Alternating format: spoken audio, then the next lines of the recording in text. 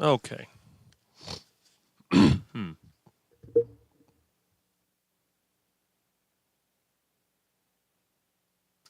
I'll tell you, I get so frustrated sometimes. Let me see if I can try the other computer here and see what works. All right.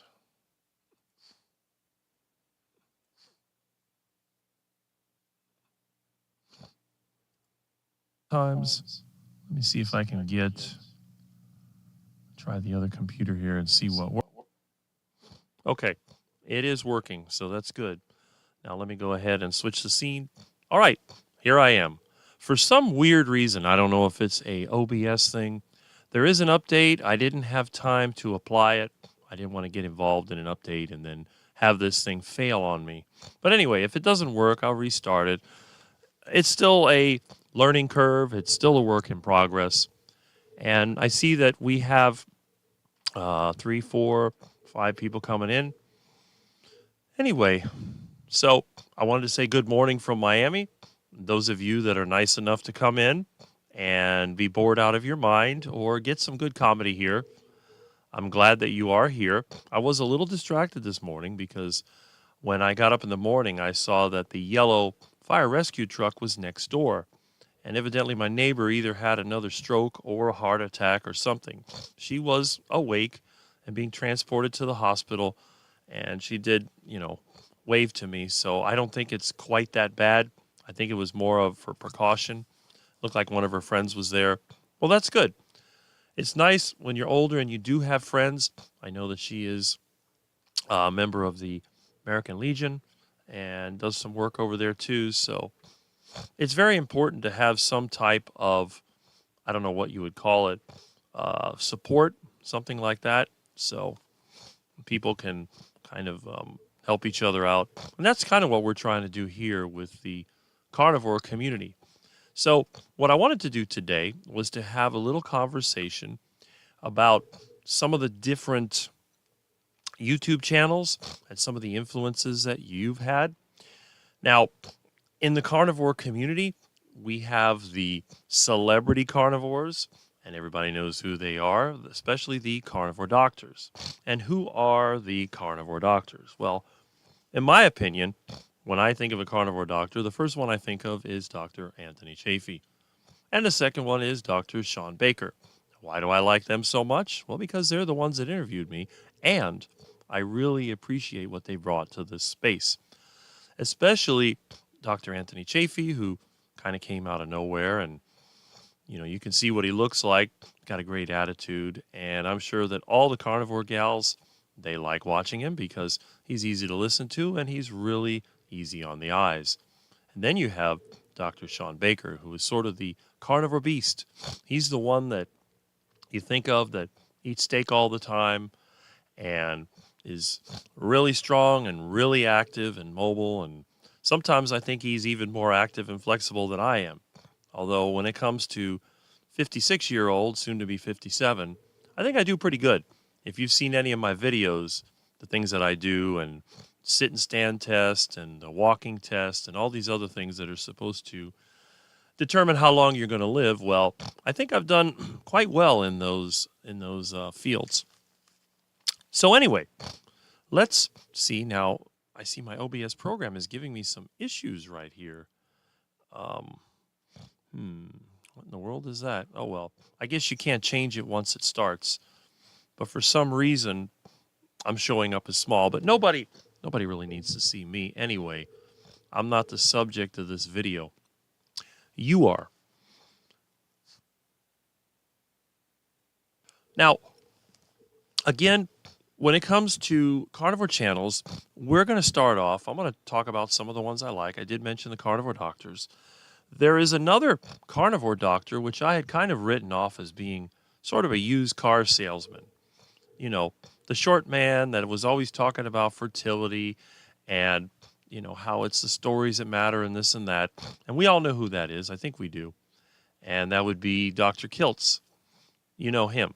And I looked at this guy. I thought, man, if this is a carnivore, this is somebody I might run away from if he was trying to sell me a car. but my attitude towards him has completely changed. And why do you think that is? Well, it's because of the people he chooses to surround himself with. Now, who is one of the carnivore personalities that a lot of us are familiar with? In fact, you probably first saw me when I was on his channel, and that is Mitch, our old guy carnivore. Now, we know that old guy carnivore, obviously, I have a lot of people that I'm listed. Yeah, here it is, old guy carnivore. You know exactly who he is. He's the old guy that has the scowling face and the cigar. Very unique in the carnivore community. And we know that recently he's had one health challenge, which is one of many that he's had in his life. And that is he had a stroke. Now, of course, the vegans and the anti-carnivores are probably saying, oh, man, look at what the carnivore diet did to this guy. It gave him a stroke. And now he's going to, be really sick. But on the other hand, when he had the stroke, I don't know if anyone saw the comments that I put on the channel. Oh, he'll be back online in a month. So that's kind of interesting. And guess what? As usual, pretty much my predictions are almost always right. I mean, I'm wrong occasionally. But in the long term, we can see that he is back online now. He's not on every day. And I told him, take the week off or whatever. He always tells everybody, take the rest of the day off and eat meat. But I told him, just take some time off. Now, again, I don't know. I don't think he watches my channel. I don't think he watches anybody's channel. But on the other hand, you can't ignore the comments, and he has liked some of my comments. But because he refers to Dr. Kiltz as Kiltzy, I thought that was kind of interesting. So I thought, okay, I got to look into this guy. And then guess who else associated himself with Dr. Kiltz? Our friend in the chat here, Peter, the Papa Carnivore. So he's recommending Dr. Kiltz. But the final decision for me to check out his channel is Elia Wells. If you're not familiar with Elia Wells, I think I was the first person that she chose to interview like a year or a year and a half ago or whatever it was. And she has her own Carnivore Success. She has a YouTube channel as well. It's not a really big YouTube channel. There's not a lot of people out there that are subscribed to it, but it's like my YouTube channel. I've been on YouTube 17 years, and I have 3,500 subscribers, and that's it. I may reach 4,000 by the end of the year. I don't know. I average about one a day. I think a lot of times people look at my channel, they may view the videos, but then again, they say, well, I think this guy is nothing but a quack. I mean, look at him. Look, you want me to look like that, be that skinny, and be that odd? No carnivore for me. But, But anyway, so one of the most important concepts that I used to tell people, and this is something you can find in the Bible, and basically, you ever heard that term, birds of a feather flock together? A lot of times birds don't know the father because you know how ducks are. They'll mate with anything. But you can tell a lot about a person by the people they associate with. And this is one of the great things about YouTube. You can tell a lot about a person by the YouTube channels that they subscribe to. And I'm sure all of us have our list of subscriptions. Now, I have a lot, and I mean a lot of subscriptions. But when I subscribe to a channel, I follow a few basic concepts. Now, first of all, I have to be interested in the material that's on the channel. And basically, once I get interested in the channel, then I try to interact with the channel creator. If the channel creator does not interact with me, I may still watch the videos at times, but I'm not going to comment much, and I'll lose interest. If I get an interaction maybe every 10 to 20 comments, then that's usually enough to get me to subscribe. But if it's a small channel that has 1,000 or less subscribers and I get one interaction, I'm pretty much going to subscribe anyway because I just want to try to give other people a chance. Now, you've probably heard about the network effect. One of the biggest problems that we have in the world is that people tend to focus on celebrities or leaders. And then what ends up happening, if that individual goes off course, let's say that person was on the carnivore diet, but then they turn to be Paul Saladino. Well, a lot of people are going to become offended and they are going to escape. They're going to go somewhere else. And I'm not saying that Paul Saladino is wrong. I wouldn't live his lifestyle. But when I look at Paul Saladino, when I look at my lifestyle, I do see a lot of similarities. So that's really, really interesting. But anyway, now I see a lot of good comments here. I see people talking about, okay, I saw you, Ori's Carnivore Story says, I saw you before you were on Mitch's channel. Yes. And they're talking about how amazing Elia is. And yes, she is. And again, I don't know why her channel's not more popular, but that's it.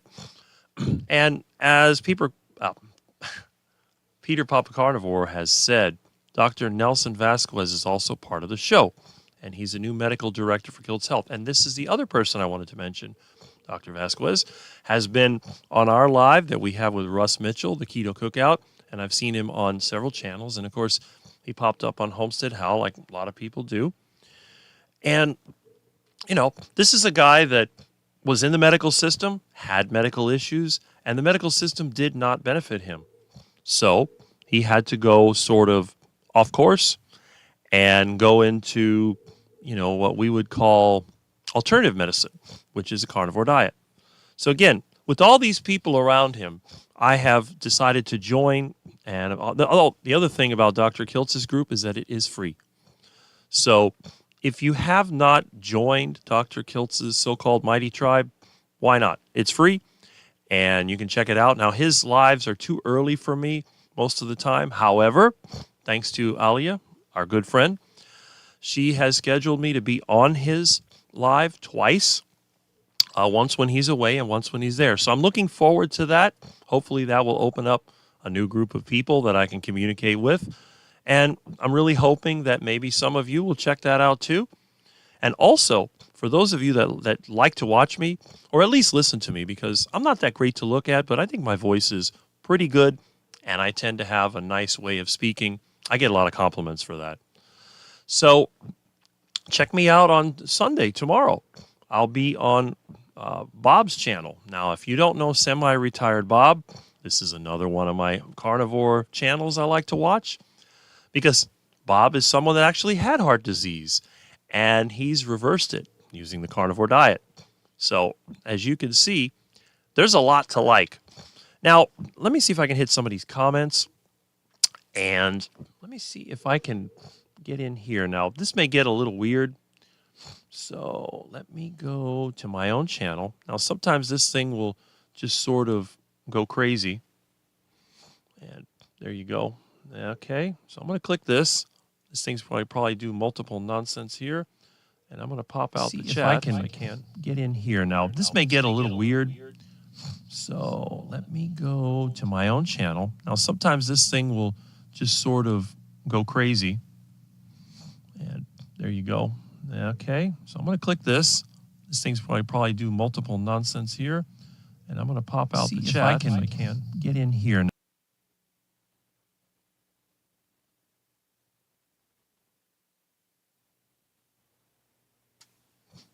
Okay, so there we go. So let's hit these comments. Now, I don't have the most when it comes to, YouTube subscribers. I just have the best. That's all I can say. And yes, we're live. You're live. It's all good. Okay. From your future. All right, I got to move this around because, as usual, my computer experience, well, actually, I have a lot of computer experience, but I have very primitive hardware, and as you know, I'm not going to spend money on this because I don't make money from it. It kind of violates my principles of invest in what you get for, or I don't know how to put it, but anyway. Okay, so let's see. Here we go. Yes, and I agree with that too. Okay. Now, Peter says, I'm in San Antonio, Texas this weekend to visit my new granddaughter, Ellie Jean. She's 1 month old and so cute. Well, that's great. See, that's one thing I don't have. I never got married. Women do not like me. And, I've been single, which is fine. I'm still here. I don't have any kids, but I'm a kid at heart. Okay. Yes. before you mentioned channel. I'm sure that there are still some people here that may remember me from the Joey Schwartz Carnivore Camaraderie channel, where I was first interviewed. And then my next major interview was with Bar K. And then, of course, Anthony Chafee decided to interview me. He was the first of the carnivore celebrities that took a chance with a quack like me and wasn't afraid of bringing his channel down. I like him, that's for sure. Okay. Mitch needed Ellen to help like that? Yes. Okay. Ellie and I are moderators in the chat for Dr. Kiltz's morning live stream called Kiltz is Live at 5 a.m. Well, that's it. But 5 a.m. is way too early for me, so unless my air conditioner is broken like it was a couple days ago, I have to watch the replay because I'm not going to interfere with with my sleep schedule when I'm working. But I will take time to make sure that I'm there for the times that I was invited. It's like when Kerry Mann had his 24-hour live stream, and I was on, I think, at 3 a.m. Now, I'm one of those people that doesn't own an alarm clock, so it really wasn't necessary for me. I was already awake. I can tell myself what time I want to get up, and I will be up. Okay, let's see. So we have Movie Goats. Oh, she's here. Excellent. Nothing nefarious, I hope. Okay. BK Belgian Carnivore. Hi, Rick. Hi, all. What I love about Dr. Kiltz, not only a physician and carnivore, but he questions everything and is open-minded. Well, that's what we need in this community. Kiltz is super cheerful and mood stable like Rick. I like that. Now, I have to admit, the first time I saw him was a couple of years ago. He had a live chat sometime in the afternoon, but it was always seemed to be talking about fertility and you have to have sex to be healthy and all that. And I put a comment there that says, no, you don't have to have sex to be healthy because I don't have sex and I feel quite healthy. Well, a couple of the commenters in there started trashing me. I'm thinking, man, what kind of weird group is this? So that turned me off to it, and I never really took the time to look. But on the other hand, my view has changed. Remember, I don't judge people permanently. When I get new information, I am ready to change. In fact, if somebody had information that the vegan diet was actually superior to the carnivore diet, I would take that information and I'd start another vegetable garden and I would try it out like I did back in 1993. I was told by so many people that the vegan diet was the way to go. But the reality was it didn't work for me. So that's it. Yes, we are the elite. We are very unique in this space. And I love the participation that I get, especially from a quack like me. I mean, come on. Who wants to waste their time watching a weird quack like me? Okay. Rick, what temperature do you set your AC at? I would show you with the camera, but I set it at 68 degrees. I find that to be the best in this room. This room is only, maybe 10 by 12. It's a small room, and I have a 12,000 BTU mini split.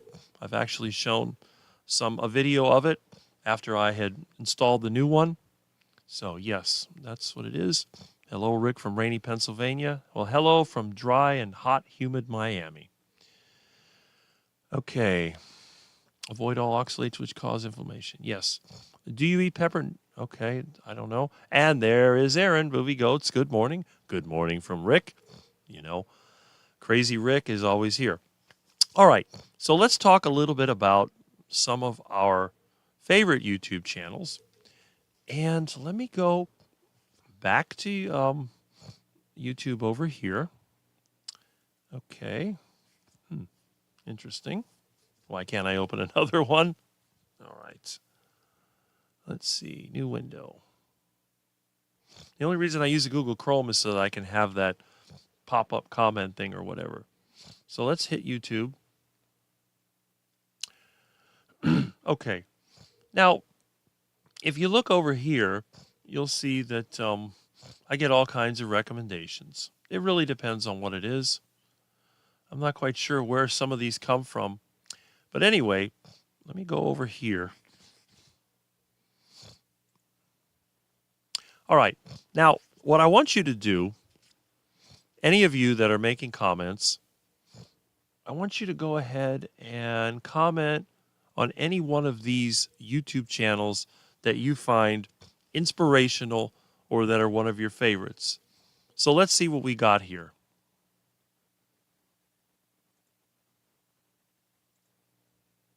All right. Me, and me. Okay. Let's see. Anyone?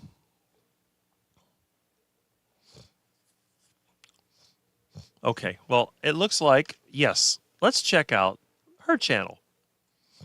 That's very good. Now, is it on my list? Well, of course it is. Let's see. I have all kinds of channels, and it's pretty varied when you think about it.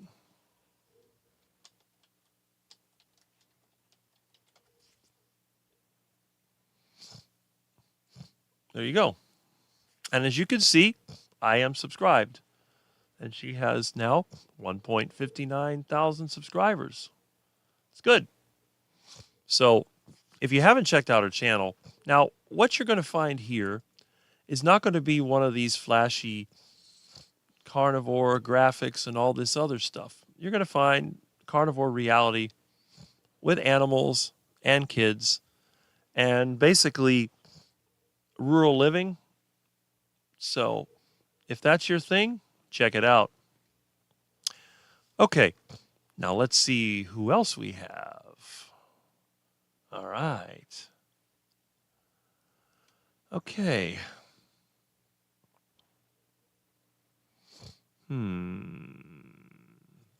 Okay.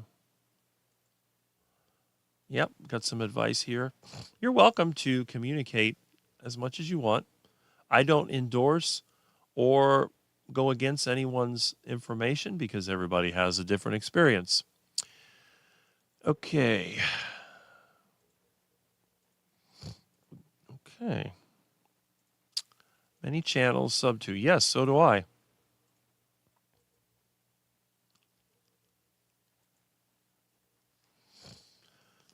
Okay. All right. So let's see. Yeah. He probably is sleeping because he's been working late. But that's fine. And that's another one. If you're not familiar with so-called Target Prime Rib, I think he had some kind of video game called Target Prime, and then he changed it to Target Prime Rib. Now, they don't put this thing in any kind of order. I'm not quite sure how YouTube organizes all these channels, but you can see there's a lot of them there. I'm not sure exactly how many I have. It's got to be quite a few. I mean, I've been on this YouTube since 2007. I first discovered YouTube in 2006, but there's a place here that you can show all. Let's see. Oh, subscriptions. There we go.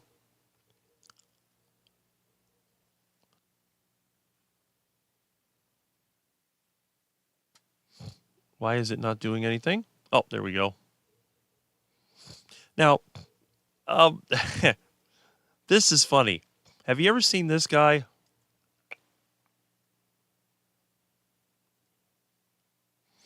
Okay. This is a joke kind of restaurant that you'll find in Las Vegas. I don't know if any of you have actually eaten there, but they make all these music video. Try our all-leaf vegetarian menu and look at what it is. Cigarette. They got fat people. If you want to get a good laugh, you can check out the Heart Attack Grill. Got about 1.5 thousand subscribers, and my phone is ringing. Oh, I forgot to disconnect that thing. I tell you what, I'm going to go and I'm going to disconnect this crazy thing, and I'll be right back.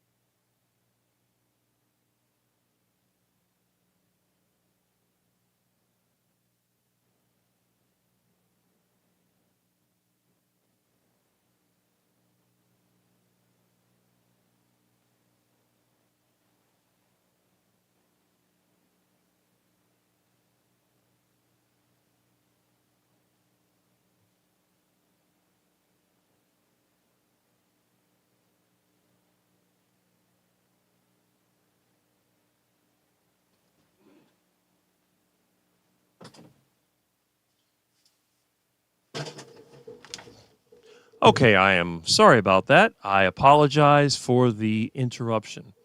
I forgot to disconnect it, and I also forgot something else.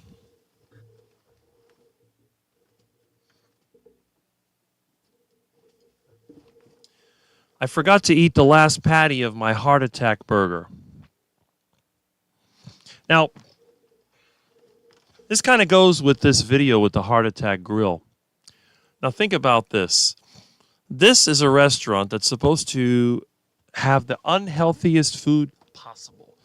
In other words, food that is so full of fat and just unhealthy that it's going to make you obese and you're going to die of a heart attack.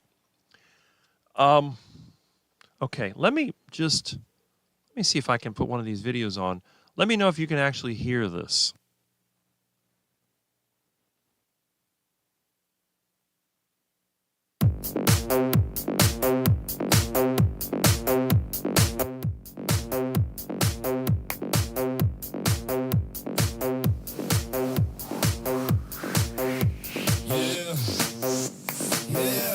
When I walk on by, girls be looking like damn me fly.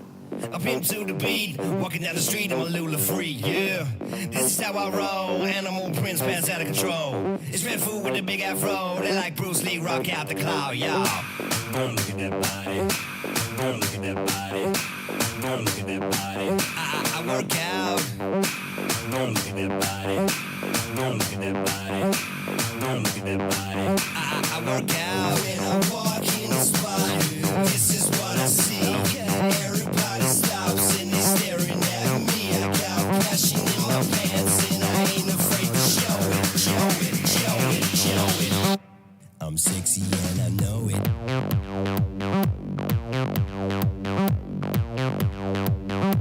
I'm sexy and I know it.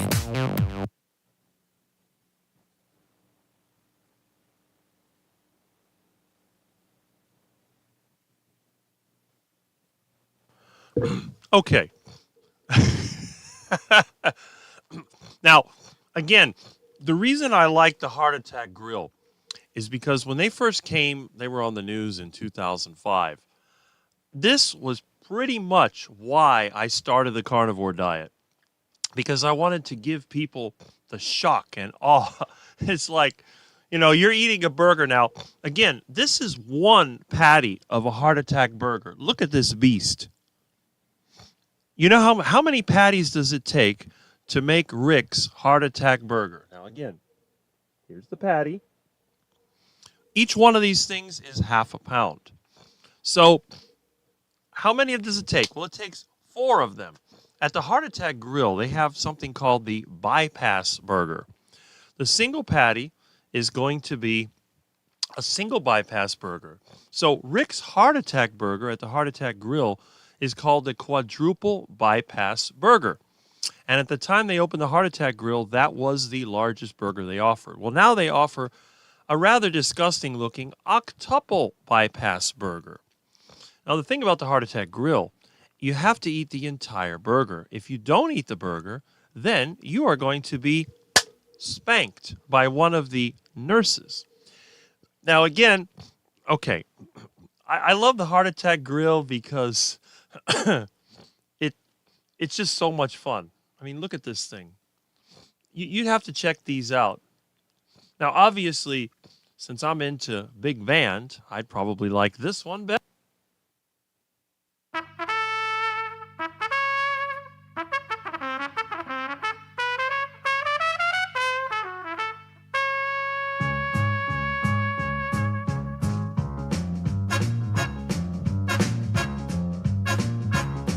Was a famous trumpet man from out Chicago way. He had a boogie style that no one else could play. He was the top man at his craft. But then his number came up and he was gone with the draft. He's in the army now, all blowing reveille. He's the boogie woogie bugle boy of Company B. They made him blow a bugle for his Uncle Sam. It really brought him down because he couldn't jam. The captain seemed to understand, because the next day the cap went out and drafted a band. Now the company jumps when he plays reveille. He's the boogie woogie bugle boy of Company B. A toot, a toot, a toot to the attitude. He blows it 8 to the bar. In boogie rhythm, he can't blow a note unless the bass and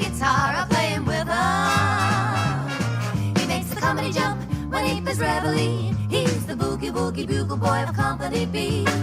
He was a boogie woogie bugle boy of Company B.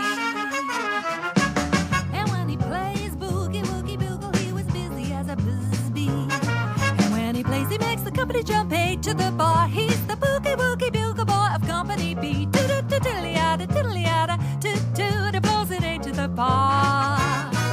He can't blow a note if the bass and guitar isn't with him.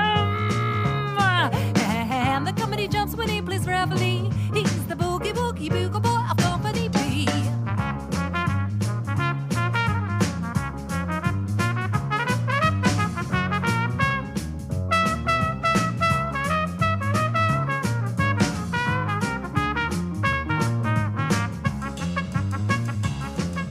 He puts the boys to sleep with boogie every night and wakes them up the same way in the early fright. They clap their hands and stamp their feet because they know how he plays. When someone gives him a beat, he really breaks it up when he plays reveille. He's the boogie woogie bugle boy of Company B. Da da da da da da da da da da da da da da da da. And the company jumps when he plays reveille. He's the boogie woogie bugle boy of Company B.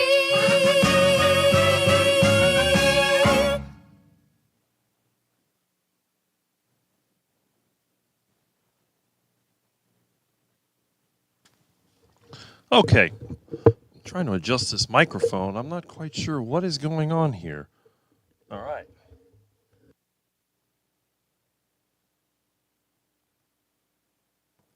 Yes, this happens to be very catchy. And he uploaded a bunch of these videos yesterday. I got this. There's a stack of them. So if you want to get a good laugh, you ought to check this out. I think it's quite interesting. You know, the Heart Attack Grill. Now, I've never been there. I haven't been to Las Vegas since 2005, and I really don't want to go because all the things I liked about Las Vegas don't exist anymore. The buffets, the cool neon signs, the 1950s style, it's all gone, like everything else. It's been taken over by corporations that build generic black, white, and gray boxes, and they charge you for everything. It's very expensive. It's not even worth it. And the other thing is I don't gamble. People say that I'm like an Amish or Mennonite. Well, I don't. One of the reasons I don't have facial hair is because I don't want to be associated with the Amish or Mennonites. But on the other hand, I do have a lot of similarities. I live a simple life. I don't buy really any fancy products. I make my own soap. And look at what I eat. This is the remains of my breakfast. Basically just beef and eggs. So one of the most important things in this lifestyle, in my opinion, is the sense of humor that goes with it. Remember, when I started the carnivore diet, it had nothing to do with health. It had nothing to do with trends. I tried to be as uncool and untrendy as possible. That's why I started dressing up like the 1950s. And I started the heart attack diet because the idea was very simple. You're going to live in a way that you like. You're not going to watch the commercials. And you got to remember, when I was a kid, everything was commercials, commercials, commercials. I was the one kid that used to love to watch commercials when I was little. And I really wish my parents would still be alive, because if I could convince them to go on YouTube, they could tell you some real stories about me, what an oddball I was and still is. And speaking of old times, I actually found my safe that I keep my documents and my, I guess you'd call it, history in. I had some hard drives in there, and that's where I have also a few of those tapes. But basically, I found my old photo albums from when I was a kid. Now, if you know, for some reason, everybody used to take photos back then. There was no electronic of any kind. So, but anyway, let's see. Yeah, and see, there's a lot of these Heart Attack Grill music videos. You got to check it out. I haven't seen all of them anyway. It just popped up yesterday. It's quite fun. So you'll see there's a lot of different subjects on here. Some of them I don't understand where they come from, but it is kind of interesting. You probably also know that I watch a lot of these finance videos, And that's originally what I was looking at when I was starting on YouTube. It was about finance and about car-related stuff. And there are some of those car channels on there. Now, let me go ahead and pop back to the comments and see what I'm missing, because it looks like I have a nice amount. Wow, look at that. There you go. Keep exercising. Yeah, there you go. Car and engine stuff, computer stuff, and the most important channels are Carnivore. Well, that's it. I see you've got your picture there with your helmet. That's great. Go drag racing or whatever else you want to do. Okay. I've heard about that guy.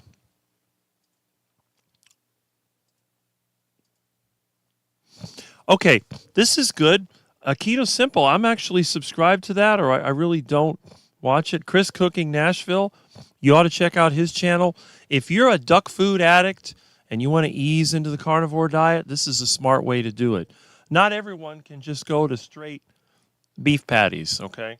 You might want to have the carnivore breads and the other stuff. Now, some of the hardcore carnivores are going to criticize that. And I've actually gotten messages from people. Rick, why do you recommend that Chris Cooking Nashville's channel? He's fat. Like, so is a lot of us. You know, a lot of carnivores are fat. But the thing is, even though he's fat, him and his wife are good looking and intelligent. So it doesn't matter. And the fat will change. Some people lose weight very quickly, and that can be bad. Some people lose weight slowly. The main thing is that you're healthy, and he has a good personality. And if I lived in that area, I would definitely stop in for one of his tastings, because I really like the creativity. And I think a lot of times people criticize the carnivore diet, saying that all you do is throw meat on your engine. You know, they look at me, the caveman carnivore. Everything I do is basic. But some people, they want to have culinary as an art. And if you want a culinary art, check out Chris Cooking Nashville. Dr. Barry, I don't really watch his channel because every time I try to interact with him, I get ignored. He's got too many people on there. Dr. Westman, he's a long-time keto guy. I haven't been able to contact him either. I think he's one of the more celebrity ones, but I do watch his channel and comment on it. Good recommendations. I like that. Okay. Yes. Now, I don't like to sear my meat. I actually prefer a stew myself. Okay. Yeah, spine cannot be fixed by diet. See, some things can't be fixed. You can reduce the inflammation, and another thing, if you've seen, I've recommended Jonathan Carnivore Muscles channel over and over and over again. I have a lot of respect for him with his debilitating spine condition and neurodivergence that he's had to deal with. I think he's done very well, you know, all things considered. Now, he's in pain constantly, so he may not be on, but hopefully you are listening to me. I'm very happy that you're still at it, and really, I'm just happy that we can all hang out online. The ringing phone is part of the show. Yes, that is a great bit, but my show has a lot of bits, and there's going to be things that I'm adding to the show that are going to be different. Well, everything's different here. And look who else is here. Another muscle beast, Mark Harmon. Hey, good to see you here. That's the great thing about the carnivore community. We have all kinds. We have skinny quacks like me, and then we have the muscular people that everybody wants to be like. By the way, is that's supposed to be Donald Trump in the background? Let me see. It looks like Donald Trump. Must be a little photo editing there, because I seriously doubt that he would get close to anyone, especially considering what people tried to do to him. And I guess you're reacting to the heart attack grill? Yes. No, it's not the meat that made him fat, because the thing is, if meat made someone fat, then how am I not fat? And Laurie's Carnivore Story says, Rick, are you planning a video like that? I've thought about it. If I ever do get to meet some of you carnivore people in person, I am thinking about making some kind of videos like that, which I thought would be really funny. Now, no one wants to see me without a shirt because they might think that it's one of them those haunted houses where the skeleton comes up. But then again, costumes and stuff, that could be fun. I even thought about doing a music video for the song that I used to sing as a kid. It was my own version of, what was that song called? Sunday Will Never Be the Same. It was You're Gonna Get a Heart Attack. I thought about doing that and then having it, like maybe some kid walking over to the canal with the ducks, throwing oatmeal out the window, doing all the stuff that I did when I was a kid. And then I would be singing the song, You're Gonna Have a Heart Attack, and get some women to do the background. I think it would be quite funny. But let's see. Being spanked by a nurse is a bad thing, right? I sense a theme here. Yeah, that heart attack grill was pretty funny. You ought to check it out. Again, I'm not associated with the Heart Attack Grill. They're not paying me to advertise. I just thought it was really funny. Okay, and there he is. There's our buddy Thomas, the latest carnivore celebrity. Okay, very good. All right. Oh. There you go. Yep. Okay. I should rename myself the carnivore turtle or snail. Okay, so they're talking about the spinal issue. All right. Okay. How has the live stream lasted for? Well, it's not an hour yet. Let's see. Hello, Lori and Aaron. All right. Yeah. Sometimes one or two. I hate to say it. Okay. Almost 45 minutes. That's right. Okay. So I have caught up with the comments. Now, I notice on a lot of the YouTube channels, the host of the channel will blab and blab and blab and let the comments run and run and run. But again, we don't have that many people here. We don't have 100, 200. I don't even think we have 50. So we can keep up with the comments and we can definitely make things happen. Okay. Anyway, let me pop over here.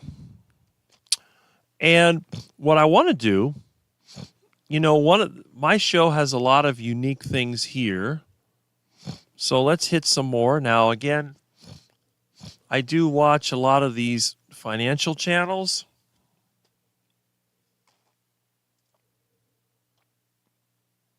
Okay.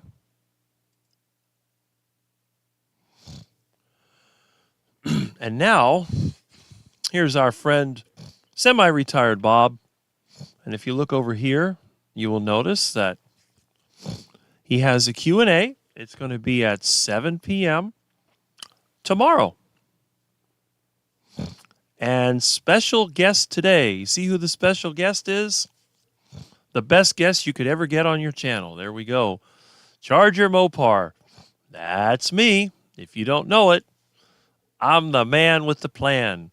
When it comes to the carnivore community, I am one of a kind. I am the tallest carnivore anywhere in any of the carnivore community.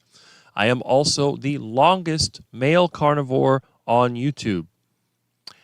And I'm the only one that's associated with ducks and iguanas.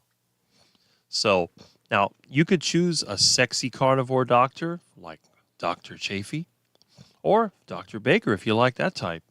Or you could pick the carnivore quack. If you like skinny guys, that's me.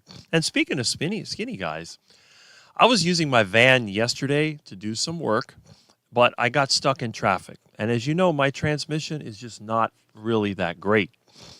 So over there by Miller Road, my van decided not to move. Not good. So I'm coasting my way into the neighborhood. I got within about a quarter mile of the house, and then I had nothing. Now, I had a choice. I could try to shift into reverse, which I did, But then it just started making a rumbling sound because it's losing pressure. So I go, well, I can pour water on the transmission, let it cool off, and then get back on the road. But I was in a hurry. So guess what I did? At the corner of my street, I got out of the van and I started pushing. Now, as you know, I have a large van. I have, let's just say, it's a Power Stroke diesel, which is heavy. The van has got to weigh over 6,000 pounds, maybe more. It's a full-size E350 club wagon. And I'm a skinny guy. I am 6'6". I weigh between 190 and 200 pounds, depending on how much water I drink. I was probably 195 that day. So I'm pushing this van about a quarter of a mile, which is about the distance from around the corner to here on level ground. And I got back here, and then trying to get the van up the driveway was impossible. But thankfully, I have Bob to push the van up the driveway. Now, after that, I needed to go to the store, and of course, I used the bicycle. My friend found a bicycle at the dump, which I got working, and I rode it the last time. Well, when I went to ride the bike, I got about halfway to the store, and the tire went flat. Well, it turns out there was a pinhole in the inner tube. I brought it. I had to push it all the way back home, which is nothing. I mean, you just hold the handlebars on the bicycle and walk along. Then I fixed the tube, and guess what? Down the street, it went flat again. So I said, okay, fine. The next time I go by a store, I'll get a new bicycle inner tube. I'm not sure if they have them at the Home Depot, but I'm sure they would have it at the Walmart. So in that day, now remember, I don't exercise. That's not my thing. But I pushed the van a quarter of a mile. I walked. I pushed the bicycle. Did I feel tired at the end of the day? No, I did not. So I was thinking about it. I thought, I'm going to be 57 in a couple of months. I'm pushing a van. My friend brought over his golf cart, and I pushed that into the yard when it first came here.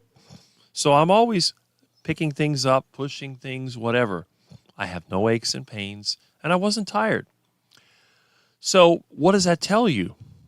Well, for someone that doesn't exercise, wouldn't it be more likely to get injured? Pushing something like that, wouldn't I injure my knees or feet? Wouldn't I have back injuries or all this other stuff? Well, guess what? No, I don't have that problem.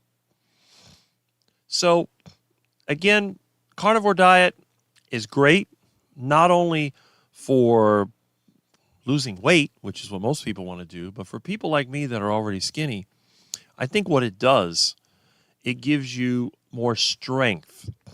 In other words, if your muscles are full of fat, it would be like an old cloth that you could just rip it easily.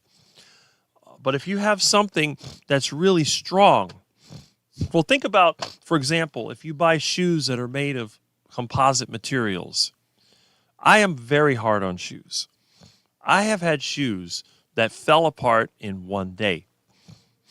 The worst are these stupid brand name shoes like Nike, Adidas, and all this other crap, those stupid sneakers.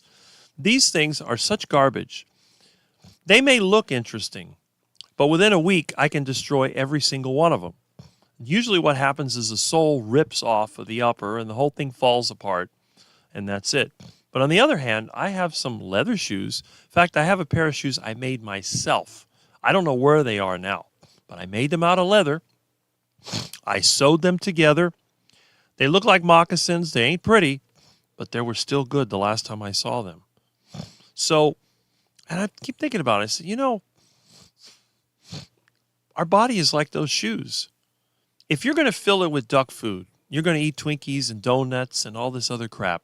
You're going to build something like a composite shoe made in China. But on the other hand, if you fill yourself with meat and fat, you avoid the duck food, you're going to end up with a body that's built more like those leather shoes. Those shoes will hold up, they'll wear out, they'll look ratty, but they will not come apart. And that's what I'm beginning to think. Now, again, this is all speculation. I have no idea whether that's true or not. But the more that I look and I observe how people live, and especially the younger people, because the work I do, doing a lot of physical work, I encounter a lot of people in their 20s. And it really is interesting when they tell you all the problems they have. The one guy I was working with, again, most of the people here, they're from another country. You have a lot of Nicaraguans, and you have some Mexicans, and you have people from the Middle East and all that, but mostly Latin America. They do the physical work. They don't speak much English, but poquito español here. But when you start to get to know these people, then you realize that even the young people are suffering from health issues. And a lot of young people are on medications, which I was not aware of. In the professional world, which I also work with, I do a lot of these office tech visits. I do electrical work and air conditioning and stuff like that. And a lot of these people, they have issues as well. Now, the most chronic issues that I have are just sinus issues. This is something that I can't fix, and I don't want to fix.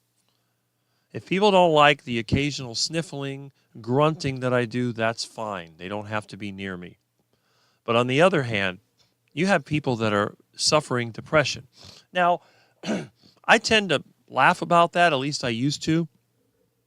But the older I've gotten, the more people I know that have basically, they've struggled with this emotional issue, this depression. And it really does seem to be a problem because it can lead to self-destructive behavior like eating duck food, smoking cigarettes, or drinking. And I know several people that have destroyed their life with the bottle. Alcohol is one of those things that can take you down. And then you have people with chronic pain. And what ends up happening? Well, they go to the doctor.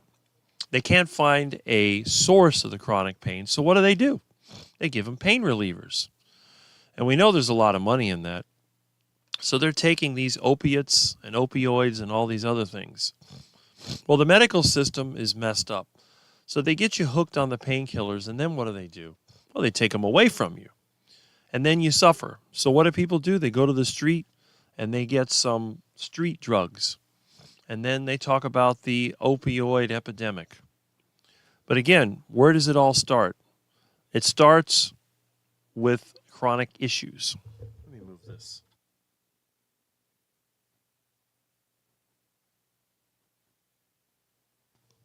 Hopefully I'm coming in clear. These chronic issues that people suffer, the aches and pains, the depression, and all this other stuff. Now, you would look at somebody, especially the younger people that seem to be healthy. I've known people that were actually quite good looking, and yet they complain. They can't get a date. That they want. I knew this one guy, his dream was to get a girlfriend. And I talked to him, I looked at him, I said, man, I can't believe you can't find a girlfriend. You are incredibly attractive. I'm just coming from me. I'm not saying I want to date you or anything, although I probably would if I was a gal. Really good looking, great physique, smart guy. I'm thinking, man, if they don't want to date you, what chance do they have? And he had a few girlfriends, but they're all kind of disgusting. And I'm not saying that all women are disgusting in Miami, but a lot of the women here, they tend to have an inflated view of themselves. You will see them with their Brazilian butt lift, with their makeup and their clothing, and they believe that they are God's gift to the world. And I try to explain that is not the case. The best women that I've ever known, they tended to either have a business or maybe they worked on a farm or plant nursery. These were people that had a purpose in the morning. Those are the ones that you want if you're going to raise kids because they will definitely look after them. Anyone that takes care of animals should be pretty good at taking care of kids because, as you know, animals can really try your patience. I've had that happen with ducks and, of course, cats. My cat Milton over here, this is his latest gift to me. He sliced my finger open yesterday. He was running around doing his usual cat thing. And then he just lost his footing and clawed my finger, and that was it. It wasn't intentional, but again, when you are a killing machine like a cat, those things do happen. Okay. So anyway, now, when it comes to carnivore channels, we all know this guy. I mean, come on. I don't think there's one carnivore that doesn't know Carrie from Homestead Hal. Now, I've gotten some pretty interesting comments. I've had people say, "Why do you criticize Carrie from Homestead Hal?" I don't. I don't think I've ever criticized him. What I do criticize is the carnivore cult mentality. What I notice is that when his channel really became popular, some people started to fly around like bees coming to a hive. You have some people in the carnivore community that have tried to sort of, I don't know how you'd put it. I can think of a couple of words that are not really appropriate to say, but they've tried to ally themselves with him because, as you see, he now has 300,000 subscribers. When I discovered his channel, I think it was less than 60,000, something like that. And again, this is someone who talks about his depression and all of his problems and stuff like that. And again, there's no denying, if you look at his videos, you can see the changes that he made. Now, he's in his 40s, you know. He's shorter than I thought he would be. I haven't met him in person. I'm one of the very few people that has not met anyone other than my buddy Russ, who I think is awesome. And we know that Russ is a big man in the carnivore community. He's probably one of the biggest. So that was nice. And, you know, anyway, so let's talk a little bit about Carrie from Homestead Hal. Now, I know that Carrie watches some of my videos, which I think is pretty incredible because with all the time, I mean, obviously, this guy does everything. He has a movie theater. He has his little farm. He has his family. So he's always kind of doing things. And I tell you, I'm a good judge of character. And I've looked at him, you know, he's never really interviewed me, but we have been on the live. I think as a person, he looks really, really like a good person. And I know that when he has his local meetups, they are free. So I like Carrie from Homestead Hal. So anyone that's telling me that I'm criticizing him is wrong. The thing is, I like being realistic. I like talking about people in a way that reflects my experience with them. I haven't met the guy. I've only seen him online. And in terms of the carnivore community, I call him the carnivore ambassador. I believe that his channel is very important to the carnivore community. And for us to watch his videos and to support him is important. Now, I draw the line at support in one way. As you know, he has come up with this carnivore documentary. And again, I'm not against the carnivore documentary. I think it's a good idea. I think making a video, especially, you know, you can see what he's done for Bill Knott. And I like Bill Knott. He's a little bit shy, but Bill Knott is an example of someone who was basically just circling the drain. He was pretty much stuck in his little room, and he's lucky that he had a family that cared about him because he probably would have been dead by now. So really, Carrie took the initiative, and he's gone all the way up to Alaska using his own time and money. So he's put a lot into this. And again, I am not against his documentary. I think that is a great thing. What I am against, and this is what is bothering me lately, is the carnivore celebrity culture. And what's happening is this documentary thing has grown from being just a simple, let's make a video and get it out there, to some kind of pseudo-Hollywood production. All of this with the editing and all of this with the stories. And the thing is, the video doesn't even scratch the surface of the carnivore community. It's basically just a few celebrities, a few chosen examples, and that's it. The carnivore community is much, much bigger than what he's putting in his video. But he's promoting it like it's the best thing since iguana cooked on the engine. And again, I'm not against anybody making money. I mean, think about it. The guy's put a lot of time into this, and he deserves to get something out of it. I agree. But what he's done, he's taken this excuse of making this video and turning it into this Healing Humanity Club that's like $30 a month. Oh, but it's only for the video. Yes, it's only for the video. Okay, fine. And again, I don't think the guy's making any money out of it. I trust him. He says he's not getting money from it, and I believe him. But the thing is, you're just sending money out to all these people to do this editing and all this work. Now, hopefully some of the people that are working with him are making money. And again, I got no problem with that. But what I was hoping is that instead of doing all that, he would have made some kind of a movie, just something distributed on YouTube, get it out there, and then get the interest in it, get the people to invest, and then go out there and make another video. But instead, he's doing this.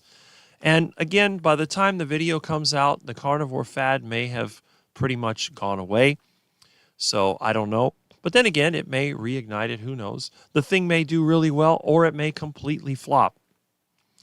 So this is one of those things that bothers me. Now, I'm going to look at some of the comments because I think when I was watching one of his videos, I noticed that he had a negative comment about people saying that it was too expensive. And I wonder if he was referring to me or some of the other people here. And I think that there are a lot of us that believe that the carnivore documentary is a little bit overblown. And again, I'm not trying to say he shouldn't make it. I have supported 100%. If I had extra money, which I don't, then I would give him some money. And I noticed that when they had the 24-hour live stream, Dr. Kiltz actually gave, I think, $1,000, which was pretty impressive. So again, another point for Dr. Kiltz. The thing is that I tend to be a person that I tell it how I see it. If something doesn't sit right with me, I'm going to tell you. If something about me doesn't sit right with you, you can tell me. And it's not going to bother me. Because some people get personally offended and they'll get mad. If you tell me, well, Rick, I don't like you because you're so skinny. And I'm going to say, okay, I'm skinny, but I like being skinny. I don't have a problem with it. I mean, sure, what guy wouldn't want to look like Dr. Sean Baker? But the thing is this. If I was built like Dr. Sean Baker, what advantage would it actually give me? Well, I could intimidate people. But we all know that those big guys like that are usually the nicest guys. So really, what would be the point? It might actually hinder me in some ways if I have to crawl around in a crawl space or I have to get something, work on a piece of equipment where the conditions are tight. Being muscular like that, I wouldn't be able to reach into an excavator or skid steer and be able to fetch a part. So there is a disadvantage to it. But on the other hand, the circumstances that would have to come together to look like that, it's just not going to happen. And again, I'm not against a carnivore documentary. And I'm not against having groups of people that get together. I'm not even against paid groups of some kind. But the thing is, if you're going to pay for a group, you need to at least get some kind of one-on-one attention. So, for example, if you need someone to help you on your carnivore lifestyle, or even if you had, let's say you're trying to learn a piece of software, and you will go ahead and you'll pay somebody for tutoring, one-on-one experience, that is a valid product or service. But to try to set up a group with a lot of people in it that are putting their input and then block it with some kind of high fee, I think that just doesn't sit well with me. And to me, that's just wrong. It is. But again, that's my opinion. If I'm offending somebody, then you need to change your attitude. Because if my opinion offends you, you are immature and you need to make adjustments. And that's all I can say. But again, when it comes to YouTube channels, I would recommend Homestead How, absolutely. Because Kerry and his family are entertaining. There's a lot of good information there, a lot of interviews. And if you wish to join his group and you have the money to do so, go ahead and do it. But you're not going to catch me paying $30 a month to be in a group. I won't go to a group unless I'm invited there, and if I have to pay to go there, I am not welcome. That's the way I feel.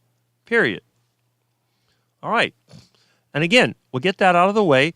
If anyone ever sends me another email saying that I shouldn't criticize Carrie, I'm going to refer them to this live stream, and this is exactly how I feel. And that's it.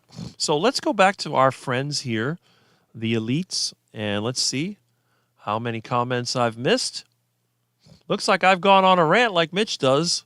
Wow, look at that. I'm telling you, I got the best. I got the best people on YouTube. Look at all these comments. We have less than 50 people. I got more comments than anybody. I'm telling you. And that's you. Yeah, that is very true. Is it? Well, yeah, I guess it is. It is. Let's see. That's the only bad thing about this. Let's see what we got here. All right. Yep. No wonder my back hurts. So you know what? I've never had a back issue, believe it or not. And you can see the way I'm sitting. Funny, not good looking. There you go. And again, you know, outside appearance only lasts for so long anyway. Yeah, see? Extra, that's right. Extra tube and a tool. Smart. I'm not a motor mouth like Rick and Mitch. And again, why do you think I like Mitch's channel? Because he kind of reminds, I don't know if he reminds, but he makes me think of myself because we have a lot in common. And again, I do listen to his channel now. I know that he can be a difficult old man at times, but I had a lot of friends like that when I was growing up. A lot of my friends were older in the neighborhood. I was a teenager, and I had friends that were in their 40s, 50s, 60s, 70s, even 80s. That's how I learned so much about this area, what it used to be before I was born. Okay. Buy her bike patch in a tube. Well, that's it. See? And, you know, kids need to learn how to work on their bikes. There you go. As Uncle's Uncle joke. That's right. That's how it looks. Everyone good today? I'm good today. I hope you are too. Exercise isn't the answer. Working is. Rick, you work, and that's what our ancestors did. They didn't exercise. Yes, you got that right. But if you work in an office all day and you live in an unnatural environment, joining a gym, I would recommend that because that's one way that you could get it in. For example, if you live in New York City, you're not going to be able to go outside all the time. You live in Alaska or somewhere really cold. Joining a gym is an option. Warning, shoes not intended for duck poop. Yes, and I've slid on duck poop more than once, so that's never fun. Why is this? Okay.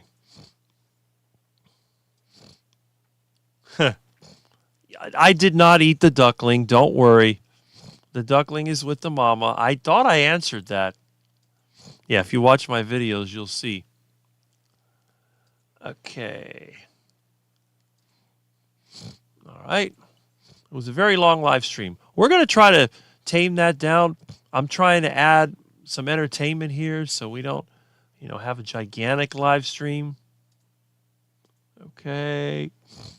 I still say Rick is actually inside of a 70s van. If the weather wasn't so hot here, I would do a podcast from inside the van. All right. A little weight lately. Okay. That's good. Let's make sure to... Yes, Peter, let's all make sure to give Rick a like, okay? Yes, we do. Now, I get a lot of likes because I have the world's best subscribers. Rick would make a superb dad. I've heard this many times. And I think I would because my own dad, while he was a great dad, he tended to be emotional at times, and sometimes he would just blow up, and it kind of put me off. It was actually my dad's zeal for his health food diet that turned me into the heart attack diet guy. But if I had kids, I'm sure they'd be a lot different. I took the batteries out of my scale. Okay. My scale doesn't use batteries. I tend to use health-o-meter mechanical scales. Body composition is changing. Yes. Yes. Okay. Weighing is not important. I weigh myself every day, though, just to make sure I'm not losing weight. And it says, hit the like button. That's really good. You know, we have a lot of comments. I don't know if I missed one. I think somebody had actually said, maybe I missed one. I don't know. But anyway, let me see here. Yeah, I think I missed some comments. Let's see. It didn't show up on this other list. Jim Jones, that is who Rick looks like. Uh-oh. That is not good. Why can't I go up in this? What is going on here? Let me see. Here we go. All right. Yes. Okay, here's the comments I'm missing. Wow. Okay.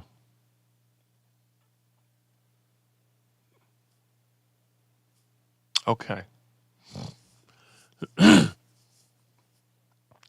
Let me hit these comments. Somehow it skipped all that. There we are. I guess it just needed to be reset. Yes. Okay, DS111. Now, this is the point I'm trying to make. Exactly the same for me. I like to listen to Kerry, but his chat feels exclusive. A lot of times he'll answer my questions occasionally, but my comments he generally goes over, I think. So it does feel kind of exclusive. How much were the tickets, Aaron? Kerry from Homestead How? Well, everybody wants to capitalize. Yes, they do. They do. But it's up to us whether or not they're going to be able to capitalize, because not only can we choose not to buy their stuff, but we can also choose to make an alternative. You see, the great thing about community, it's not just one person. You don't have to go to Kerry at Homestead How to get the carnivore information that you need. There's a lot of us out there. You could check out some of the smaller channels. You could go to my channel and look at the people that interview me. There's a lot of us out there. You know, one of the underrated channels is DC Learning to Live, DC Cancer, whatever. He keeps changing his name because he can't seem to get enough subscribers. If everyone that was on my channel subscribed to his, you might benefit. I'll show his channel in a little bit. This is a guy that survived incurable cancer, and he's been cancer-free for over 10 years. What more do you want than that? You know, what was like Jeff DeProsperous, who's a friend of Russ from Homesick Buckeye. It's another one. He didn't cure his cancer, but he improved his life. And Kerry, of course, associated with him, which is good.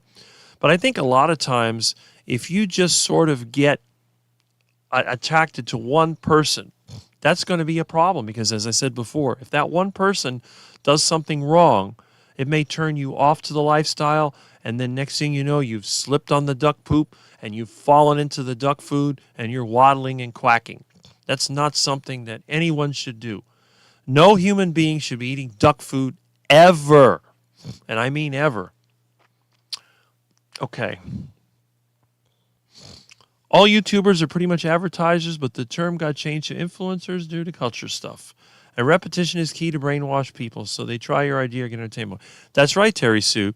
But again, I consider myself to be a YouTuber, but I am not an influencer. What am I advertising? Nothing I have here is for sale. Can you still get plywood paneling? I guess I can make you some custom neon. You can't get Rick ceiling tiles because I haven't started selling them yet. I guess eventually, if I did have a following, I could sell products. And you know what? I wouldn't mind if I was selling products that are good value. But most of the YouTube advertisers, they mark up crap and they sell it for 2 to 3 times what it's really worth. And that's what offends me. A little bit of profit is great, but a massive profit, that's not right. He should have called it Homestead Cow. Well, he did put a cow on there. Okay. T.S., you're very smart. Well, that's good. Because I have coffee now. Yes, Bill Knott, he changes his date and showed that people can get better through it. Okay.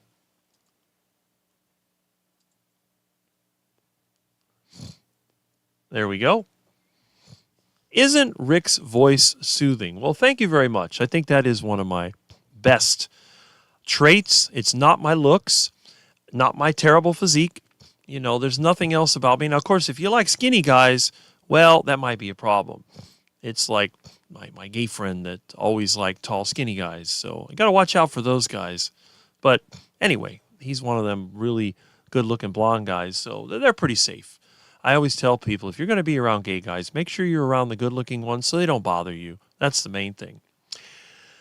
Anyway, okay, here we have a comment about, I guess, the meetup. It was kind of pricey for me to drive 4 hours and pay $85. I know they're feeding people and so on. Ashley said if someone donated a ticket, I would be first in line. Well, that's the Carnivore brothers, Ashley, and those guys are good. They actually offered to pay a ticket for me when they had the Tampa get-together. So I do like them. This is another channel I like, Carnivore brothers. But, of course, they've associated themselves with Carrie, so that's fine. And, again, it bothers me. You charge money just to be able to associate with these people. It's almost like a celebrity thing.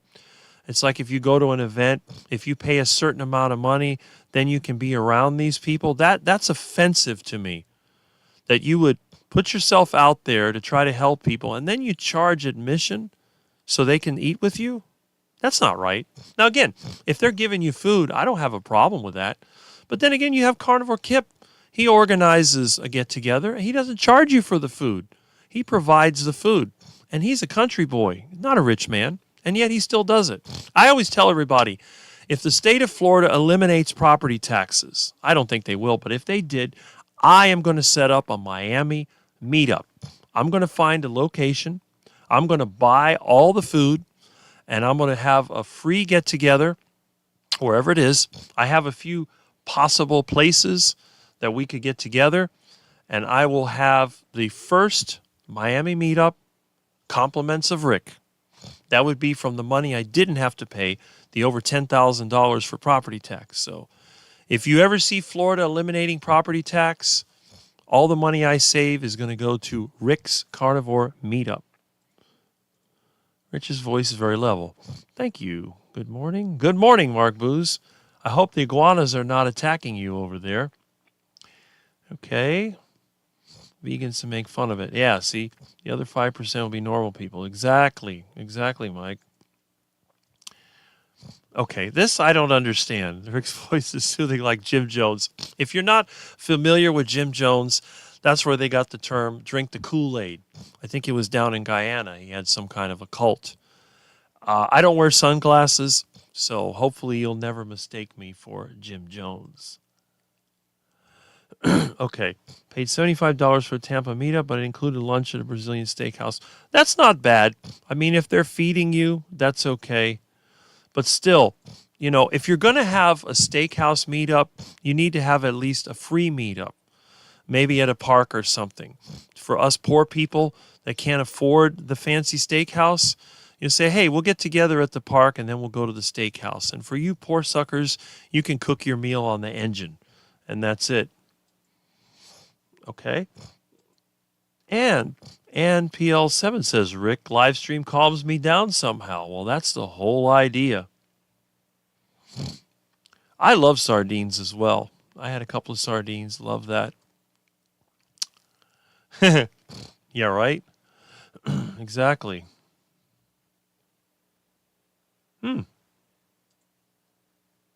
Okay. There you go, Mike. See? Paying few hundreds just to eat steak with some carnivores. No thanks. You know, I'd rather eat with you. I'd buy you a steak and hang out with you. Especially if you were down here. You'd probably get a kick out of my place. The primitive carnivore. I think you're the guy that sleeps on the floor and you probably make your own soap and you're working out. You're one of the few carnivores that want to gain mass. It takes a long time for me to like someone as well, so don't worry about that. Okay, your voice always makes me sleep. If you and Rick did a podcast together, it would have to be a late night show, a go to sleep show. Okay, Lori, yes, yes. That's a good question. What do you mean by saying cow? Right. Mm-hmm. Okay. There you go. Aaron's, again, living in the country, having to take care of a lot of kids, and being a carnivore seems to get your mind fine-tuned, because what she said here is exactly what I feel. I keep thinking that the documentary is totally overblown, and it's probably going to look like I made it. Well, there you go. It probably is overblown. Yeah.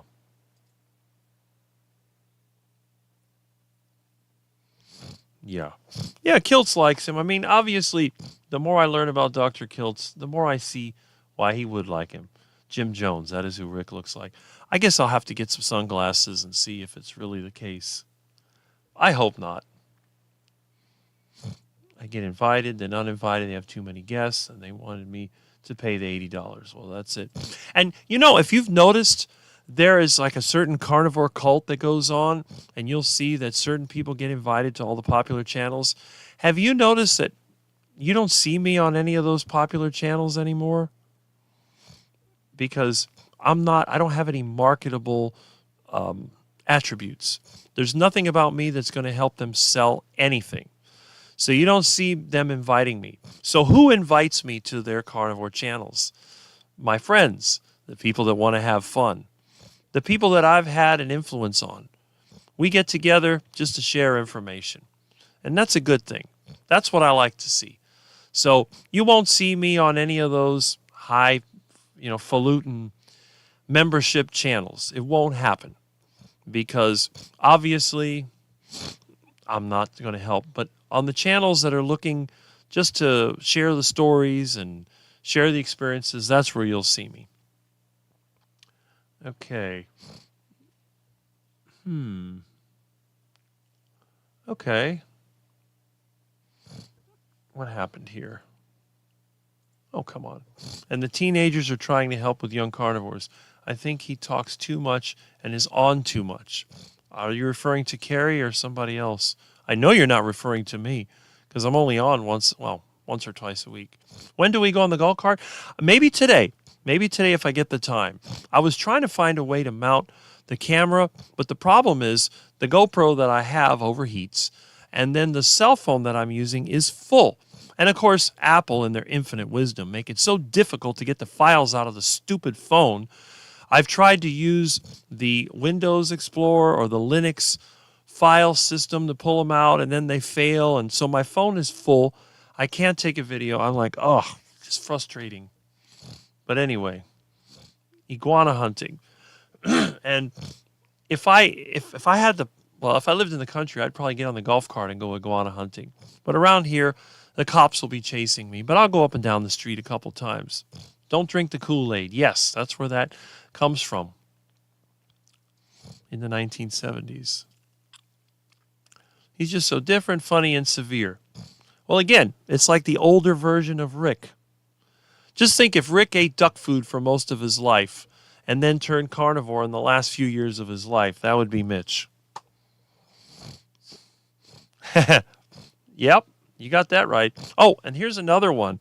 I see that Norse Carnivore, that's a new channel that I just found, and I subscribed to it because, again, he was on, and it's like anything else. The young carnivores I tend to focus on because that's the future of the carnivore space, and every time a vegan says, well, carnivore is not good long term, it's us who start in their teenage and early 20s years. They're going to prove the vegans wrong. Now, when I have my heart attack, the vegans can laugh at me. But there's actually several videos out there that says like 3 things or 5 tests that you can do to see how long you're going to live. One of them is how fast you walk. Another one is the sit and stand test, which I've actually posted on my channel. And then there's another one that's a grip strength and all these other things. And I do all these tests, blood pressure. And according to what I see at the age of 56, almost 57, I probably have another 40 years to go or more.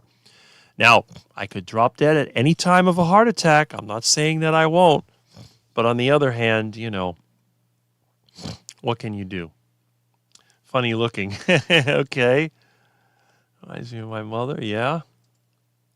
I haunt lots of carnivore channels, and so do I. You just joined in. No, he was here earlier, I believe. Okay, you're looking fine, Daddy. Yes. I popped into Mitch's live stream yesterday for a few minutes. And again, I was there too. You'll see me on Mitch's live stream, and this jumped as usual. Okay. Wow. Amazing, amazing. You guys are the best. I'm telling you. All right. Oh, wow. Man, I am impressed. I popped into Mitch's live stream. His little chicken legs. Are you riding a chicken? Yep. That's Mitch.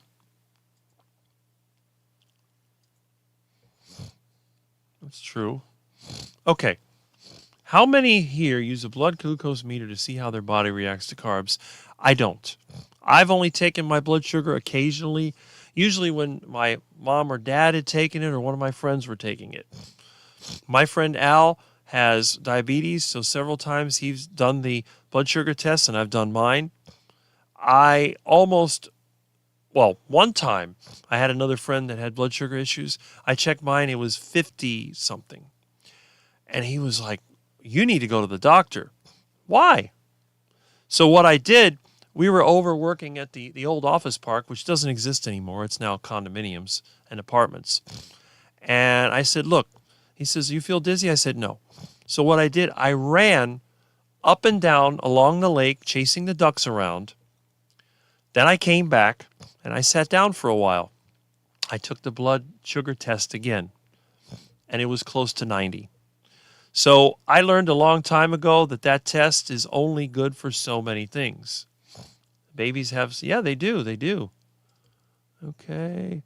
Rick sounds more like George Jones, a country music singer. And it is funny that you mentioned that, Galveston County Mike, because my friend, who's also named George, says that, his dad used to love to listen to George Jones, and that my voice was kind of like that. So if I ever started singing country, and by the way, I really don't like country music. I hate to say it. I like some of it, usually the older country. But what they call country music now just annoys me. I don't really like that. Yeah, and this is the thing. Peter and Mitch, they had a bit of a thing going there. But I think what it was, because Mitch was unwell, he started to react a little bit badly. That's usually what happens. That's what happened with my own parents. When they were unwell, they would become very difficult. And I noticed with my dad, every time, because he would be really nice most of the time, and then he'd get mad at me and he'd complain that I was too junky or I was too cheap or something like that. And then he would blow up, but it was never an issue before that. Well, what it came down to was that I think when his blood sugar was kind of up and down or his blood pressure was off, I noticed that every time Dad got upset, he had blood pressure issues. Okay. Yeah. A lot of times those results are misleading. Oh, Mr. Squabbles. Okay. Yeah. That's right, Peter. That is exactly right. Now, see, Peter doesn't fight with me. He's never disagreed with me, as far as I know. He calls himself Quack Jr. because I am a quack, and I admit it. I love the duck poop analogy. Yes, you slide in the duck poop, and you fall into the duck food. You advertise survivalist skills. I actually do, because I believe that everyone should know how to survive. Okay, they don't sell the paneling. No, they don't. But I'm going to tell you, when I build my new home or move to another place, I'm going to make my own from pine trees. And look who came in. Jonathan Carnivore Muscle. I was just talking about you earlier. So if you do hit the replay, you'll see. And as usual, I'm always promoting your channel. You should sell duck collars. Right? I love prime rib. Yes. Great feeling of handling. He needs to hook up with Duck Dynasty. There you go. All right. Yes. Well, Jonathan is well known, so And you are very close with Barquet and with Dr. Chafee because they appreciate the carnivore bodybuilding and, of course, the obstacles that you have overcome. What is your final thought on exercising? Exercise or not to exercise? I would say you're going to have to exercise. But I think what you're referring to is structured exercise. You can exercise by living. That's pretty much how I live. I'm always on the move except when I'm here. And you can see, even when I'm sitting down, I'm constantly moving around. You don't see me like vegetating. A lot of the YouTubers, now again, some people have physical issues, but a lot of the famous YouTubers, they sit in a gaming chair. I hate gaming chairs. I think they're ugly. Where do I sit? Either on my old couch, my bed, or out in the yard. I used to do YouTube videos sitting on the ground in the old days. My legs are moving. You'll see move my feet up and down. My hands are moving. I get up, I get down. So I do move around a lot. But if you're one of those people that, let's say, has physical issues and it's difficult for you to bend over and pick up things and so on, you might want to recommend getting a structured exercise program at a gym or a facility where you have machines that you can control your output. You probably wouldn't want to do free weights unless you had a workout partner. If you had someone to spot you and work out, maybe you have a strong girlfriend who wants to help you out. Or maybe you're one of those people that has a boyfriend. I'm not going to judge. And you want to work out together. That's a good thing. So if you have a relationship, close relationship with somebody, a workout can enhance that relationship. So if your job requires just repetitive movements, I would recommend an exercise program so that you could do many things. If your job requires sitting in front of a computer or on a telephone or whatever all day, then I would recommend having some type of gym workout, or if you can go outside and do it, I would recommend exercise either way. Now again, exercise is a relative term. Maybe you live on a farm and you're always exercising, but maybe even on a farm you don't use certain muscles, so you might want to do that. But I think everyone should have some type of movement, and if you don't move during the day, then definitely you need to structure exercise. Okay, there you go. Yeah. Okay, that's a good comment.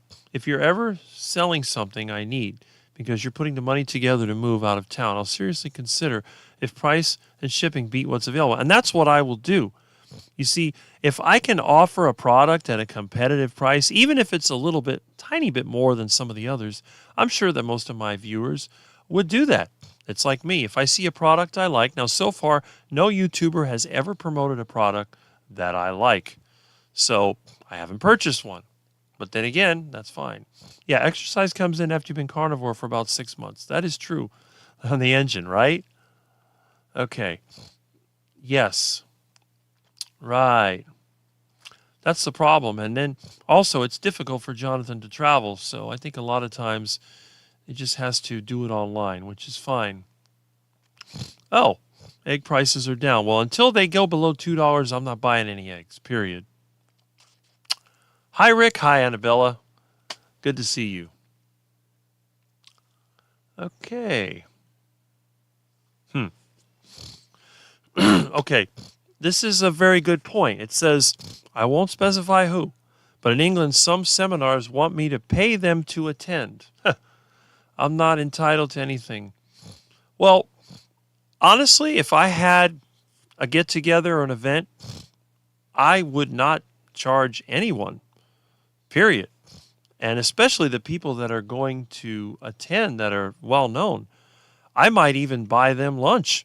In fact, if I ever do get the home that I want, it will have its own built-in sort of bowling alley theater kind of thing, home theater. There'll be enough room for maybe a couple hundred people to come over, and you'll be able to sit there in Rick's old-timey theater seats and have a get-together, and we'll go outside and we'll have a barbecue. Or the other option is we'll find a venue somewhere, and then instead of going to a steakhouse, we're going to come to Rick's house. And what I'll do, I will purchase an entire cow, and then we can have a lesson on how to process and dress your cow so that you can get the meat and the fat that you want. So that'll be kind of like a workshop. And then we'll have meat already ready to go from before. And we'll have everything from grilled meats to stew meats to deep fried meats to engine cooked meats. It's going to be a very unique experience. And again, I would never charge 1 penny for any of my get-togethers. If somebody wishes to leave a voluntary donation, that will be allowed, obviously. And I think a lot of people, especially those that are generous, and I think there's a lot of us in the carnivore community that are, would do that. And again, if I went to a get-together and I had some extra money, let's say I was invited to an outdoor barbecue, and I enjoyed it very much, you bet that I'm going to put at least $20 in the box. I might put $50 in the box. But it's not like I had to pay the money to get in. It's like I went in there, I had a great experience. It's like when you go to a restaurant and they ask for a tip. No, that's something that you have to do voluntarily. So that's what I'm looking forward to. And again, I really don't like this pay-to-play kind of thing. It bothers me. Hi, everyone.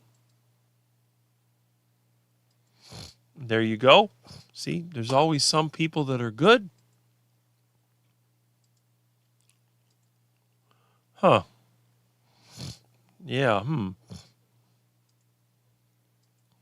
Korea. Korean eggs? Really? Wow. Yeah, about a month old, exactly. And Alabama says, I like you, Rick, because you are real. And you are absolutely right. I am about as real as you can get. We know where to find you on the very first No Carb Life show. And yes, and that is because Dave Mack was, how can I put it? I was going to say intelligent, but I'm going to say insightful enough to switch from just talking about carnivore content to interviews with carnivores. And at the time, I was trending. After that Joey Schwartz video, everybody wanted to have me on for an interview, and I said yes to every single one of them. Now, some of those interviews don't exist anymore because the YouTube channels may have deleted them. I don't know if I ruined their channel or what, but a lot of them were deleted. But he is one of the early ones. You can see it. And not only did he do that interview, we also did sort of a parody where he pretended to be a vegan, and I interviewed him. So that was quite interesting. Yeah, that is very true. I wish we said Harvard chickens. Well, actually in Miami during the Great Depression, they had built a hotel that went bankrupt. It eventually became the Embry-Riddle School of Aviation, but during the Depression, they used it as a hen house. And it was in, I think, a Guinness Book of World Records or something, or in Ripley's Believe It or Not, called the $1 Million Hen House. So they were using this multi-story building to raise chickens. You have attributes for us. I would have Rick on my channel more, but at the moment I'm not doing very many live streams. So it's not a case of Rick's not coming on my channel today. No, and I understand because you have all the challenges you have to deal with. But I've been on your channel many times, and Jonathan did interview me several years ago. I've been on his channel since the very beginning.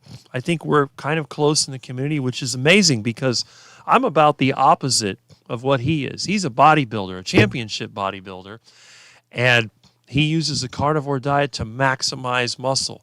I'm the opposite. I'm a skinny thing. I'm a toothpick. I don't work out, but I have a lot of friends that did, and I really do support the bodybuilding community because I think that most of us guys should at least try bodybuilding once in our lives.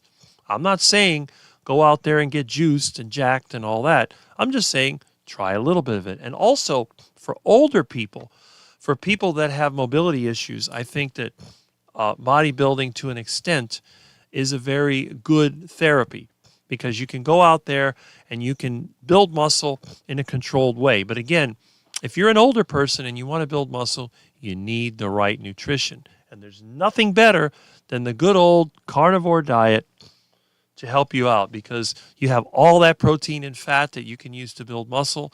And at the same time, you're not pouring carbohydrates down your throat, sabotaging yourself, raising your blood sugar, and adding a bunch of body fat. Now, obviously, I'm not going to take my shirt off, but I have a little bit of fat around the waist, but the rest of my body is pretty lean. I don't carry a lot of fat. You can see on my face. But when I was taking care of my mother and only getting 3 hours of sleep, I put on a lot of facial fat. And I'm going to make a video because I renewed my driver's license at the time I was taking care of my mom. And you can see, even for a lifetime carnivore like me, that stress and lack of sleep, it had a very noticeable effect, increasing the amount of body fat that I was holding, although my weight didn't really change. Okay. Yep. Laughing at apartment chickens. There you go. Love the new. Yeah. I used to have Asics as well, but they always fell apart like all the other sneakers. I almost never wear sneakers because they don't hold up. I can never get more than a month out of a pair.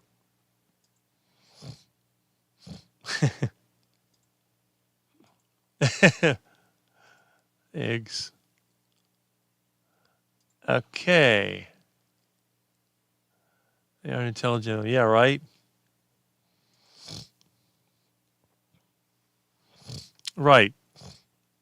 Everybody have the freedom to go to any carnivore channels they want. The most important thing is to eat meat. And it jumped all the way to the end. Okay.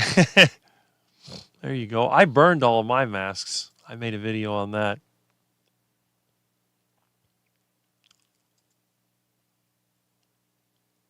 Cannot fry a piece of beef.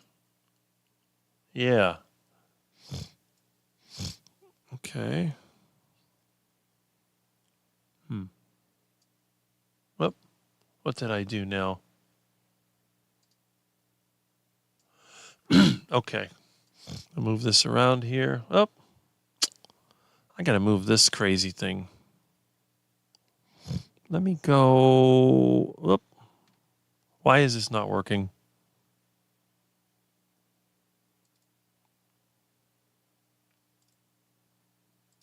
Okay. There we go. All right. So let's hit these comments. And again, I'm sorry that I kind of let it run away from me. But I'll tell you one thing. I'm really happy that we have so much participation. And speaking of participation, again, I have long live streams. So I have a little something here. I can't show it to you right now. Let me go back to this. Oop.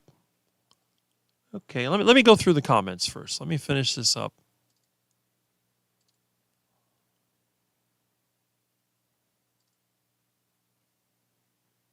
Okay. Yep. Yes, try the crock pot or slow cooker. Don't be afraid of it. Not everyone has to be searing their meat and all this stuff down there. Okay, good. Mm-hmm.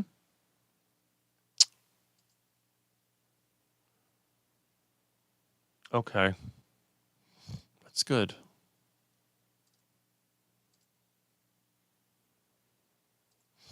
I love country and classic rock. Okay.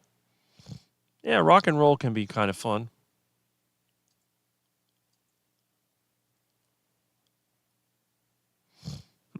Right. That's true. Anyone can tell you, Rick, my live stream channel going ahead. Oh, you're here. That's good. I know that you would watch. I know it. Let's see. That's one of the main reasons I do these live streams, because so many people that I like are watching them. Oh, hold on. What did I do here? Yeah. Okay. That's what it is. All right.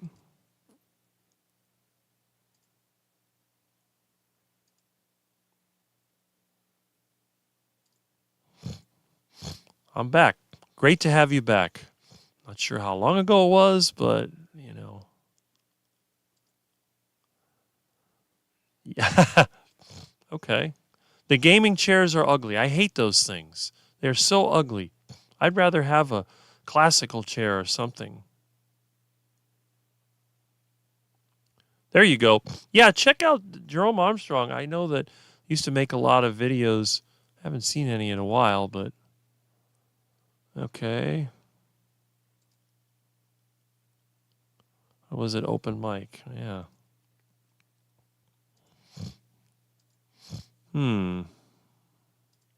Okay. We'll get to these eventually. I don't know why I can't advance down with the arrow, you know? It's just have to click it. I'll have to play around with this thing.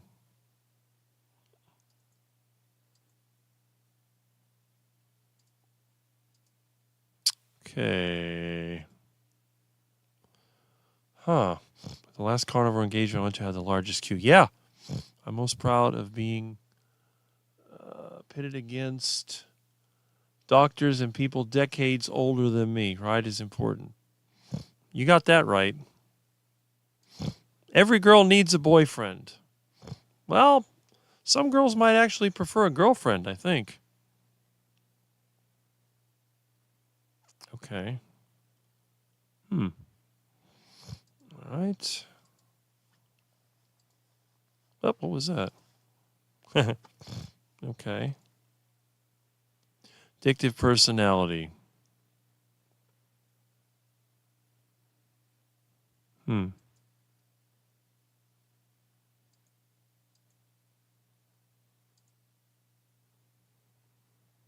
Okay.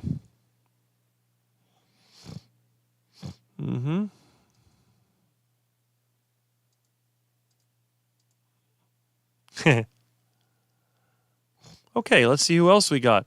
We got Danny and Boss. Hi, Rick and everyone. Hello. I missed you, Thomas. Dr. Anthony still has your interview. It was an excellent video. That's good. I'm glad it's still there. It's amazing how we found this carnivore place. Yes, it is. You can kind of thank Bart K for that, because that is the first place that I saw you in there. And then I guess somehow we connected. You wouldn't think that, you know, a big bodybuilder like Jonathan would associate with a skinny quack like me, but he does. He just appreciates quality when he sees it. That's what I think. The fat of the land. Okay. Monkey food. There you go. Stephenson. That was the guy that experimented by eating meat for a year and his health improved, which I think is interesting. So instead of calling him duck food like Rick, he called it monkey food. That's good. I always found sneakers to be Okay. Well, you know what? I'm keeping that old picture because when they take it again, you're going to see that I look younger. It's quite funny. Yeah. I got COVID when my mom died. That's the reward that I got. Lost my sense of smell and taste. Had no energy for a while. You succeeded on Carnivore. Yeah. That's the one. See? My teeth are quite not perfect, and I have 2 cavities from when I'm younger, but I haven't had one since. Yeah, see? Exercise equipment. Oh, wow. That's not, I don't even think that's possible. I always thought it was like 1 or 2%, but I could be wrong. Yeah, there you go. I'll tell you one good thing.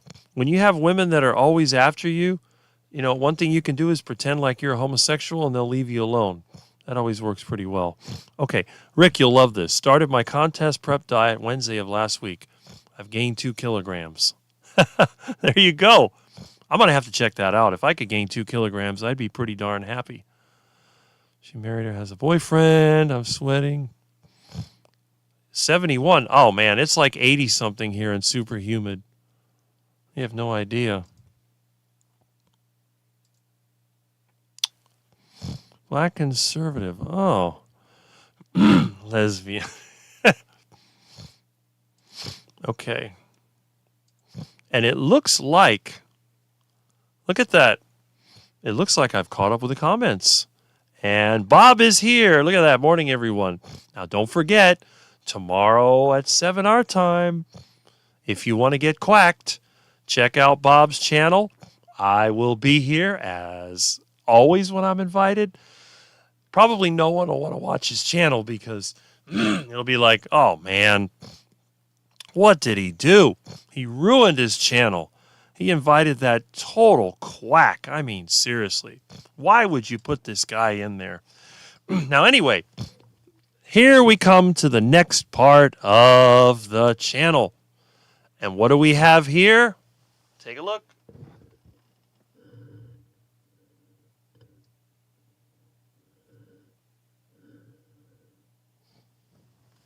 Can anyone tell me what this device does? Okay, I will tell you. This is the telephone adapter. So what I do, I take my phone cord, plug it in here in the handset, plug it in to my rotary phone, and then I plug this into the back of my mixer. So we stick that in there. What is that? Okay. All right. And then we turn this up. And let's see what happens.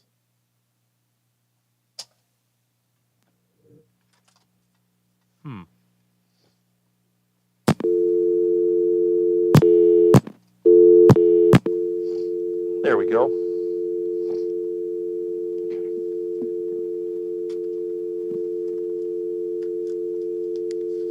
Oh, yeah. Okay. So what I have just done, I have installed my telephone patch. Now, at any time during this show, you can feel free to call in with any questions or comments you have. Now, I see a couple of comments here about losing our black cat with a long tail. No, the little Milton is in the house, but, you know, after he scratched me and all that, I'm going to let him in. But Milton is sort of like the finale because once he gets in here, first of all, I get overloaded with cuteness and I can't concentrate on the comments. And on top of that, he will turn the mixer into Milton's plaything. And just like he does with a computer, he will knock me offline. Unless he falls asleep, which sometimes he does. So anyway, let's hit these comments again. We don't want to be like some of the YouTubers that just let them go and go and go. And look at that. Yes, Rick is here. It is finally cooling down here. Well, let me just get myself out of the way. Okay. Whoops.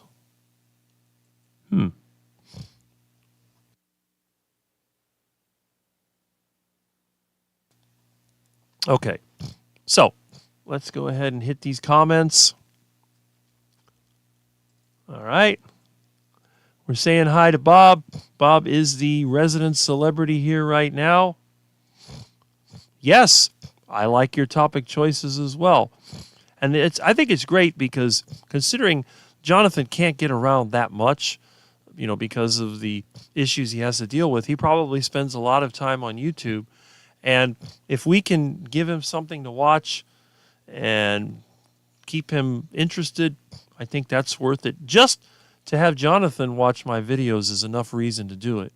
So he's a driving force in my YouTube. And it says, how is Milton? Don't worry. Milton will be here. Usually sometime between 10 and 11, I open the door and I let the little monster in. And he comes up here with his long tail and his sharp claws. And he cuddles up to me and he'll fall asleep. Also, as you probably may have noticed, I never did finish my heart attack burger. So I still have a cold piece of burger here. So I got to eat that before Milton decides to come in here because he'll eat it for me. Okay.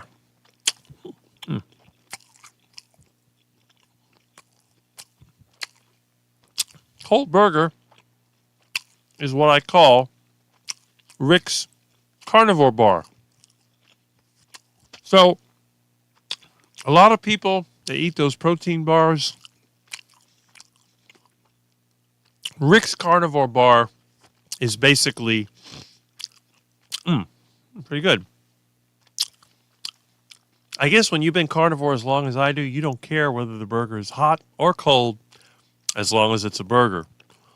I actually got used to eating cold meat, so just subscribe. Good. Check out Bob's channel. You'll like it. Deck equipment from there. Tarps today. Okay. Getting ready for spring, I see. And he is coming. All right. Let's see. I don't let mine out either. And besides, mine needs to get fixed. So I don't want him out there breeding more black cats. There's enough cats in the neighborhood. And I don't want him catching an STD for cats. So we're keeping him inside. Okay.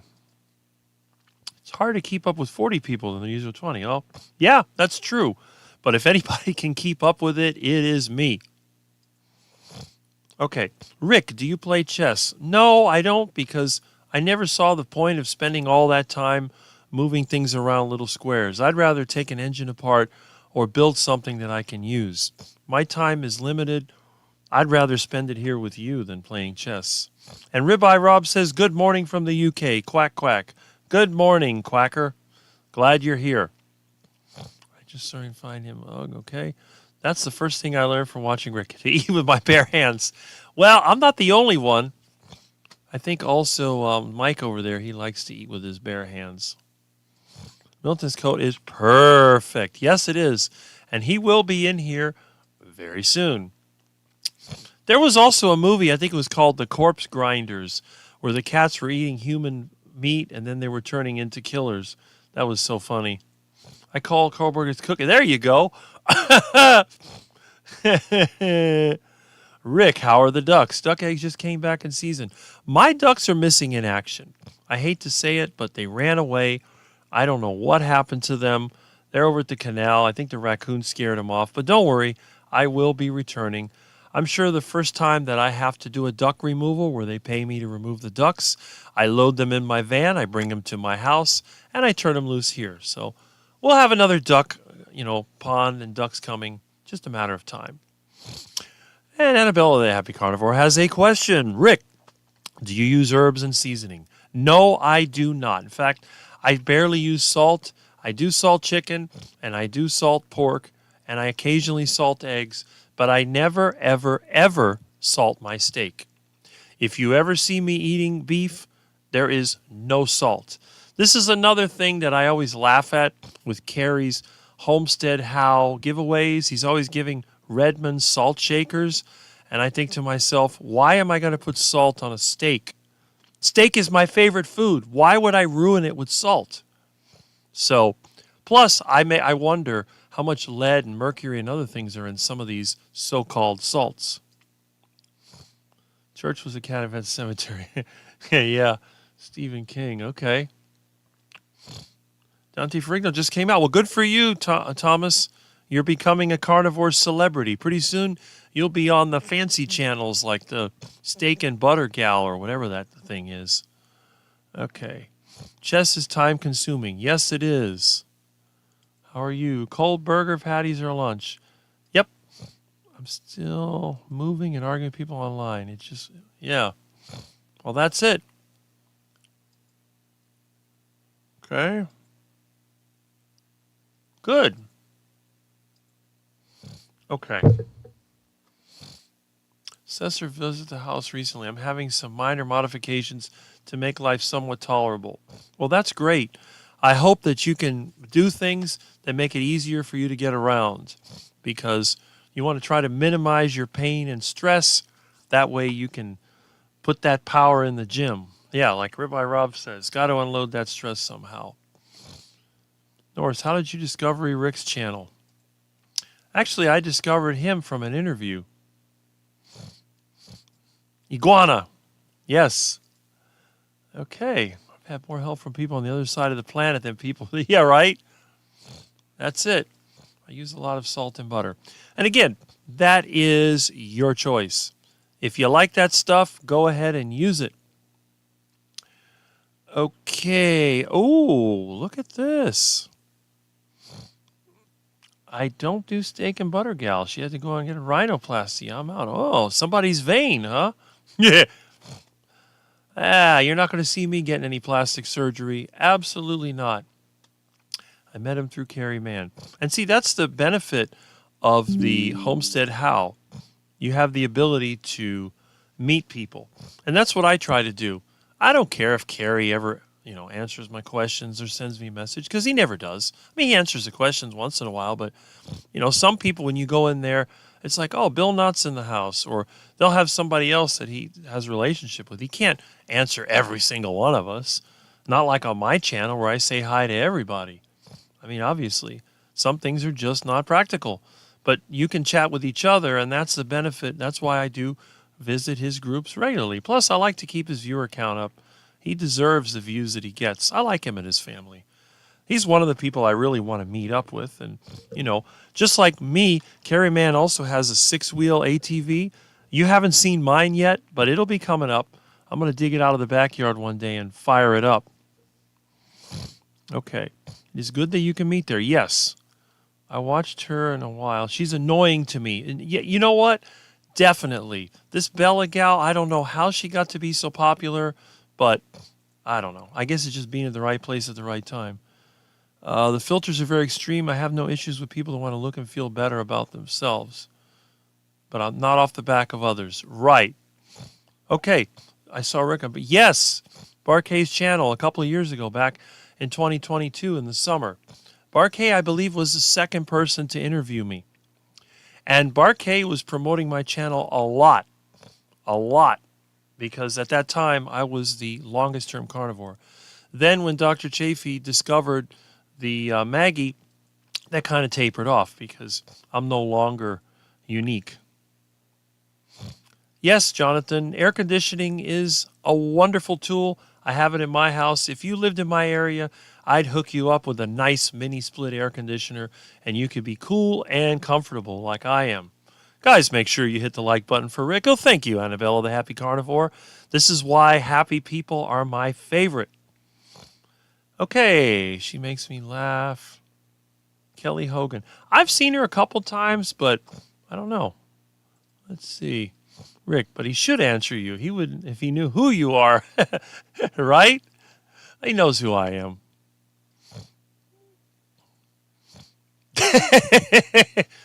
Yes, Bart did mention me, I think, last week in his live as well. So that's good. Let's see. Okay, how long have you been carnivore? Yes. That's fantastic. Now, it is important to understand that not everyone is going to relate to everyone else. But that's why we have all these things here. And we can see that Thomas says, you'll be unique to me, Rick. Yes, and I'm going to be on your channel, as you know, when you have your live. So all the great lives start with Rick. Let's put it that way. So if you're starting a new carnivore channel, go ahead and invite Rick the Quack, who always says yes. I try to arrange my schedule to be on your channel. Now, I've had people ask me, well, Rick, if you're not selling anything, why in the world do you get on everybody's channel that ask you? And the reason is simple. I'm trying to make a record out there so people can refer to me. Long after the carnivore trend has come and gone, long after people have trashed it, then they can look at me. It's like, well, look at this guy. He's not one of the carnivore celebrities. He wasn't bodybuilder or anything. He wasn't interested in health. He went on the carnivore diet to get a heart attack. Whatever happened to him? Yes, and if you want to see somebody who can prove the vegan diet does not help your digestion, get a load of this guy. And if you see, he's got the colostomy bag, so that's it. Yes, check him out. He looks good, too, considering all he's been through. Norse Carnivore says, why am I... Oh, come on. Let me get this out of here. There we go. I've been carnivore for about 1.5 years. And Jonathan says 6.5 years. Wow. And see, Jonathan has been a carnivore over 5 years, so he has joined the elite long-term carnivore club. That's very good. And in my view of the carnivore diet, once you reach 5 years, you become a long-termer. There's several of us out there, and our numbers are growing every year. So after a year, I consider you to be like a carnivore associate. After 2 years, you're definitely, you're getting there. I'll have to come up with a name for that. But 5 years, I consider that to be the key. I keep doing martial arts. There you go. That is correct. She's too noisy for me, and Peter didn't like what I said. Interesting. Yes, Bob. I have a reputation for being a large eater. If you ask any of my friends, don't invite Rick over. Make sure you hide the meat because that's what he's going to eat. And they'll see me around duck food like bread and donuts and all that stuff. I don't even touch it. So they assume, well, Rick's skinny because he doesn't eat. But when they bring out the steak and they bring out the eggs and they bring out the pork and all the meat, I don't care what kind of meat it is, the rattlesnake, whatever they're bringing out, and Rick sees that meat, it's going to be gone. You better grab your meat quickly because Rick is going to eat all of it for you. All right. Good. That's it. Find the people you like and hang out with them. Yes, you are, Rick. There you go. Great long-term carnivores. Just make a lot of videos. Yes, 2018. That's right. Heard about her. Actually follows the carnivore diet, which is cool. That is correct. And you can tell because he's got the little bag, so if he didn't follow the carnivore diet, you would see what was in the bag, and yeah, you don't see plant material in that little bag. Okay. Now, Jonathan has brought up a really good point. It says strength is a key determinant of long-term health outcomes. Muscle mass is a secondary lever, but that's through association, not causality. And this is a very important point. This is how a skinny quack like me can be healthy, even though I don't have a lot of muscle mass. I mean, think about it. I range between 13 and 14% body fat. I'm 6'6", and I only weigh between 190 and 200 pounds. That's it. That is not a muscular guy. That's a skinny guy. But the thing is, the little bit of muscle that I do have is very strong. I was helping a friend of mine yesterday move some parts. And by the way, I got one of the pieces I need for my truck. I picked up an engine block. Now, this engine block was a big block Chevy. I don't know what they weigh, but I picked up the engine block. I lifted it about 5 feet off the ground and put it on a shelf. Now, you got to realize, guys that I know that have very attractive physiques, I mean, you can look at them. They have the nice pecs, the arms, and all that. They look like a guy's supposed to look like. Struggle with something like that. Then you have someone like me that looks like a coconut tree picking up this engine without a problem. And they look at me like, how in the world do you do that? Well, I think a lot of it is because I'm so tall and I've eaten so much protein. A lot of these guys have damaged their muscles over the years. And I think there's something to be said about being flexible when it comes to actual work. Now, when you're working in the gym, they can outbench me, no problem. But on the other hand, in the real world, when it comes to picking up things that are heavy and kind of hard to handle, that seems to be my specialty because it's what I do. So as he's saying, strength is a key determinant. Your strength is shaped by what you do, what kind of activity you do, what kind of exercise you do, and how you eat. And I believe, as many people say, that this whole idea of eat less, move more, if you eat less, you're not going to want to move more. But if you're healthy, you will move more. And that is a good point. And again, if you want to learn about the carnivore diet, and especially when it, muscle mass and exercise, so on, check out Jonathan, Carnivore Muscle channel. He is the best. He is the only carnivore bodybuilder on YouTube that I will respect and always take his information as being factual and proven. He is it. I only know one other carnivore bodybuilder, and he is not on YouTube. That's the one that I've been friends with for over 20 years. Well, close to 30 years by now, probably. Let's see, 93. Yeah, it's been a while. Let's put it that way. Over 30 years. Okay, I watch a lot of channels for the guests, not necessarily for the host. That is true.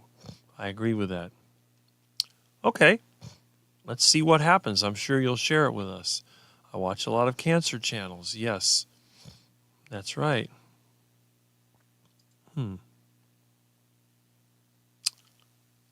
Okay. Must be talking about, what's her name there?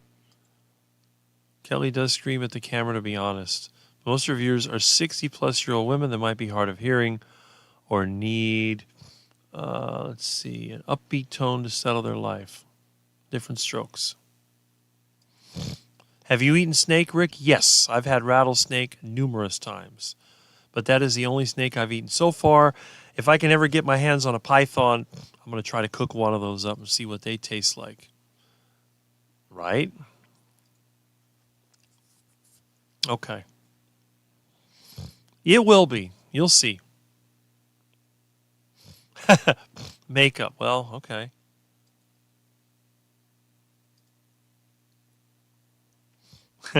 I don't eat raw wild meat because I don't want to get parasites. But I will definitely cook it up.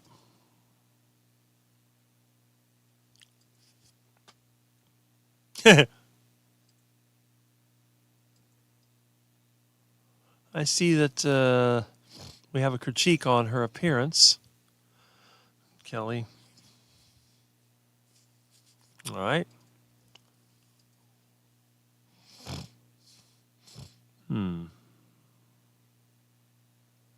Okay.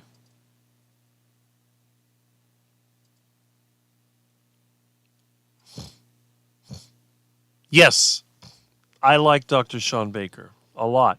Maybe too much. This is an example of someone, he's a year and a half older than me. He's active. I think he's probably more active than I am. I mean, I've seen the way the exercises he does. For someone with that much muscle mass, he's pretty incredible. So yes, I do like Dr. Sean Baker. I hope to meet him someday. It'd be nice to see someone who's practically the same height as me. Although he might be a little intimidating because he's so big, but nobody intimidates me anyway. The only problem is if he did get mad at me, he might be the only person that could actually catch me. And I wouldn't want to have him mad. But again, big guys tend to be the least. It's like when I'm driving with other people and they lose their temper every 5 minutes and it doesn't bother me. I have a feeling that Dr. Baker is the same way. Yeah, that is an achievement to be carnivore that long. Yes, me too. Okay.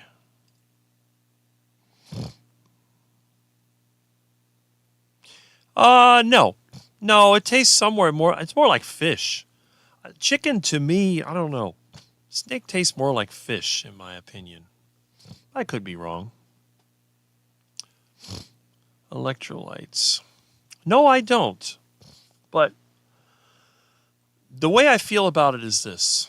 I've never needed electrolytes. I don't think I've ever experienced muscle cramps in my entire life. And I eat a pretty basic carnivore diet. But you got to remember that I grew up this way. And I think my body has adapted to it. I think I'm probably good at recycling electrolytes, so I don't need to keep eating them. But again, it's up to you. I would definitely experiment with it. There's many things you can use. For example, magnesium sulfate or Epsom salts. You can use potassium chloride, which is a salt substitute. Sodium chloride, which is salt. By the way, salt is not sodium. I get mad every time they use that word sodium because sodium is an alkali metal. It'll burn you from the inside out. Sodium chloride. There's also, calcium. Dairy has calcium in it. as you know. It also has potassium. I think that because of the fact that I eat a lot of food and I also eat some dairy, that may be the reason I don't need it. I make yogurt constantly. I eat a lot of yogurt. That's probably why I don't need electrolytes. But if you're on that lion diet, you probably do. There's several people that have made videos on that, so check it out. You might find what you need. Yes. Yes, it is. Never grill your reptile meat. Reptile meat should always be stewed or boiled. You can fry it, but I always like to boil it first. That way it makes the skin easier to separate. And if you do fry it, you need to put something on it. Now, most of the duck food eaters will put a flour-based batter. But if you're like me and you're a carnivore, you're going to use pork skins, and eggs to coat your reptile meat if you're going to fry it. But the easiest way is just to boil it, just like if you were boiling shrimp. Well, you know, I've done that too. I've eaten steaks on YouTube. Not too many people watch it, but I'm poor now, so I can't afford those steaks. But if I ever do, if they cancel the property tax, I'm going to start eating ribeyes just like he does. I would like to challenge Dr. Sean Baker to a steak eating contest. So, yes. Yes, Jonathan. And just like you, he's a beast. So, I can see why you get along with him. Mitch would be intimidating to me. That's interesting. I think he would be the least intimidating person. But then again, I'd have a great time with old Mitch. I like that guy. He's awesome. And I'm glad that he's coming back. Now, again, he's going to have another stroke. It's only a matter of time. But the recovery process is going to be the important thing. Remember, he damaged his body with decades of duck food. So he's broken goods. He's not going to live to 120. I said that many times. I figure Mitch will probably live into his 90s. Maybe. But he's going to fight all the way down. And that's what we want.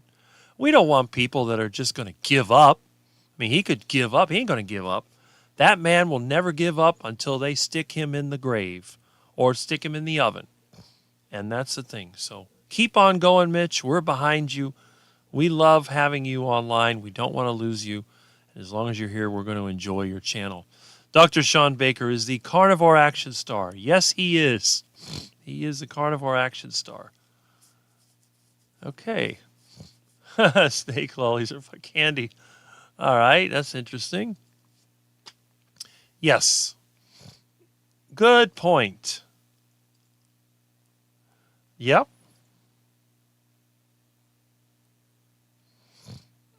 Well, I haven't had whale yet. That's going to be interesting. I know that, you know, the Eskimos, they like to eat the fat especially, so maybe you can have some of that too. Right. That's right.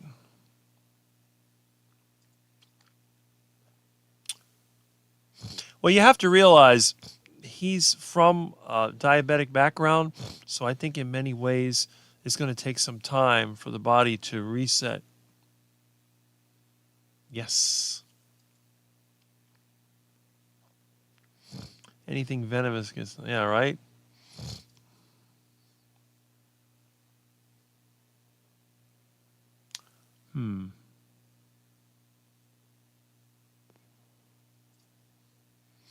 Yes. That lion diet is only for certain people. I don't eat the lion diet, but I'll tell you one thing. If it works for you, good, but not me. I like a varied carnivore diet. Deep ruminant gamey flavor. Okay. That's good to know. Have you made a yogurt video? I have, but it got messed up, and I haven't made one. My camera's not working. I'm going to try to get the files out of it. I just haven't had the time. I got a bunch of stuff to do today also. We'll see.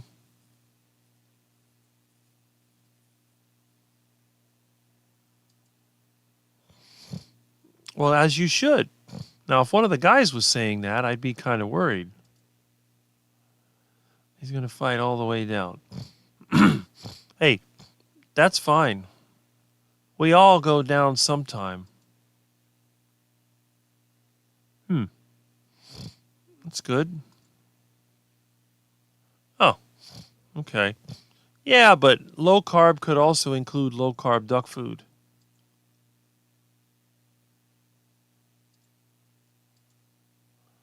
Stroke in his 40s before. Wow. Okay. Yeah, see? Fursuit. That's funny. Oh, interesting.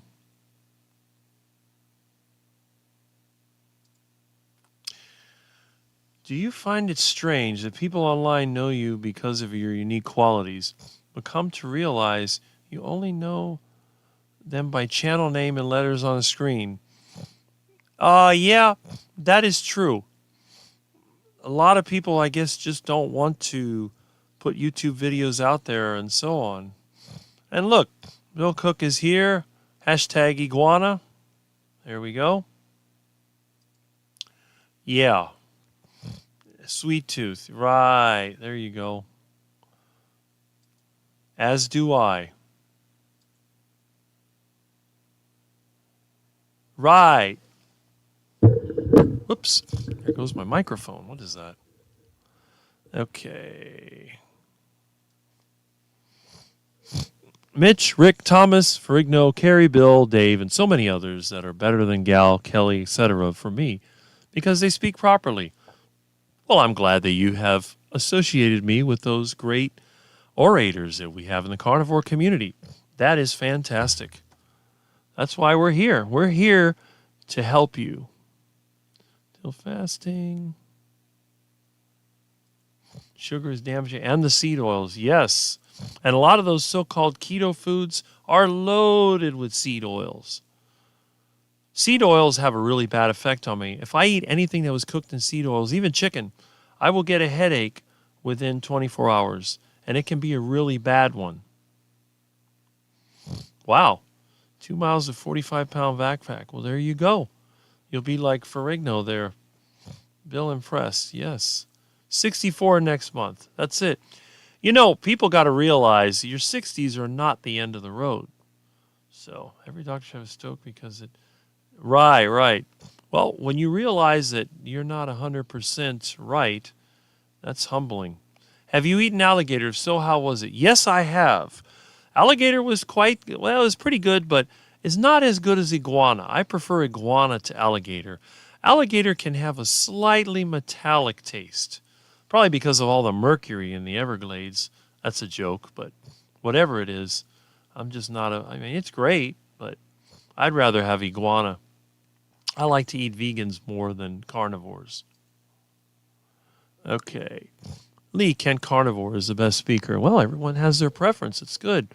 I've impressed myself doing things I thought I'd never do again. See? It's never too late. Even if you're circling the drain, you can still slow it down a little bit. And there's retired Rick. Hello. We have ducks, coffee, and a heart. So glad to have you here. Seed oils are the worst. I think they are. All right. Got a hi back to him. Keto has become such a meaningless marketing term, and I agree 100%. Keto is a generic term. It's just something they can use to sell you whatever. Keto has lost its touch for sure. It's just like the whole Atkins diet. Next thing you know, they were selling frozen foods with the Atkins name on it. I mean, come on. Is that even a thing? Alp Oztan. Good day, all. Well, good day. Glad to have you here. I like seeing new names. Well, anyway, let me pop back in here, and there I am. Okay, for some reason, I can't seem to get my video to get big. Something went wrong with the other scene. I don't know what happened. I guess when you have an old computer and you haven't updated your OBS, you might run into problems. Okay, who else do we have here? Okay, retired Rick says hello, and keto is a state the body get into. That is right. There you go. Every little bit helps.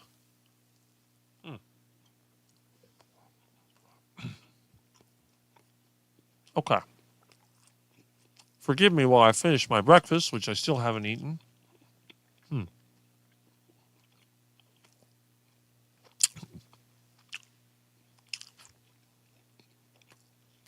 And you know, when it comes to hamburgers, I know a lot of people that eat junk food hamburgers.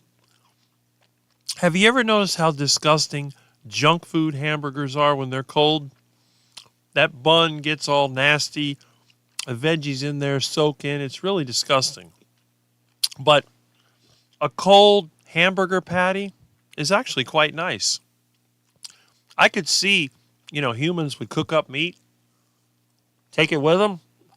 You can eat wherever. It's the beauty of it.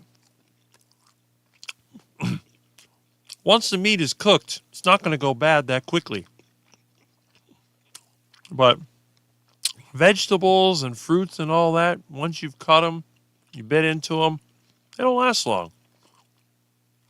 Everyone's always saying, well, all the antioxidants they have in fruits and vegetables. But have you ever, cut open an apple and see how quickly it oxidizes and turns brown? If those antioxidants are so good, why do those fruits go bad so quickly? What's the deal with that? Why is it that I can have a piece of meat in my pocket and eat it and it's still good? Think about that.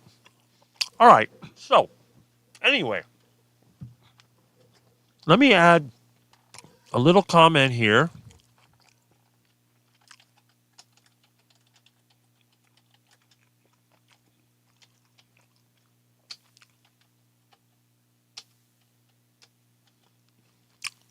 All right. Is it working? No, it's not. Ugh.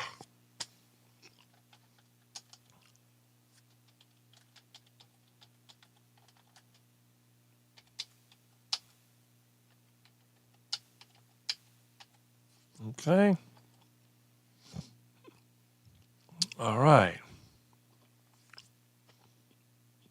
What did I do? Oh, there we go.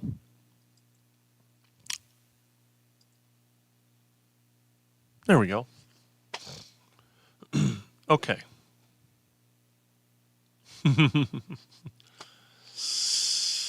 Okay, let's see what we got here.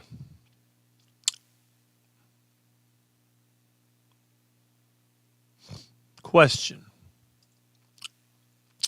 Yeah, these people, they deep fry in seed oils. They put a bunch of spices. It's terrible. Rick is so far away. And that is something that I really regret. I'm living in the septic tank of Florida. So not only am I far away, but I'm way down in the dump. Why do some carnivores use collagen peptides? I see ads for it all the time. That's a good question. I have no idea. I'm not sure. Why would they need collagen peptides? You'd think that eating the carnivore diet would satisfy all your needs. I'll have to do some research on that. But if anyone has an answer to that, let me know. Yes, Mini Rick. Stuck in the Twilight Zone. Call me with... Yes. No wasting time. Exactly. I used to love cold McDonald's patties. Yeah, see? And that's the thing. The meat itself is fine. But when you have the whole burger, it just gets nasty when it's cold. What do you use it for? Okay. Procrastination. I must say something. All right. Yeah. Look at that. For old people that can't really eat enough food for collagen. Okay, so that's why they have the collagen peptides. A lot of times when people start the carnivore diet, they're not going to be like me, the massive eater. So I think that might be a good point. Thank you for that answer, Terry Sue. Thank you very much. I baked chicken thighs today. Yeah, room temperature. There you go. Skipping coffee today? Good. That's a good question. Answer that if you have it. My butt is getting numb. My grocery guy will pull up and get me off my chair for a minute. Oh, there you go. Well, obviously a vegan would need collagen peptides because they're eating basically cow or duck food. Oh, what is going on here? Maybe this, no? Okay, it's raining here. Yeah.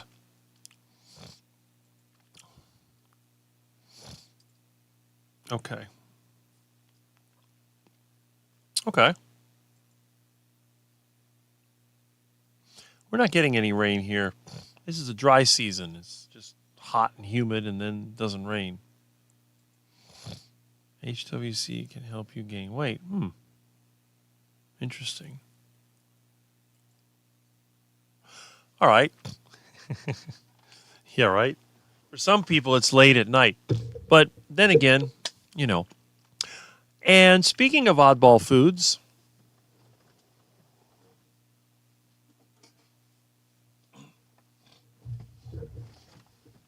anybody know what this is?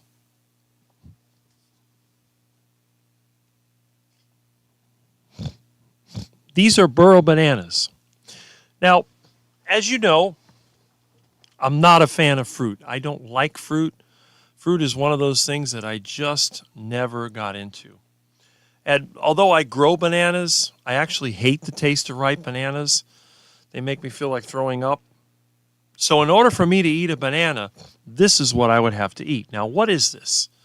This is just a starchy banana, and this is what I use to make heart attack French fries for my friends. Now, I got a friend that, he wants some fries, so I went outside and I found these bananas on one of the ones in the backyard.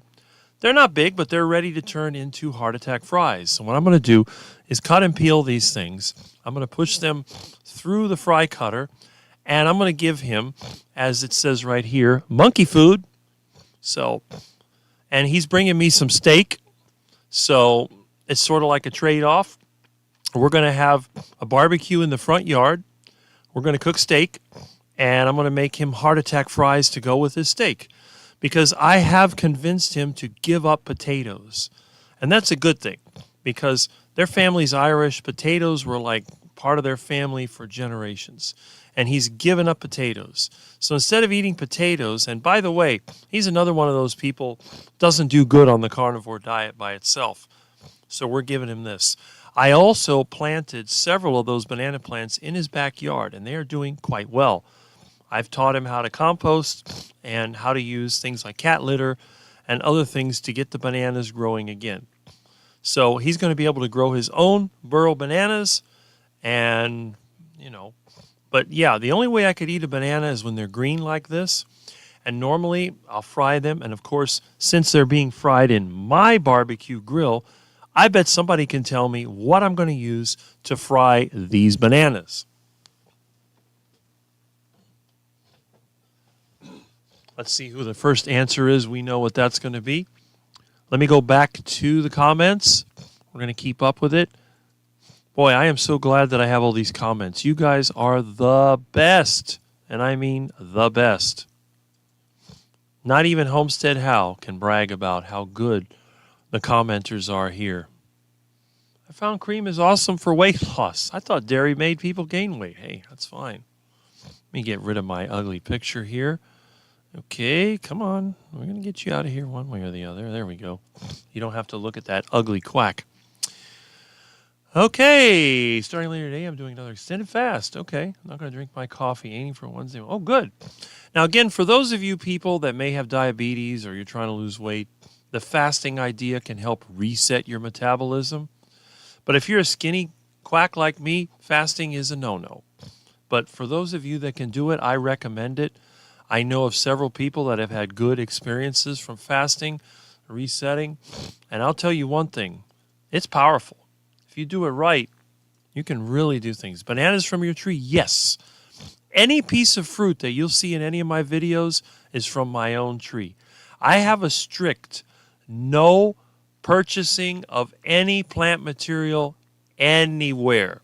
I will never, ever buy fruits or vegetables in any grocery store unless I'm doing it for someone else. I will not do it myself.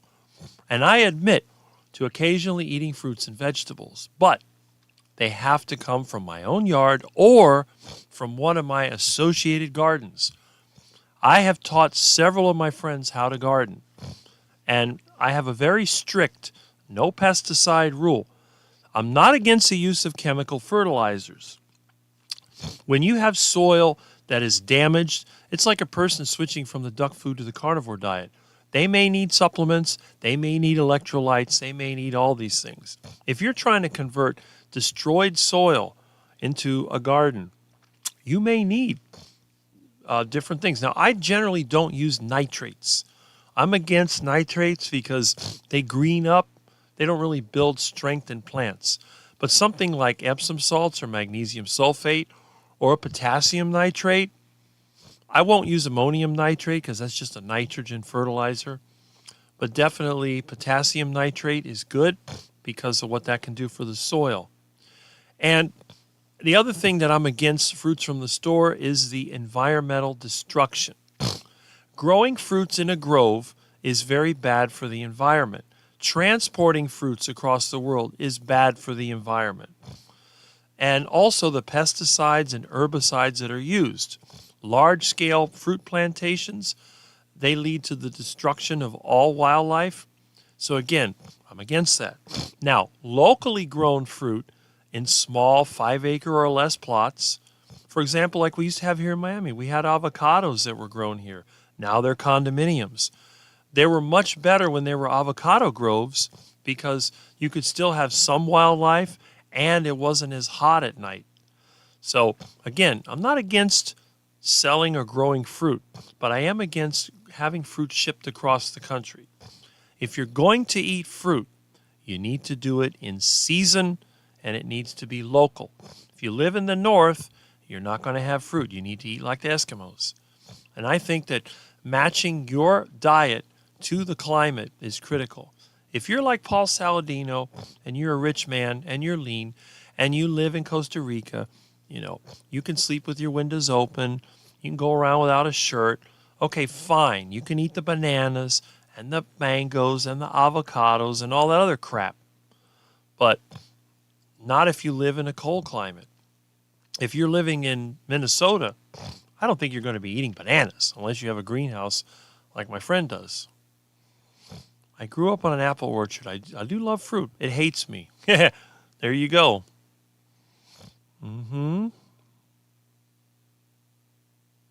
Okay. Let's see. A lot of comments. I ate only green bananas. Gross my friends out. That's what I did when I was younger.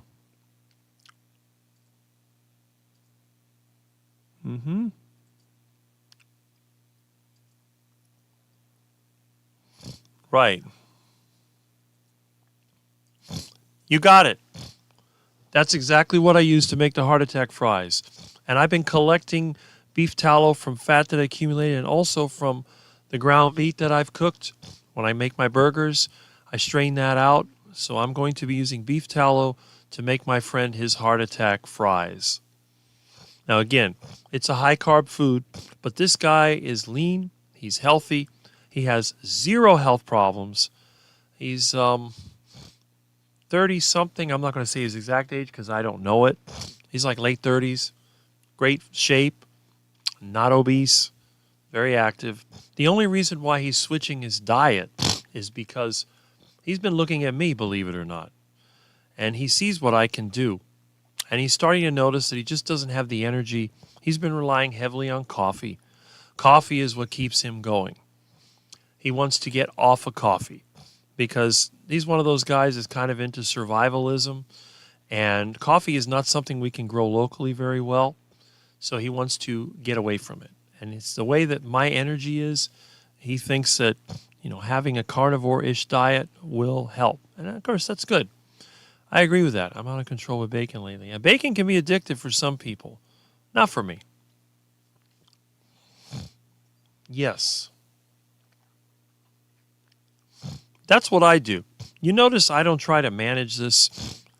No one has really come in here and tried to disrupt it, which is good. And we got the comments going here. Iguana tallow. There you go. I would have to quarantine myself. Appreciate you. Well, I appreciate you being here and sharing your comments. Okay. It's good. What was that? High-fat cream diet. Okay. Yeah.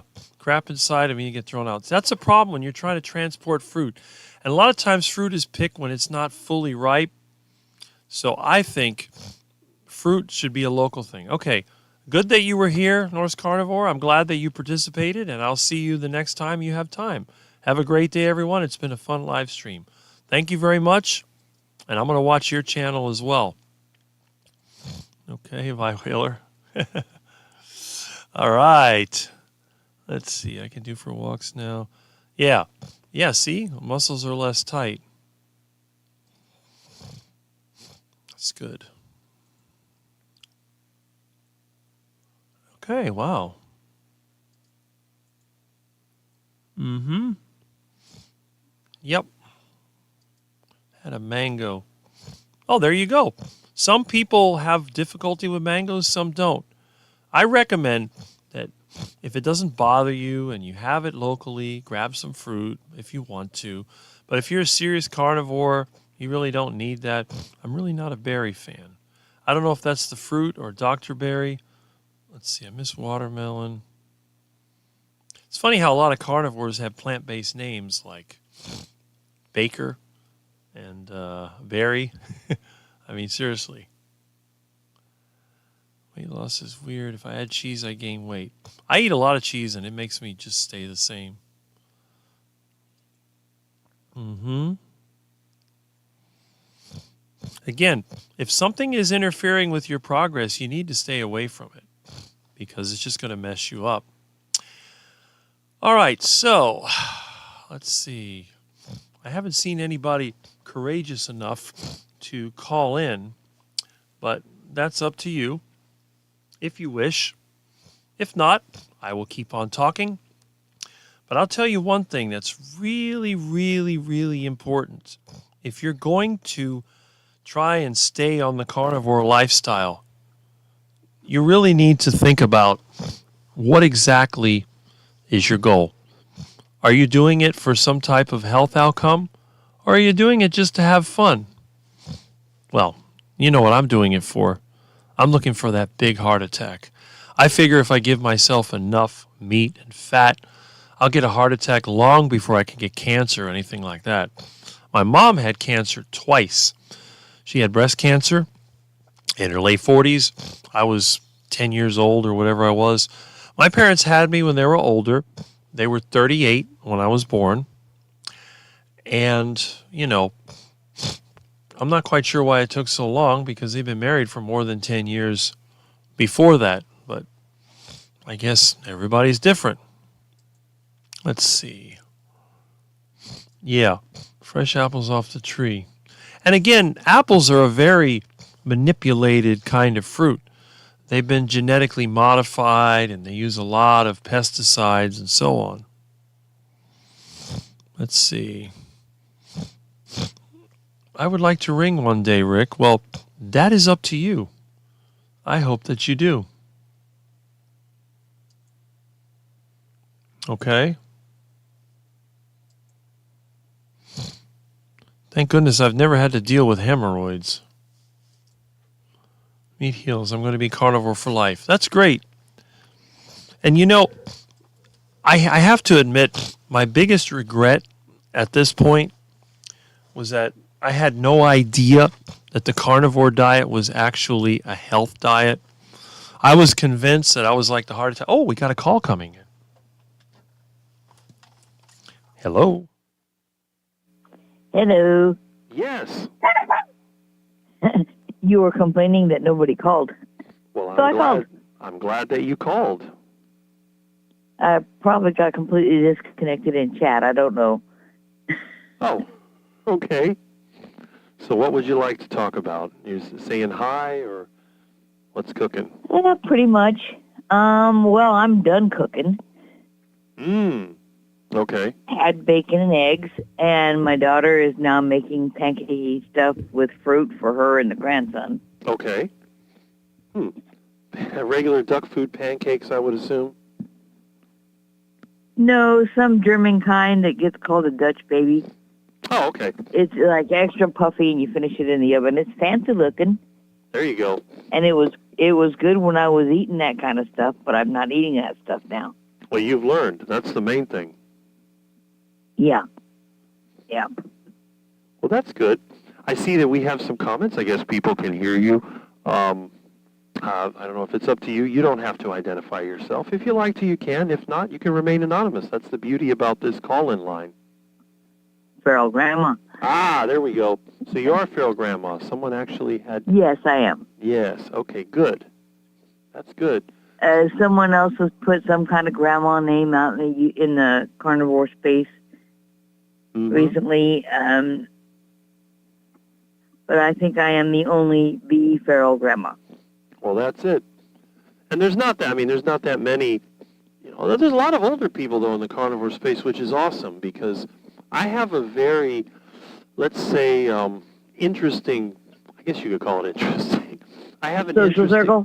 Yeah, I have an interesting vision for older people, because it really frustrates me when you see older people, like, in the adult care center or the nursing home, whatever. We actually have a place here that's called adult daycare. And that just bothers me, because when I think of daycare, I think about kids, because kids don't know any better. That's usually for people who have some decline, cognitive decline. Right. But if they were on the carnivore diet, they probably wouldn't have as much cognitive decline. You're absolutely right. So it's good that older people are in the carnivore space, because hopefully it'll inspire others to look into it, instead of just going to the doctor and saying, well, what pills can you give me today? Or I'd like to see more older people in the martial arts space. Yes. Because the thing is... Problem is, the people I work out with, they leave bruises. Well, that's true. But the thing is, a lot of older people, they sell themselves short. I know people... Now, I have a friend that's older. He's about 70 now, and he keeps working, although he does get tired. And I'm slowly getting him to eat more meat, and you can see he's getting stronger. He's definitely improving. And I try to tell him, awesome. Like my other friend, the one that died a couple of years ago, he started on the carnivore diet, but he just never got the exercise going. He was always kind of lazy. And I kept telling him, I said, when you're on the carnivore diet and you start getting healthier, you're going to want to move. But, he had been... And you need to. And you need to. Exactly. I said, it doesn't work. It's not going to work by itself, because I know people that eat plant-based, and they live into their 90s, and they're still, they don't look good, but they're still moving around. Yeah. But they lose a lot of muscle mass. Right. And there is actually a diagnosable medical code for that. It's called sarcopenia. Mm-hmm. Yeah. And that's the thing. Sarcopenia kills. That's right. And they say, out of those tests, grip strength and walking speed and being able to sit down and get up from a kneeling position, those are all indicators of muscle mass. And even a skinny toothpick like me can do those things with ease. If you've seen my videos, like I did one in the front yard where I did the sit and stand test a couple of times. No, I just mentioned that I'm done cooking. Okay. Okay.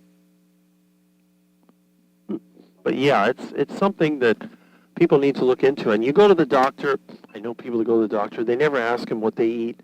They don't really say anything. They're like, oh, do you have pain? And then they do the tests, the blood sugar, the blood pressure, and all that. And that's about it. Oh, here's your prescription. Out you go.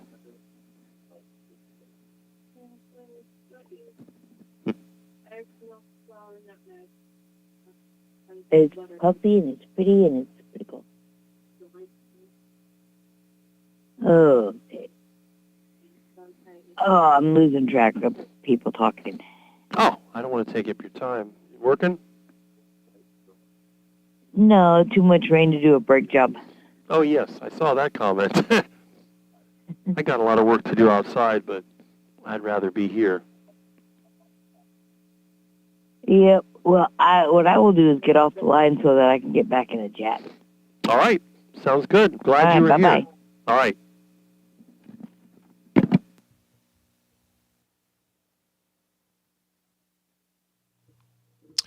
Okay. Well, we did get a call today. That's excellent. You see?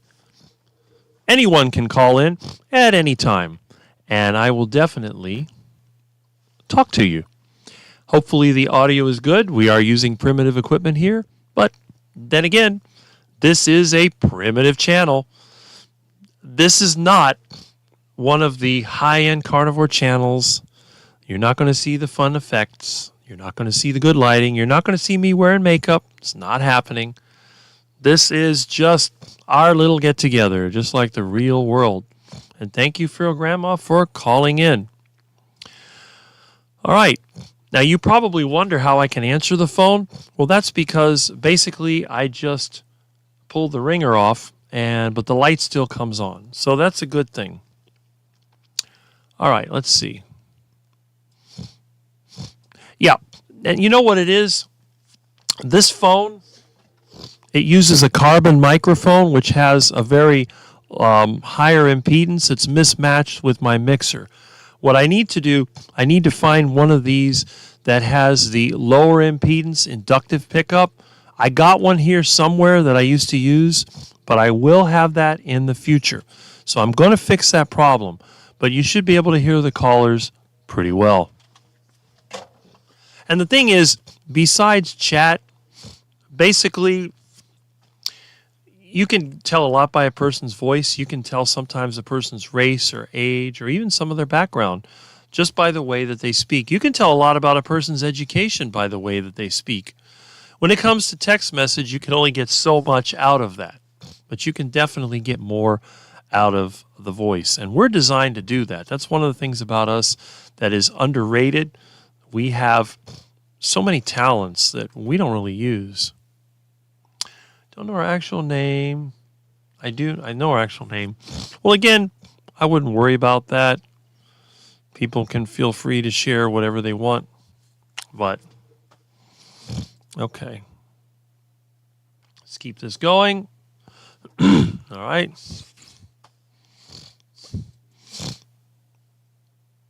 Okay. Yeah.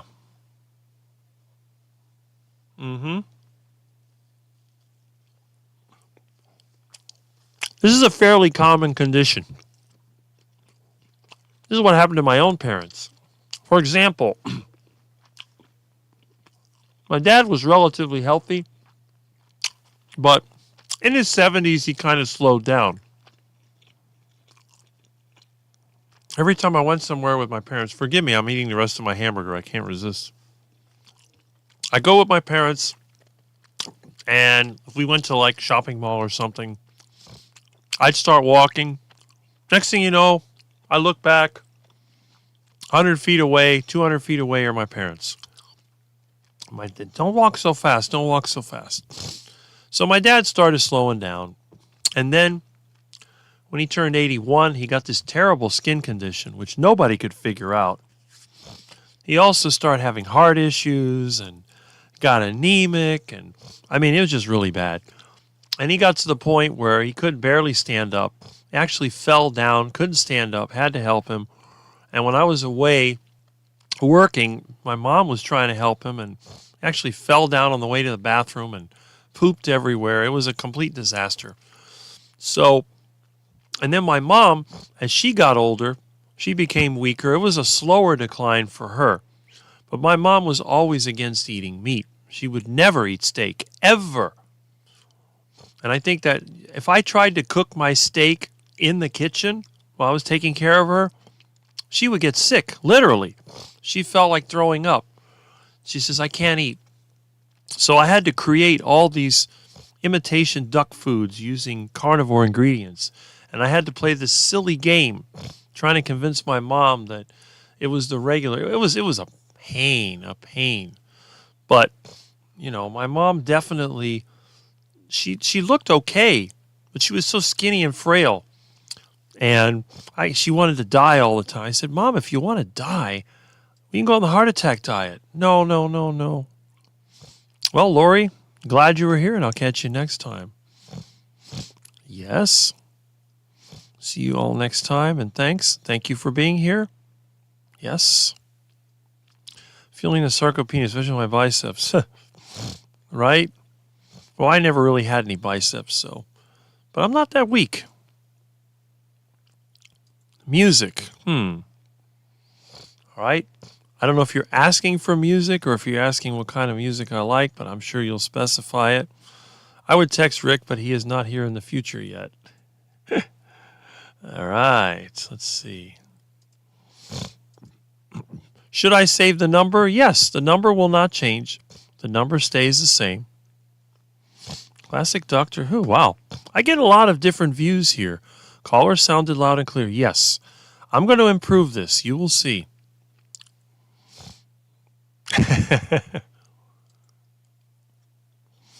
Oh, good. Yeah, you can use a CB antenna as a dipole antenna. It does work. I need to fix a CB in my truck. I used to love my CB. I like Mr. Velvet Suit in yellow convertible. Trying to encourage you to eat eggs. Well, I think if you eat meat and eggs, you may not live longer. In fact, who really wants to live longer? I don't want to live to 100 if I'm going to be weak and frail and unable to do anything.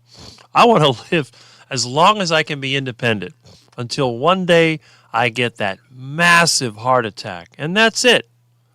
Got to do it. Okay, here's what he's saying. Like Mitch, music fade in, fade out. Okay, I'm going to have to do something like that. I just can't figure out. I got to find something that's got that 60s look to it. Light a cigar. I may have a couple cigars here, but I don't smoke, so I don't know. Unless you make it to 99, right? Okay. Rick, what is more important, how we lived or what we leave behind? How we lived, of course, because what we leave behind doesn't matter. What we leave behind ranges anywhere from trash to good stuff. But how we lived is important because it's like now. You see, I'm making videos on YouTube. Hopefully these things will remain for quite a while. People in the future can look at that. I don't have any kids, don't really have close to my family. Everybody I know, I think, tries to avoid me because they think that I'm a caveman. But how we lived is what's going to help other people that we know, our friends, which is basically what I have as friends. I got several really good friends, and that's pretty much what I think makes a difference. Yep. My mom lived to 100. My mom is in the garden. No sun cream, loves butter and cream. Well, there you go. See, being outside is important. Gardening, I think, has been proven to be something that'll make you live longer, and that's a good thing. There's no reason to cut your time off before your time. Doesn't make sense otherwise. Okay. Now, again, if any of you have come on here recently, you might realize that today's subject was the idea of YouTube channels, and we had gone up to Homestead How, and you can see I was going down the list. There are several channels that I watch, and here's another one you might want to check out. I don't see him here today. He usually pops in near the end. And that would be Dustin, Keto Simple. You can see over here, yes, he is a keto channel, but I think he's, definitely on the carnivore space. He will eat some fruits and vegetables. But a whole foods keto is still light years ahead of the duck food diet. If you're eating keto stuff out of a package, that's one thing. But if you're eating ketogenic real foods, I think you're doing better than 98% of people out there. Okay, who else we got? And yes, Chris Cooking Nashville that he's associated with. If you like duck food, you want to try to help people to get off the duck food diet, check out this creative guy's channel. All the zero carb and low carb recipes. And again, him and his wife are very, very entertaining. Also talented. So why not check out their channel? And he's one of the few popular YouTubers that I actually subscribe to. I mean, he's got 126,000 subscribers, 479 videos. Check him out. And here's my buddy Dave DC. You can see he doesn't have a lot of subscribers, but if you look at him, he's got interviews, information. This guy survived basically a death sentence from his cancer. And if you look at his physique, it's quite good. And, he's definitely somebody to check out. So if you haven't seen him, check him out. Everybody knows who this guy is. You can see his channel's gotten popular. Looks like another nice guy. He's also a Floridian, so check him out. And then you have, a financial channel. And look at who else is here. Yes, I'm sure you've seen him. John Laspina, the carnivore teacher. You can see over here that I've been on his channel, and he's got a lot of good information as well. I see he changed his profile picture. I always wondered what that tattoo is. Never seen him with a shirt like that. But anyway, he's older than me. I was born in 68. He's 65, 1965.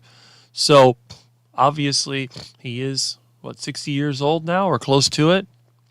And look, he's got more subscribers than I do now. I remember when he only had a couple. So somebody else you could check out. And we all know this guy. He'll probably have a live today that you can check out. He usually has one. I don't know. Maybe not. Hard to say. But check out his channel if you like. And then, as I mentioned before, Alia Wells. There you go. Wow, she's got almost 3,000 subscribers, so she's moving up. I guess now that she's gotten in with Dr. Kiltz, she'll get more subscribers. I think all of my YouTube associates are going to overpass me in subscribers. It won't take long. Okay, so who else do we have? Here's one of the farming and ranching channels. He's got a lot of subscribers. This guy actually has a call-in, usually on Sunday. So if you like calling in, you can do that. And here's another. This is Carnivore Keith. He's only got 45 subscribers. He's got 43 videos. He's trying. He's even going biking. So I guess he's been inspired by my channel. He likes to make music. If you haven't seen him, check him out. This guy is a financial guy, super popular, but he's also on the carnivore diet. So although he's always trying to sell you something, there's a lot of good information. If you want to learn about financial things, check out his channel. He explains things in a very simple way, and that's it. And look at who else is here. Yes, my #1 carnivore doctor. Not only is he the man who popularized the term plants are trying to kill you, but he is also the most attractive carnivore doctor on YouTube. I mean, look at this guy. The girls would be lining up for him. I can tell you right now. Who wouldn't want to date that? And look who it is, the only carnivore that I've ever met in person. Yes, the only one, the only, Homesick Buckeye. The one that I'm online live with every 2 weeks. I was on that there. And I drop in on the other next week just for the last few minutes, just to say that I'm still alive. Another financial channel. This guy has a lot of good information, although he tries to sell his extremely overpriced and worthless conference that he has in Orlando. He is definitely someone to watch if you like financial stuff. Now, here's a guy that used to be a bodybuilder, and he's like sort of, coaching for celebrities. I think he's 58.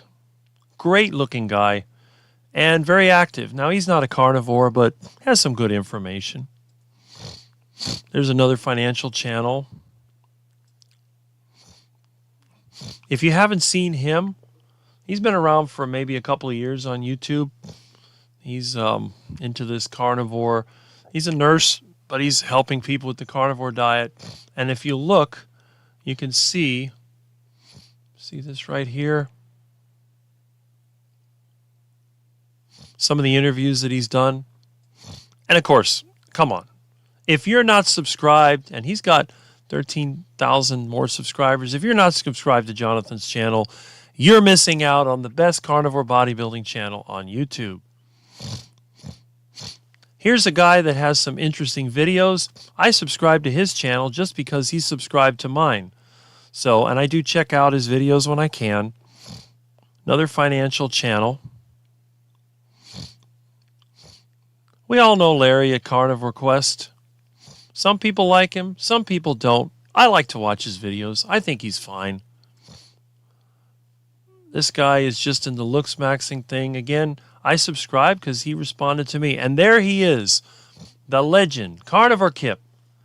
And I guess, is this the weekend he has his carnivore get-together? I'm not sure. How can you not like this guy? He does clickbait people with all kinds of video titles like, I'm quitting carnivore, I'm failing, or whatever. But you know what? That's how he gets subscribers. This is a good guy, in my opinion. If you're not subscribed to his channel, check him out. I like him. Here's another one, Barkay Jr. He comes off a little obnoxious, but he's pretty smart. He went from being a complete disaster health-wise to improving his life with a carnivore diet. This is the guy. I haven't seen him put too many videos lately. He's the one that doesn't take a bath, but he definitely has benefited from the carnivore diet. I've been interviewed by him as well. And I'm sure most of you are familiar, if you're in the financial space, about Gerald Salente. I've followed him for at least 10 years. And here's our buddy Thomas. He's got 249 subscribers now. I think, maybe one or two. I was one of the first. This guy over here, if you haven't seen him, he's actually pretty informative. He has about 1,600 subscribers. Tony Stewart, pretty good. And we all know Ellie here. Okay. She also has a great video on making heart attack chicken. So, and of course, I got to keep up with these crooks because that's just the way that I am. This is the number one entity I would like to eliminate if I had my way. I haven't seen him too much. I guess he's got his little meetup going. Scott, I was interviewed by him. I think he was my number 3 interview. I also have some of these smaller YouTuber channels where, you know, building projects and stuff like that. And in the carnivore space, we all know Coach Steven. He's in his 60s, looks great. He has been carnivore for several years now. Has a good amount of subscribers. We got Matthew over here that you might see once in a while comment on my channel. He's another carnivore. He's one of those Christian carnivores. So he's going to give you the sermons. But at the same time, there's carnivore information in there. Might want to check him out. Smart guy. Looks pretty good too. So that's great. And our friend Aaron, look at that. Look at who's here. See? Good old Booby Goats with her ducks and all her other crazy animals. There's Max German. He's, you know, in the Rising Star carnivore category. Interviewed several people. And of course, he interviewed me, the Carnivore Quack. So you're on my list. I've mentioned Chris over here, Financial Prepper. He's about pretty close to carnivore. He has videos on survival and gardening and stuff like that. But if you've ever seen his physique, you will be impressed. The guy looks great, and he's really into welding. So if you like learning how to weld, I think his channel's called Taylor Welding. Check that out. And this guy sometimes had some good information. If you're into the keto thing, you have Dr. Carl Goldkamp. He's in pretty good shape. Pretty healthy. And we all know this guy, don't we? Yes, we do. Yep. He's on the carnivore diet, but he's added some for fruit and fermented plants in there, so good for him. Whatever works for you. He's had strokes, and he's still going. So if you think the carnivore diet causes strokes, this guy will prove you wrong, let me tell you. And just like me, he's got videos on things other than the carnivore diet. And yes, we know who this is. He's got 26,000 subscribers with only 100 videos. He's become popular because of his association with Carrie and his progress on the carnivore diet. He went from being almost dead to being amazing. Now, you'll notice I subscribe to a lot of these farming channels. Why would I subscribe to a farming channel? Well, because as a carnivore, we like to support our farmers. And you can see he's got some interesting videos. One of the great things about farming is that you're not only growing things, raising animals, but you're also building and fixing things. Here's a guy that has some interesting information. Not a carnivore, but definitely avoids grains and certain plant foods. I know you know who she is. I've been on her channel many times. Great, positive, sort of an affirming carnivore space. It's not just the carnivore diet, but it's a lifestyle that goes with it. And I think she's made adjustments to her diet, and that's really good. I'm glad to have her there on my subscribers. And the beast, of course, Dr. Sean Baker, 347,000 subscribers. He had less than 100,000 when I subscribed to him. And you'll always find good videos here. I don't know if he still has that parody video where he made fun of a doctor, but, you look at this guy. Come on. Wouldn't every guy that's 58 years old want to look like him? I know I would. So, again, and Sean Baker videos are pretty basic. Here's Brian. And Brian's got already, over 3,000. Look at that. He's going to have more than me pretty soon. Very nice. A new channel, let's see. Yep. This guy, Carnivore Talk. His name is Bob, another Bob. He's got some interesting videos. Check him out if you like. He had only a few when I signed up for it. Now, we all know this guy, the chiropractor. Why am I on his channel? Well, because he's actually interacted with me a couple times. I don't agree with everything on his channel, but I think even if you don't want to go on the carnivore diet, this may be somebody you want to check out. I think he's, 60-something? He don't look too bad for his age. And he ate duck food before, and now he's on the keto diet, the meat-heavy keto. You can learn from him. He's got good information. I haven't seen too much activity from him, but he did make a video recently. I think he's been kind of up and down, and he's got some other, information here. How many viewers does he have? Oh, he's got 2,300. Well, he's got plenty.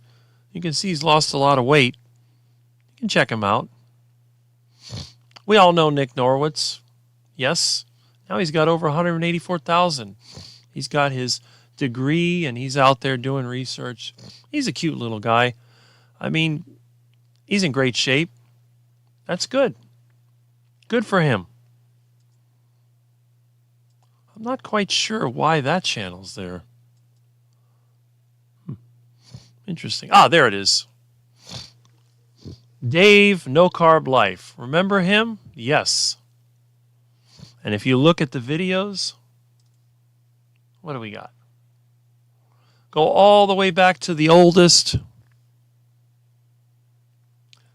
He made all his videos 2 years ago, and then started the interviews. Now, where are the interviews? They're here somewhere. Oh, look at that. Chicken's safe to eat. Okay. I was watching and commenting on his videos. And then, out of the blue, he says, "Oh, would you like to be interviewed?" And I said, "You betcha. I'll be interviewed." Problem is, the picture he used makes me look like a vegan. There we go. So, you can see I don't look too good. But there I am. And it's been 2 years. Wow, it's been 2 years already. What if you ate only meat for 40 years? Here's what happens. Like that, it looks like this poor guy is dead. But over here, it's like, there he is. Okay, so I was the first of his interviews. And then he made some more videos. And then, okay. I look a lot better in the video than I do in the picture. So I was also the next interview. And then, look at who came next. See? Carnivore Kip. So evidently I was the first one, and then Carnivore Kip. That guy is a legend, let me tell you. And now it's become the channel for interviews. Okay. There we go. This guy, Brandon, I like to watch and comment on his videos. There's our buddy Caleb. He's got 525 subscribers now. He just started recently. I know Cindy interviewed him. Here's a popular one. This guy sells supplements and stuff, but he does support the carnivore diet. He has interacted with me a couple of times. And honestly, there's a lot of good information on his channel. You don't have to buy his products. He's got a lot of subscribers. Okay. Financial.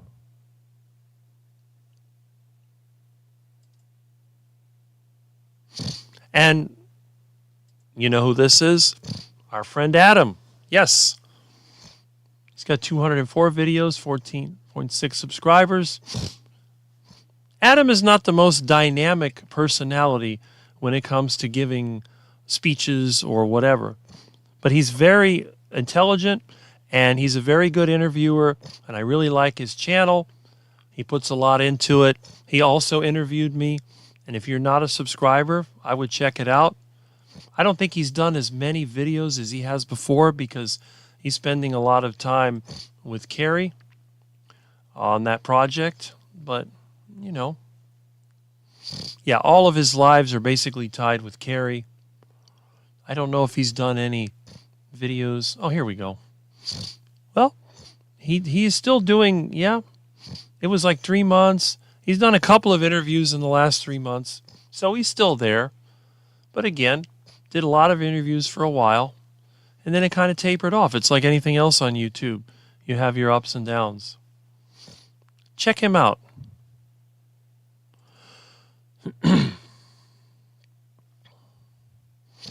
Okay.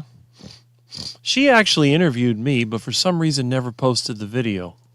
Kind of interesting. More farming channels.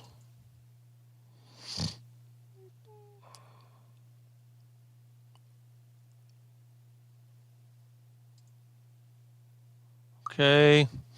Yep. We've interacted. She's watched my videos as well. So you'll see there's farming channels. And then, let's see. Oh, here's one of our carnivore buddies. Now you got almost 1,700 subscribers. Good for you. This guy is local that does like economy and real estate. I've been wanting to meet up with him, but it's hard to meet anyone locally. I think they're afraid of me. This guy has some good advice, and he's real popular now. Same with this one.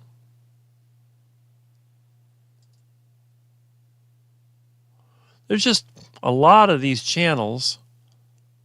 Okay. I've almost reached the limit here. That's good.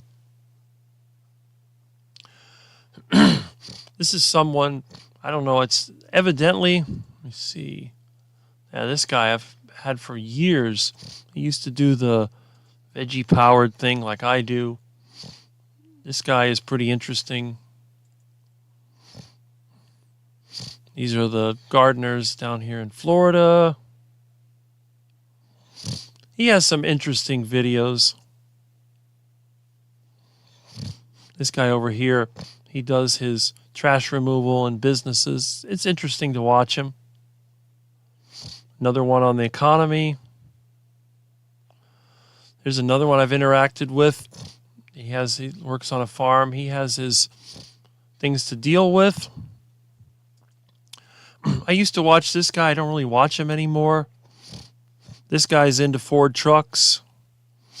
This one sometimes had some interesting things on cases and stuff. There's another farm channel. I used to watch this guy a lot. Not really anymore. And that's, there's more of them. But what I was trying to say is that I do watch a lot of different channels. It's not all just carnivore all the time. Right now, they're having, this guy, I forget what his name is now. He's always bullish on the stock market. Lance Roberts. It's always buy, pretty much whatever. So you never know what you're going to get.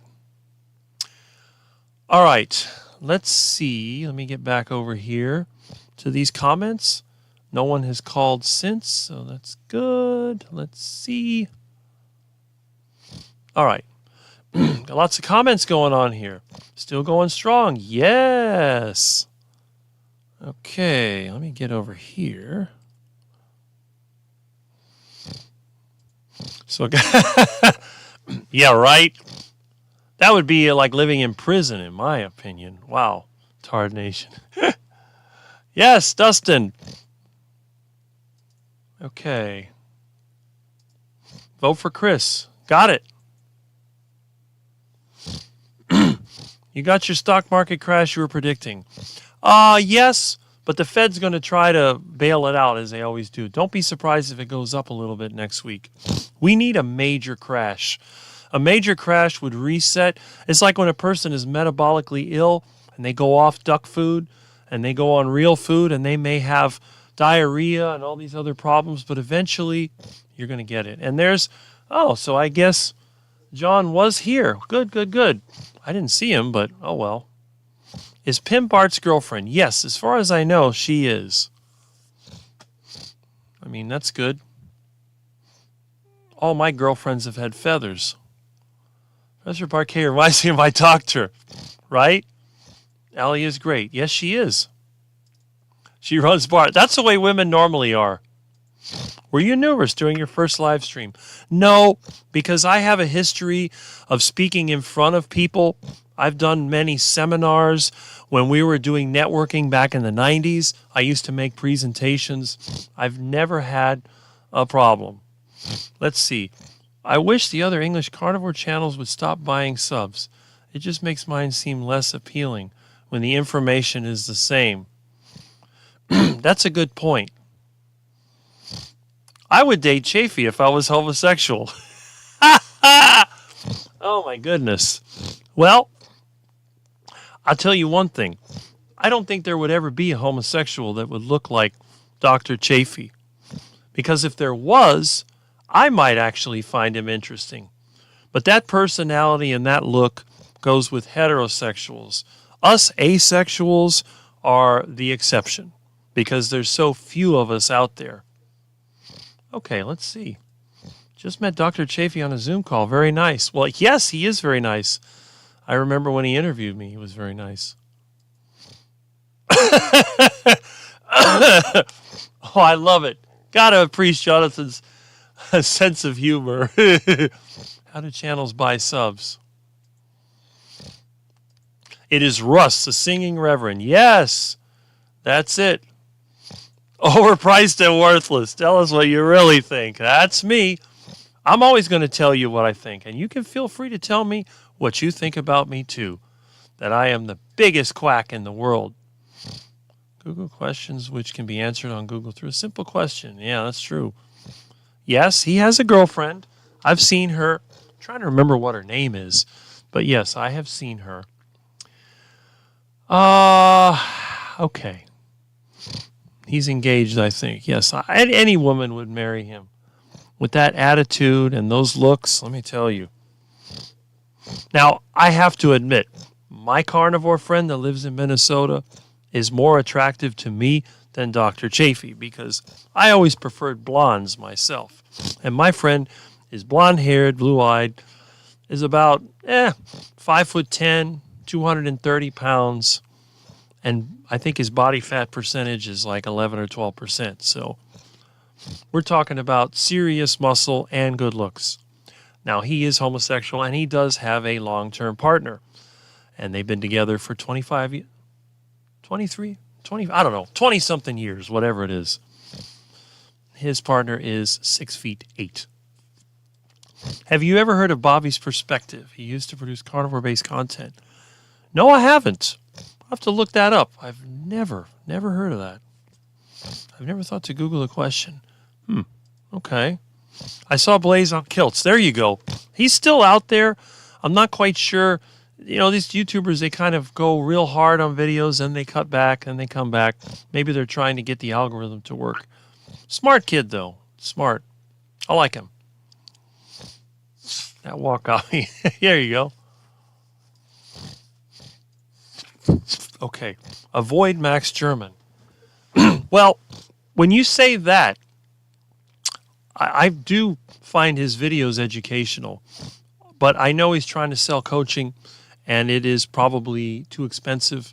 So, but like anyone else, you need to determine how much you're going to participate with someone.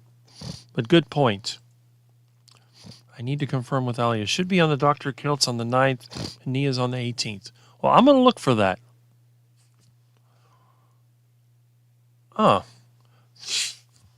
Okay. Yeah. Okay. Yes, I have.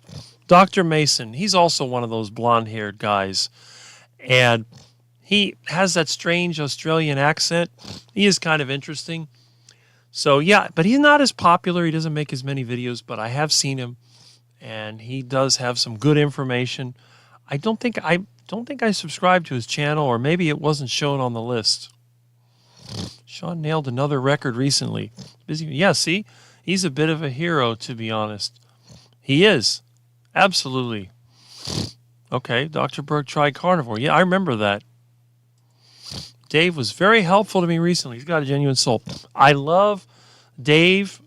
He's I really like his channel, and you can see how much I try to promote it because he is the carnivore documentary person. Now, you have Carrie with his movie documentary. The real documentary is on Dave Mack's channel because every single carnivore out there that has been interviewed is on his channel. The guy is the best. We all know Dave, yes. Great video, Rick. Well, thank you very much. I always try to make my videos a little different. I like to participate. That's a good point. I guess when I interview you, you'll have to send me the best picture because I will always put the best picture of someone.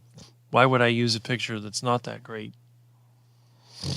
I have always believed that being around people who are winners, people who are very deliberate in what they do, is a bonus for me.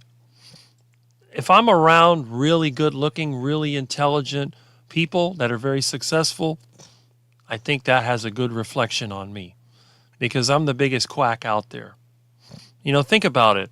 If you have a forest full of all kinds of stunning animals and a duck flies in, everyone's going to look at the duck. That's the way that it works. Okay, Dave was the first to interview me, yes. Caleb is cool, yes he is. And he's one of the young carnivores.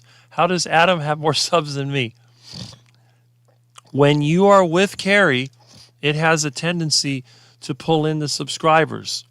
So if you want to get more subscribers, you got to be with, the popular ones. Adam is cool. Yes, he is. I like his style because he's not out there trying to bring attention to himself. He lets the person he interviews do the talking. So again, he's not going to be a leader in the world of influencers, but he is someone that I am very happy that I was interviewed by, and I do love watching his interviews. He is nice. Yes, he is. No opinion on him. I haven't heard him speak. He really doesn't, and that's good. He knows what he needs to do. No, I'm not monetized. I'm going to find some way of doing that eventually. I don't want to take your money anyway. You're too awesome. Short outs. Yes, definitely grows the community. That's the whole idea because I don't get personally offended. You can criticize me all you want. I just don't care. There you go. It's getting rhythm. That's it. Well, I wish I could send you some of this hot weather here. It's like 88 degrees right now. We can go ahead and do that. I haven't heard of half of these. Great to see these being shared. Yes, I just want to do that. And I'm sure a lot of them have shared my channel. In fact, I was quite surprised when I popped on Chris Cooking Nashville's channel. He told everybody to go to my channel. And then Dustin, I check out his channel every Sunday morning. So I really do. I love it when these people, they're fun, you know. I don't have carnivore associates in my area, but I have the internet. I can do this virtually. So I'm not alone. I live alone. Well, I don't live alone. I have my little black menace, which I'm going to probably let him in soon because it's past 11:30. It's time to let the monster attack. Okay. Rick needs to monetize so we can buy him, send him coffee so he can buy steak and eggs. Yeah, you got a good point there. He's too freaking humble. I'm not sure who that is. Maybe it's me. Maybe it's somebody else. I don't think I'm that humble. I'd buy him a coffee. There you go. Someone's riding an ATV. I got to get my golf cart out there. Good night, everyone. I have to sleep now. Well, good night, Annabelle. I'm glad you were here. All right. Good night, rest well. A literal quack. You're right. Rick, have you ever considered going gay? I don't know what kind of question that is. That's a really good question. Yes, I have considered it, but there's one problem. I'm not going to find anyone I'm attracted to, so why would I do that? And besides, I believe that some parts are for exit only, not entrance. So that would be the problem. Now, on the other hand, if I had a carnivore, like my friend that was carnivore, I don't know. I might consider it. Being able to have a steak with someone that you like who's intelligent, that's not so bad. But I just can't get, I can't get behind that whole taking it kind of thing. I just, you know what the Bible says about, how does that go? Lay with a man as you would with a woman. Well, I don't have to worry about that because I haven't been with either one, really. So, I mean, other than friends, I mean, come on. Right? Yes, you did. You did. That's a good point. Ooh, here's a good one. Have you watched Dr. Sean O'Mara, Visceral Fat Guy? Yes, I have.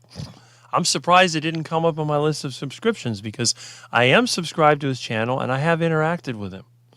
That is very, very good information there. He's the one that stands in front of a TV monitor like I sometimes do.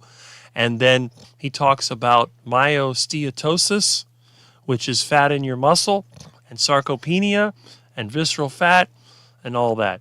He's in his 60s, got a pretty good physique, and he's not so vain that he tries to color his hair dark, like some people do. So he's got the white hair. He talks about sprinting. I am very familiar with his channel, and but of course he's trying to sell his service to people that have money. But that's okay. He offers a service. If you have the money to pay for it, go for it. If you don't have the money to pay for it, don't pay for it. But yes, I have watched him, and I'm glad that he has videos out there. If you're the best person in the room at whatever the context is, you're probably in the wrong room. You got that right, Jonathan. Absolutely. Yep. Yes, monetize Milton. There we go. And now that you mentioned Milton, let me go ahead and let me grab the monster.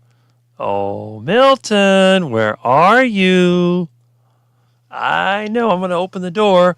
Where's my little cuddles? Come here, baby. Huh. Okay. Milton.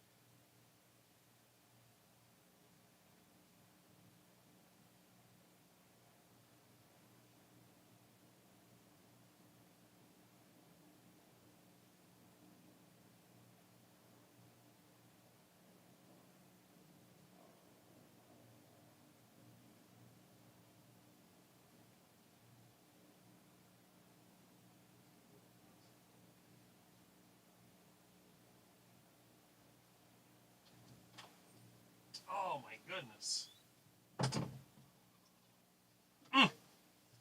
You crazy cat. Look at that. Oh man. Well, it looks like Milton will not be joining the chat today because I went in, I looked in the house, I was looking for Milton. I walked into the shop and he is fast asleep on the floor. Now, I was going to give Milton some dumpster meat that my neighbor gave me. They had some old steak, probably about a pound of it. And I put it out there this morning to let it defrost. Well, Milton decided that he wanted to eat it. So he ate the entire thing. How could a cat eat a pound of meat? Now, the bone is still there. It's gone. The bone is in the middle of the kitchen floor. So he went up on the countertop, grabbed the steak, ate it, went to my shop, and fell asleep on the stool. And I said, "Hey, Milton, you want to come in?" He opened his eyes, he looked up at me, and he's like, fell asleep. So I got the door cracked open, and that's it. All right, let's see what we got here. Yes, the feral grandma did call in. The phone line is still open, so at any time, anyone is welcome to call in who would like to. You can identify yourself if you want, or you can remain anonymous. This is the beauty of the phone call-in line. You can tell me where you're from or whatever. So, at any time if you wish. Now again, I turned the ringer off, so the light will flash telling me that you're calling in. Okay. Now, let's see. Wonder how many people we have at this point. Let's check it out. Let me go back here. Okay.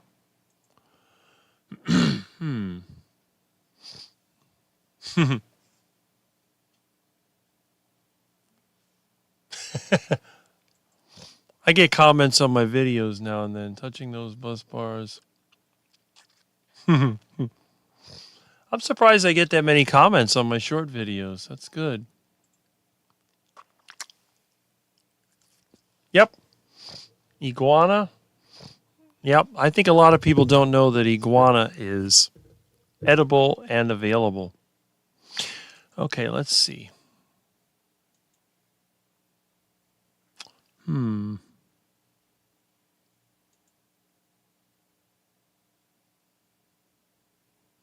Well, we got 27 people watching. That's actually pretty good. Anyway, let me show you a little something. Okay. Yeah.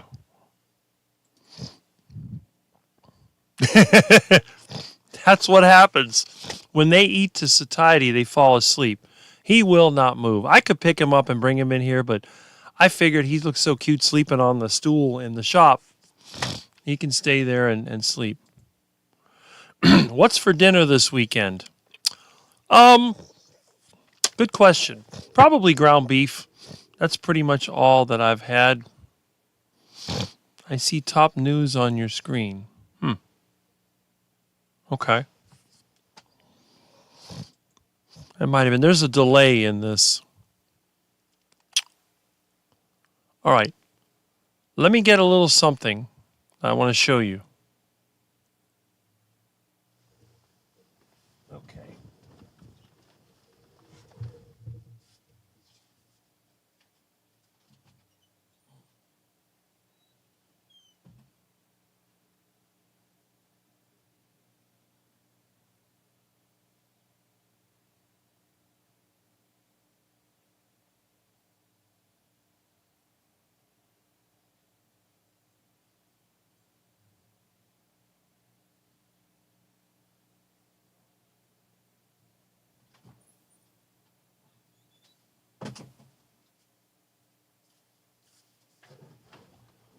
Okay.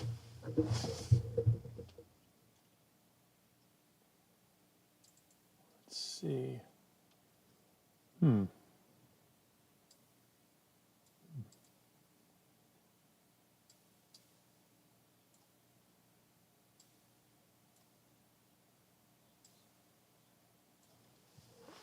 All right.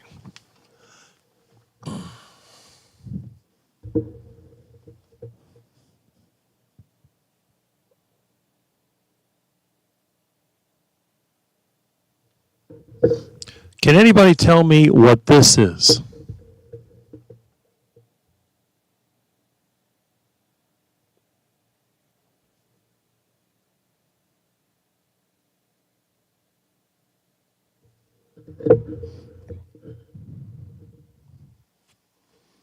Any ideas?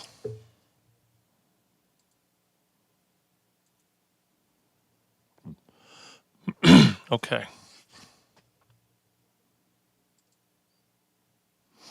There you go. I mentioned your channel earlier, which you probably heard. You're on my purse with you going to work. Time to make the goulash. Yep. My mother was Hungarian. I know all about the goulash. That stuff's pretty good, I gotta admit. Can be really tasty. My mother, it was interesting because with her family being Hungarian, they always liked meat. But my mother never liked meat. In fact, she was anemic even growing up. She had all kinds of problems. A lot of the issues that my mom experienced, I think, was from a lack of eating meat. She did like her vegetables, though. And I was the one that was always against the vegetables. I hate vegetables so much. And the thing is, they hate me almost as much as I hate them. Every time I've tried to eat vegetables, they tortured me. It's like my ex-vegan friend. I make him a ground beef, broccoli, and cauliflower stew with onions. I've tried to eat that, and you know what reward I get from eating it? Horrible diarrhea and gas. Absolutely horrible. So, okay. That is correct. That is correct. It's something from a car. You can probably tell because it is kind of dirty and a little bit rusty, you know.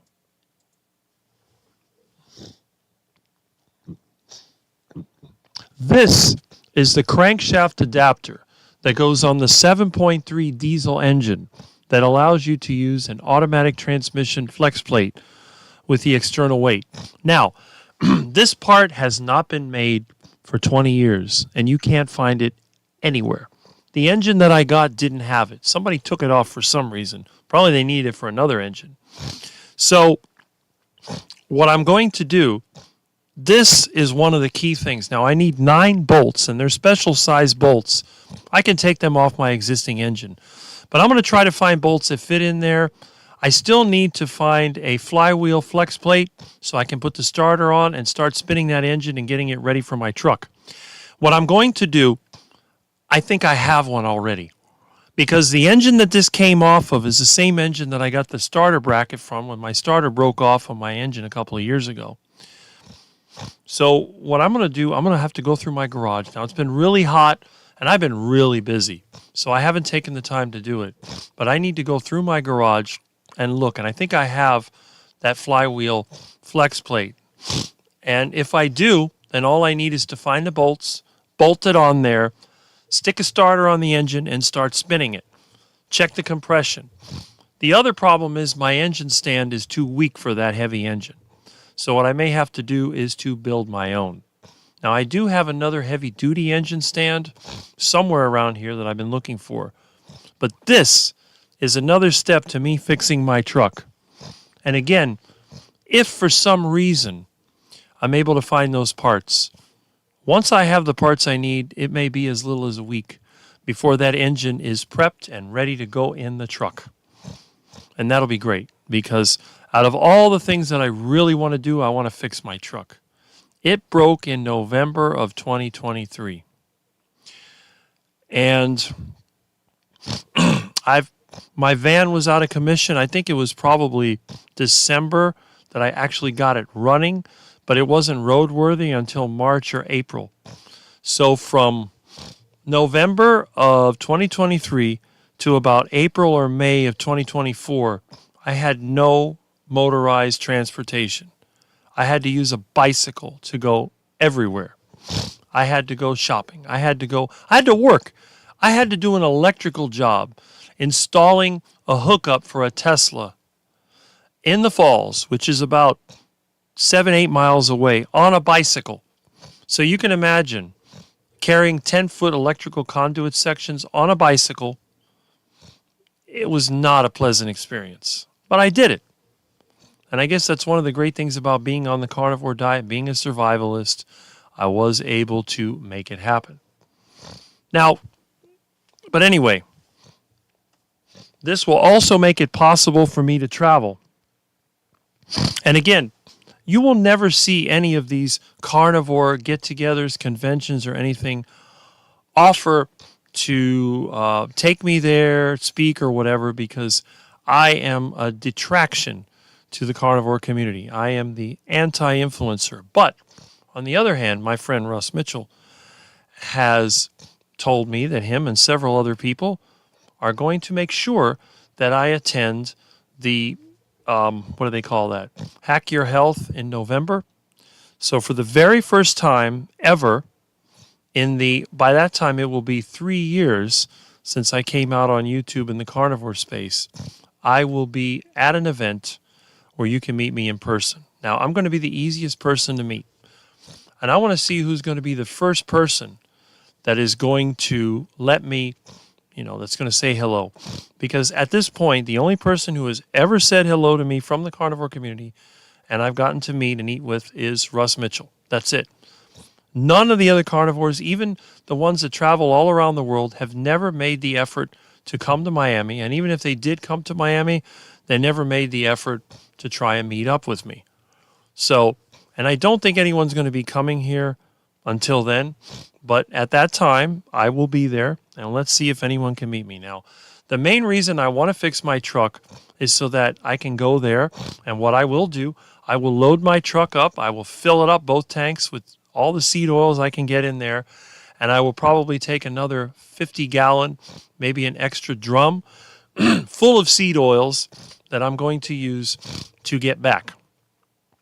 Unless, of course, it's cooler, in which case I may have to use diesel, but I'll find a way. Because obviously, if the weather gets cold, you can seize up your fuel system and break the injection pump. But I'd like to have my truck running because if I go to the event, which I'm sure I will because someone will make sure I get there, then I will be able to demonstrate my engine cooking technique, and I can show you exactly how that's going to be. All right, let me go ahead and see. Okay. Yes, that's right. I wish my mom would have eaten red meat. She wouldn't. Is the windshield crack getting bigger? It might be. I haven't really checked. Your memory is excellent. I've been told that for many years. I have a very good sense of timing. And it's also, even though I am long-winded, if I have to give a speech in a certain amount of time, I always end on time because I can arrange my thoughts in a way where it actually makes sense. Where is the event in November? That's a good question. Let me look that up for you. Put this away. I do not want to lose that adapter because that adapter is going to be the key to me getting myself over there. Let's see. Okay.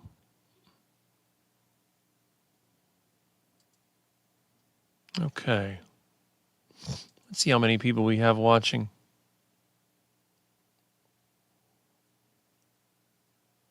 25 still. Not bad, not bad. Okay. Let me do this. Okay, let's see.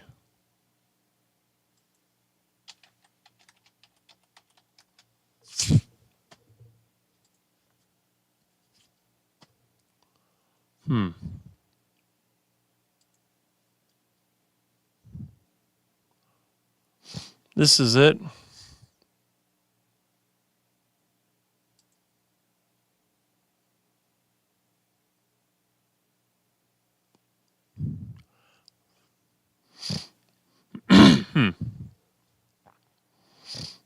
Okay.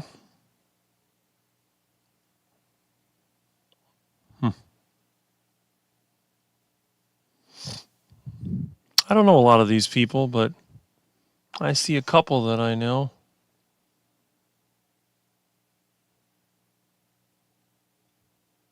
There she is that you were talking about.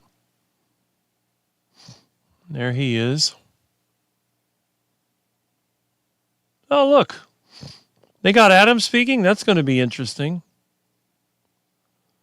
Got to make sure you don't eat your steak before that. You don't want to fall asleep and insult him. And, of course, he's got to be there always. And her, of course. Who else? Let's see. I've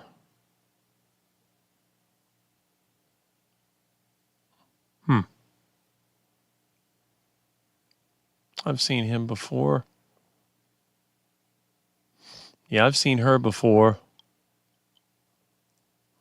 And they have all the things here. This ought to be interesting.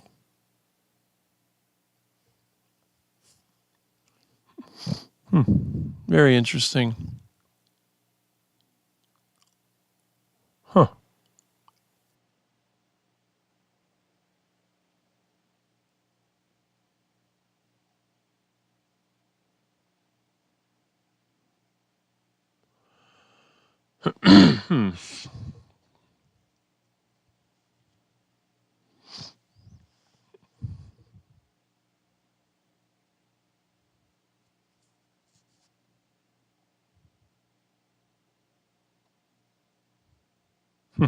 Regenerative agriculture. That's interesting. I've seen him before. Well, I see he's a celebrity carnivore now. IBS, yep. Okay. Regenerative agriculture. Interesting.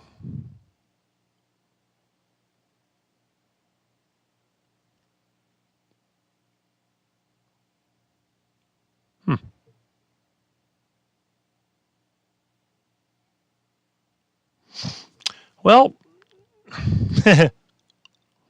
he still reminds me of a used car salesman, but I like the guy now, I have to admit. You've won me over, Dr. Kiltz.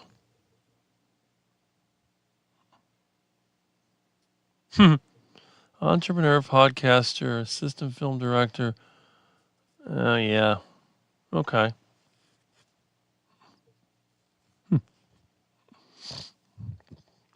So let's see. Oh, there she is. Bellama, steak and butter gal. That's amazing that so many people. There we go. Mr. Carey. Look at that. Filmmaker, health advocate, and visionary behind humanity, healing humanity. Having personally overcome, blah, blah. Okay. That's accurate. Well, Mr. Carey, have fun. But anyway, there's one person you'll never see on there. Well, there might be a duck in there somewhere. I wonder if they have ducks over there at the... Where is this going to be? This is what I want to know. Where is it going to be?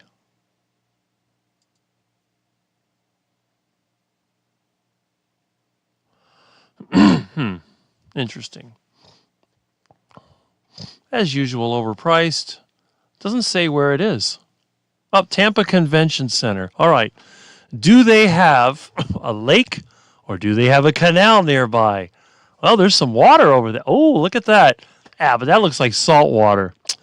That's no good. What is this? Come on. Well, it is a canal. I mean, you never know. If you follow this canal long enough, there's a golf course over here. I wonder if I could pick up a nice, delicious Muscovy duck or an iguana. Very interesting. Well, I think it'll be interesting. Somebody was nice enough to buy me tickets for the convention. So all I have to do is drive from here all the way to there. So I'll go over here. My lot is over here somewhere. I'll go across here. Fort Myers has a lot of traffic. I'll have to go maybe up here. What is that? 27? Oh, that's kind of a mess. It's going to be a long drive, I'm sure. Make a turn over here at Haines City and through Lakeland. Probably a good 4-hour trip just to get there. I mean, I could hit 75, but what days are this? Plus, I got to get someone to take care of my little Milton, the little monster. That's going to be a challenge. I'll figure something out. November 14th through 16.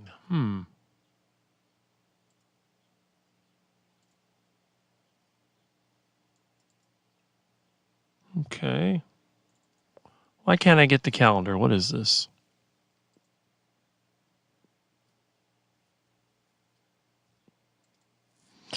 All right.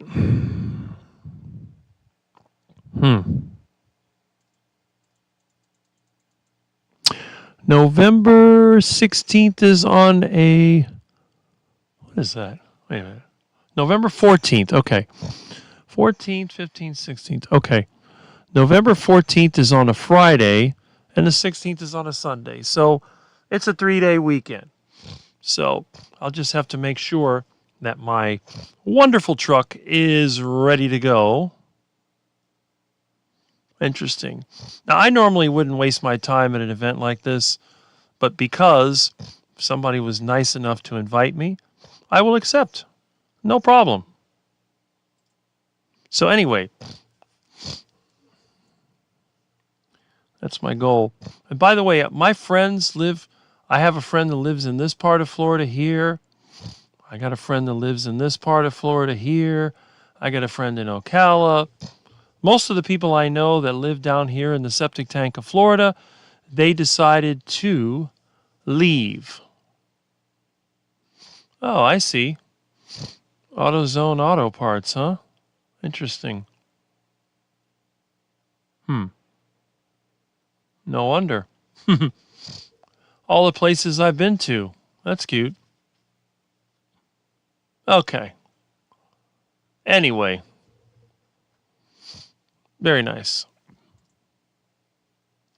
So, let's check out some of these comments from the best people here. Let's see. On what continent? Yeah, right. What is your IQ, Rick? It's not that high. I've been tested a couple times. It ranged anywhere from 120-something to 130-something. That's what I got. If you had to eat a vegetable, which one would it be? Ugh. Vegetable? Ugh. Vegetable. What kind of vegetable could I eat that wouldn't make me sick?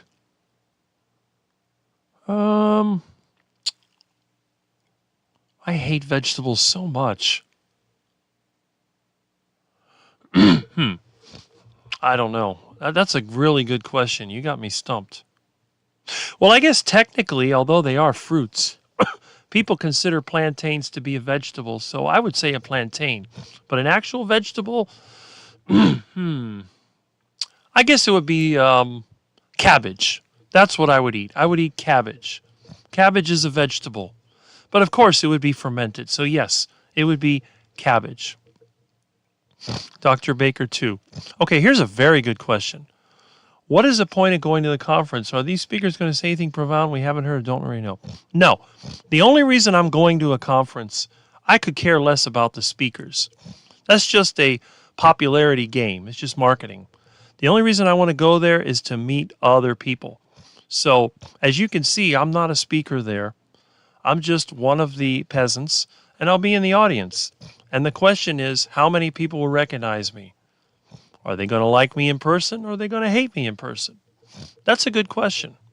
So I just want to be there just so that I can meet someone for the first time and see the attitude they have, because I think some people are going to have a great attitude, and other people, they're going to look at me like I'm persona non grata because I'm against their scams.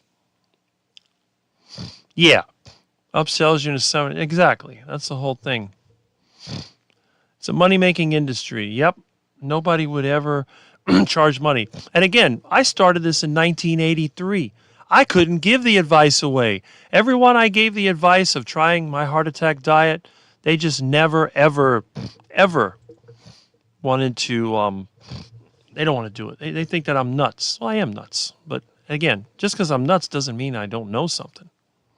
I started in 2015 too. Yes, you can get a cheap flight from Tampa to Miami.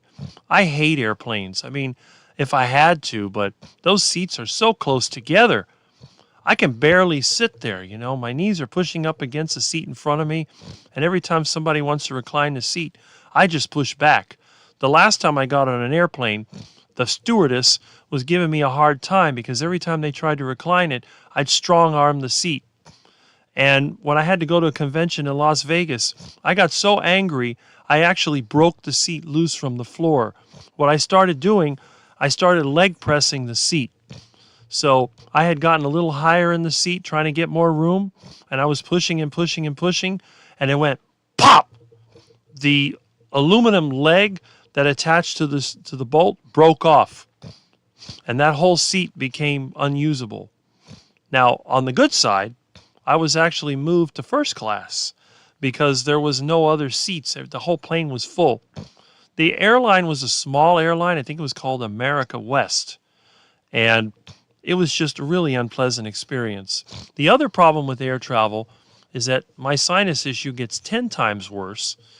And then when I got back to the house after having to fly back from Las Vegas for that stupid, the ISC West convention, I actually had fallen asleep, and I woke up with the worst headache I've ever had in a while. I felt like I was on the plant-based diet.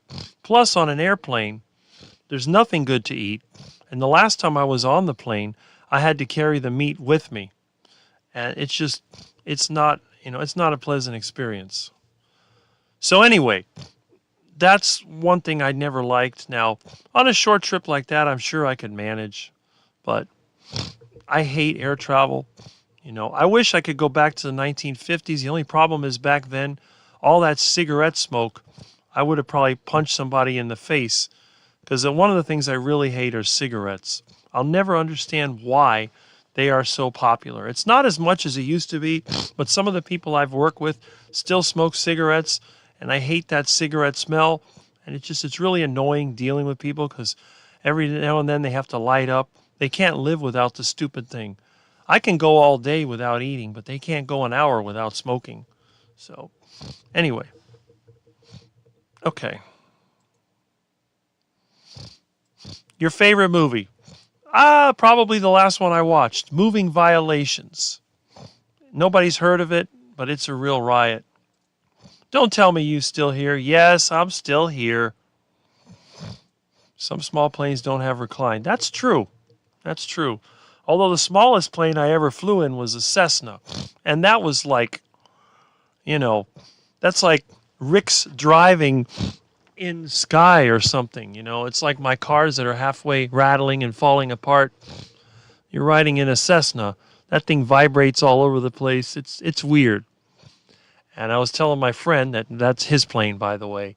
Like, I sure hope this thing doesn't crash. It's like, well, if we lose power, we can still glide in. Like, oh, that's reassuring. If my car falls apart in the middle of the road, I don't have to worry about dropping a few thousand feet.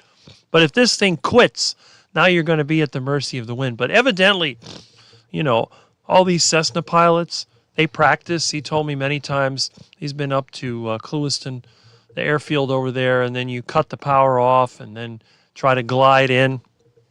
So that's fine. But, I'm really late. Okay, here we go. There are some new people here. Yes, there are.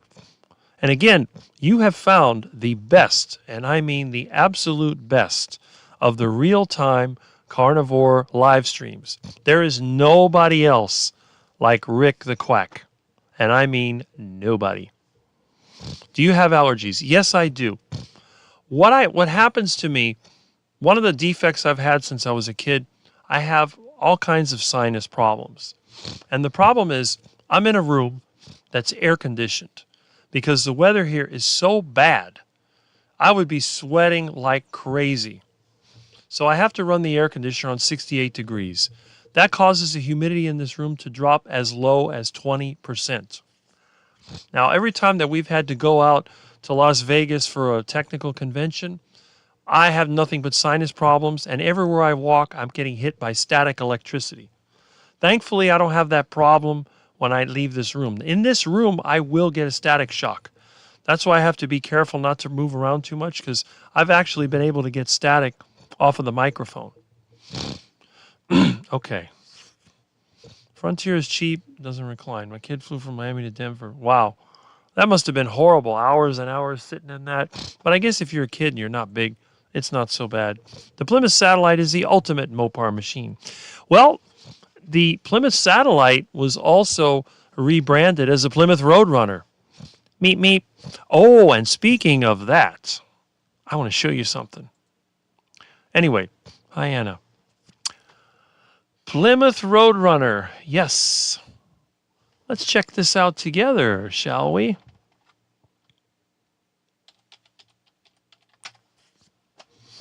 Okay.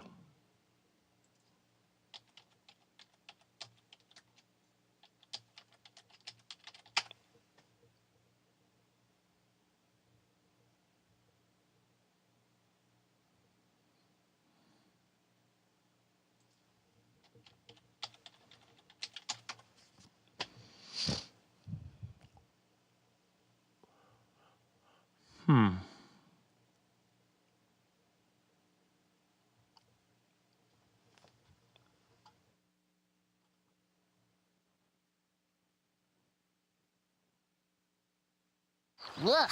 If your pool looks like this, Leslie's helps you avoid needing that. It's easy to turn.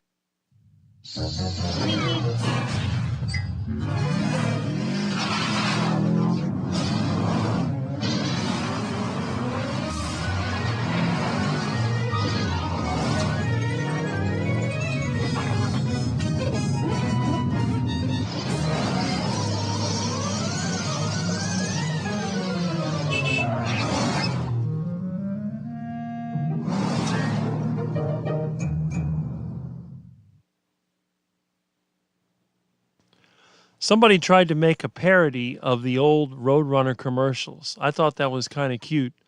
Somebody sent me that a while back. Let me see if I can find the original. Where's the original? Not here?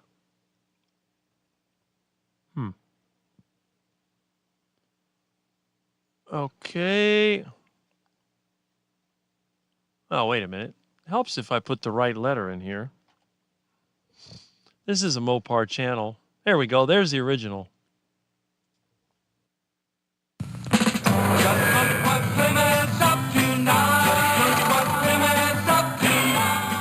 The Great Plymouth Sale is now. Featuring special savings on specially equipped Fury.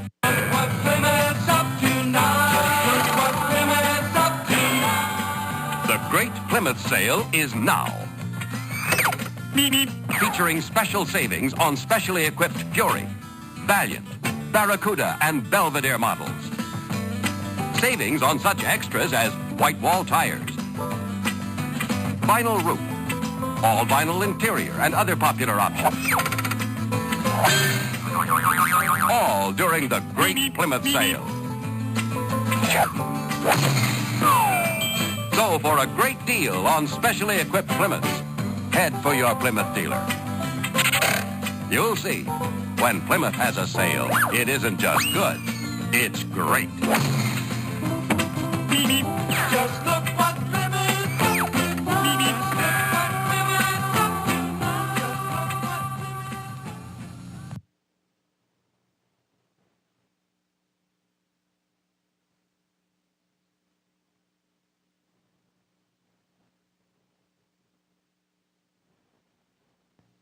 Okay. Yeah. So, you know me, I'm definitely the Mopar man. Okay, I should go to the supermarket. Good idea.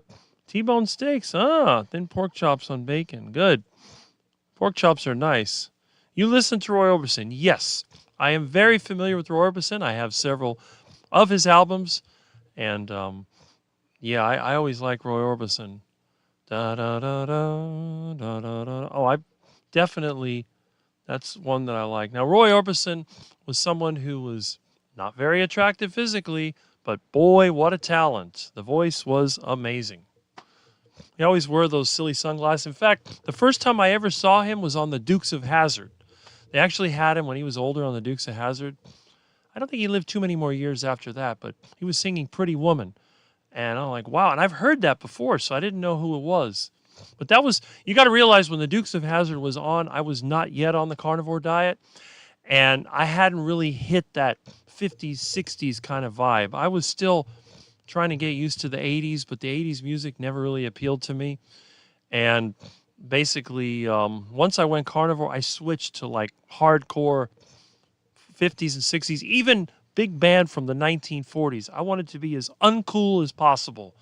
Then they had that little swing music revival in the 80s, so that went kind of nice. Yeah, I think I've seen that. Did anyone call today on live? Yes, the feral grandma called, but nobody else had the courage to call in. And there's a comment on the pork chops. That depends on the assembly. If it's only cloudy on the outside, you can buy one of those kits where you basically polish it out and then you spray it with a clear coat. It'll never last because if you think about it, the original one didn't last. If you have glass lights like I do on my van, you won't have a problem. Now, my truck, the best way to clear the cloudy headlight was to buy a new set. I spent the $150 or whatever it is to get 2 new lights for my truck. Of course, a year later, the damn truck broke, but that's okay. I'll get that fixed. That's it. I agree with that. Why did this must have moved? What happened here? I got some issues sometimes with this. I may have changed it. Did I mess with this setting? Hold on. I may have messed with it. Nope. Oh, yeah, I did. What in the world? Okay.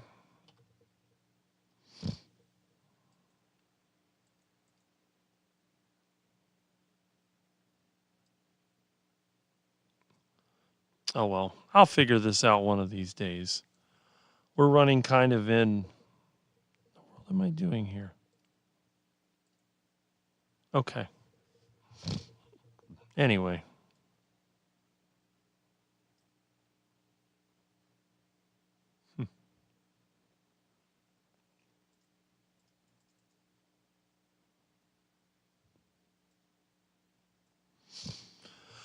All right. Let's see what else we got here. Yep.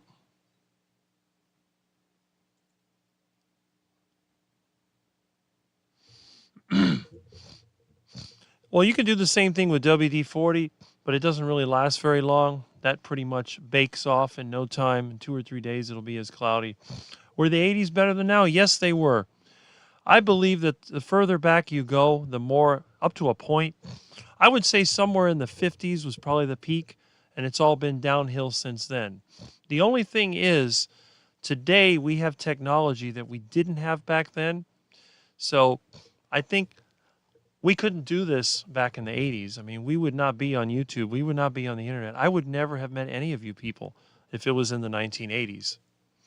So, love the 70s, 80s. Yes, I remember the 70s and 80s very well. That was my decade. Never heard that before. My truck is a 1990 F-250 Ford. That's good. So anyway, let me pop over here. I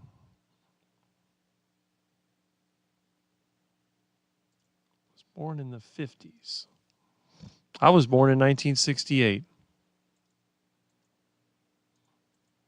Okay, there we go. We are back into the 1970s or 1960s room. Okay. So anyway, we have a comment here. What is up with your nose, brother? I have sinus issues, and it's aggravated by the dry air from the air conditioner. There's nothing I can do about that. What's okay? If you put 3M film over the headlight after cleaning it, it keeps it clear. It can, But the problem is it's going to come off. The sun will eventually bake it off. Midnight Madness. Rick, will you ever move from Florida? I might. It's a possibility. Anything's possible. I'm definitely going to move from Miami because this place is overpopulated and it's pretty much ruined. Miami has been completely destroyed. It is no longer suitable for, a person like me to live here. It's just way too overpopulated, and anything that's been interesting here has been wiped out. My home is kind of like a small piece of what used to be here. So all this stuff that people threw away, I still have a little bit of it. So that's it. Okay. I miss Milton. I do too. You know what? Maybe I should go there and wake him up because he should have digested that meat by now. I mean, he did put away a pound of meat. Let me see if I can grab the little monster. Milton, come here.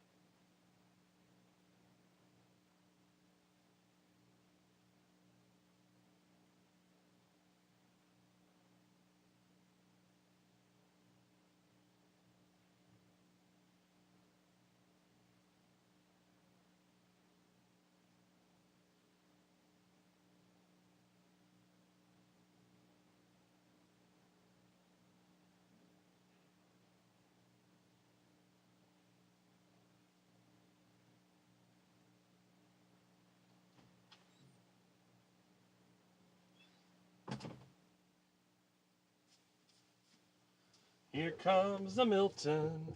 Here comes the lazy Milton. Look at that little killer. Hey, buddy. You fell asleep. Look at that. You are a silly cat.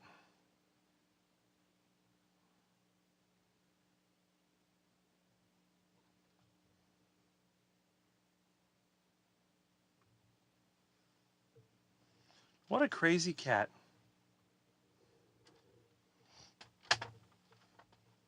What are you doing, huh? Oh, what a beautiful animal. Okay. You got fleas. Why do you keep scratching? I haven't seen any fleas on you. So what's the matter, buddy? Finally waking up? Come on. Milton, come here. Well, you're a nice cat. Well, here's our little friend Milton. There we go. You good, kitty? Say hello. Yep, come on. Let's see if I can get you in one hand. Here we go. Don't claw me, please. There's my little cuddles. Look at that cute little kid. Oh, watch out. Okay. You're a silly cat. Look at how strong you are. This cat has some pretty strong legs now. Look at that kitty.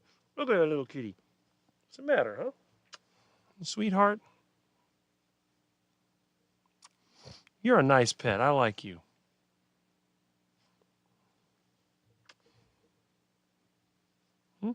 Yeah.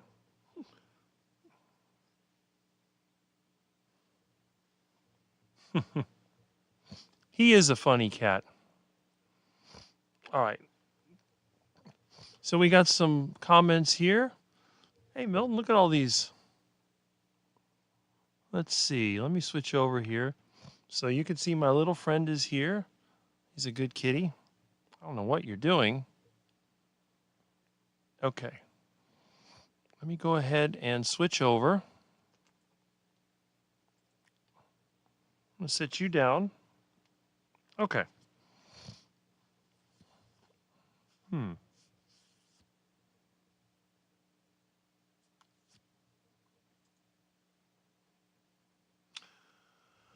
Yep, good old sinus issues. Notice they get a little better when I leave this dry room and I go into the humid house.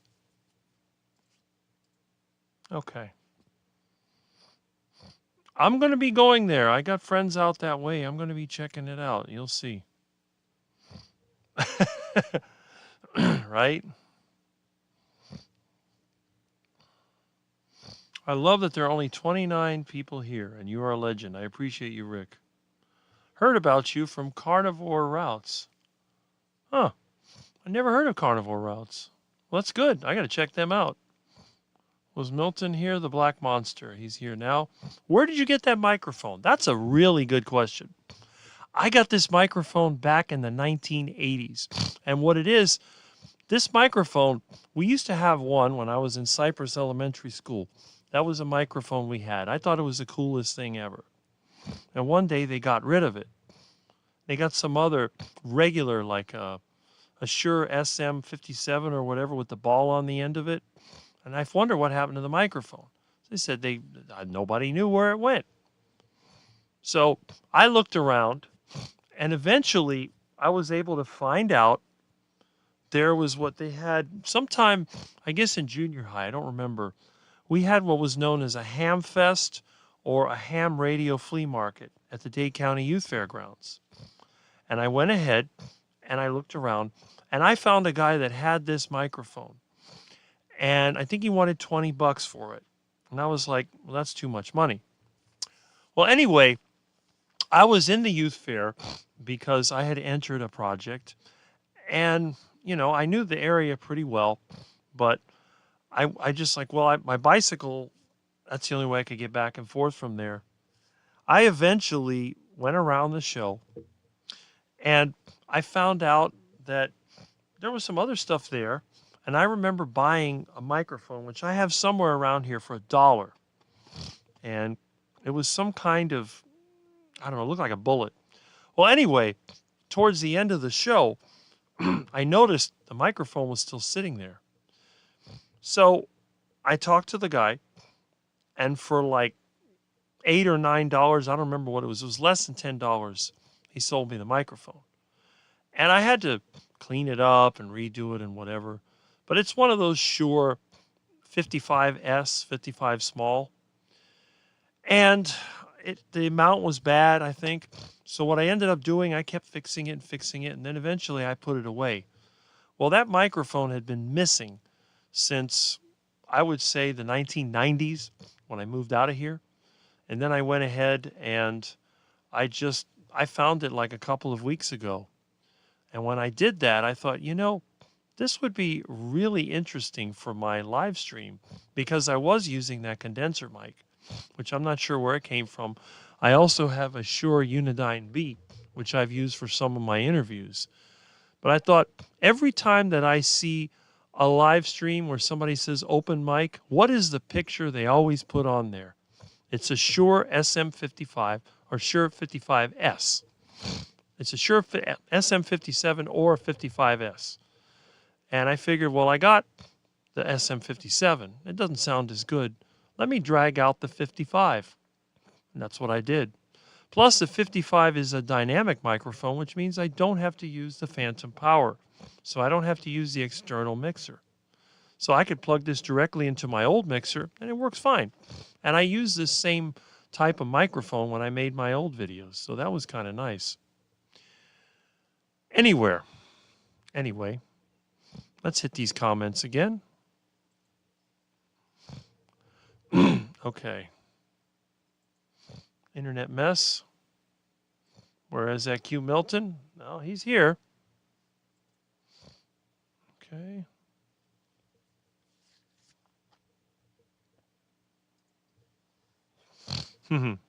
There you go. He is getting big. Yes, he is. As you can see, he is a pretty big kitty. Why is this thing not moving?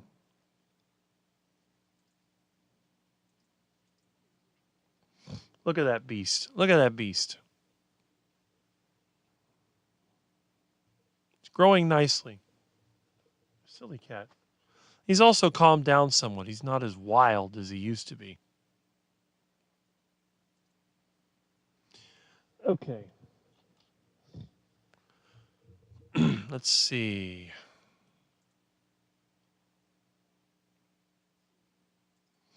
Yeah, that is an annoying thing about cats. Why name Milton? He was discovered by my neighbor in the middle of the street during Hurricane Milton. So he grabbed him so he wouldn't get run over, tried to give him away. Nobody wanted him. So he basically ended up my cat.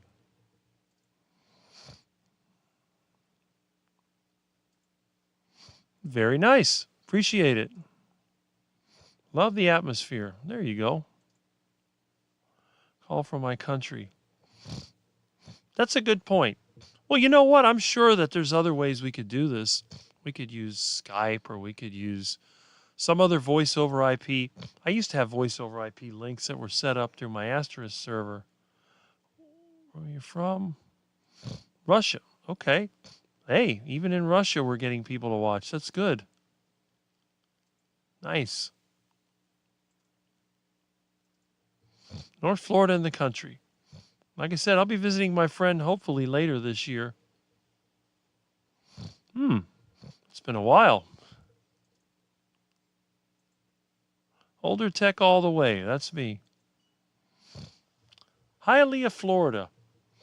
Well, when you say good or bad, Hialeah is not a high crime area, but Hialeah doesn't really have anything, tourist-wise. It's just basically a bunch of apartments. There's a few houses. It's your typical suburb. It's mostly Spanish. Maybe I'll make a video from out in Hialeah the next time I drive around there. It's been a while, but... Do you, Rick, Mitch, Peter live close to each other? No, we're probably a few hours apart. I mean, Mitch is probably 4 hours away, and Peter's probably a couple hours away at least. So it's drivable, but not really that close. Yeah, 3 hours from Mitch, 5, 6 from Rick. There you go. That's about right. 7. Wow. I remember that when they had that Versace, that Andrew Cunanan or whatever, some goofy guy killed him. All those fashion designers are wackos anyway. 5 weeks. Congratulations. See? Financial subs, because I believe in trying to understand how the system works, so when it does finally collapse, we'll be in a good position to fix it. Okay. A few hours, it's close. What else is new? And anyway, if any of you have just dropped in, you know that today's subject was a little different. It wasn't just me blabbing away. I was also talking about some of these other things that you see on YouTube.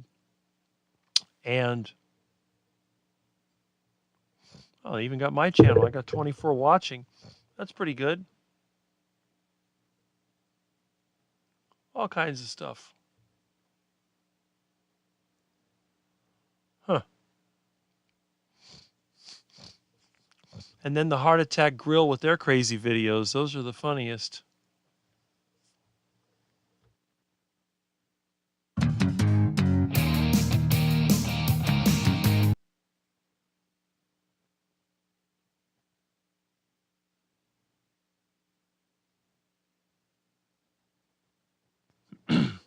The Heart Attack Grill, if you haven't seen them, it's kind of funny. They make all these parody videos. And by the way, if you've never been to the Heart Attack Grill, which I guess most of us have not, they sell the most extreme hamburgers, or what they call extreme.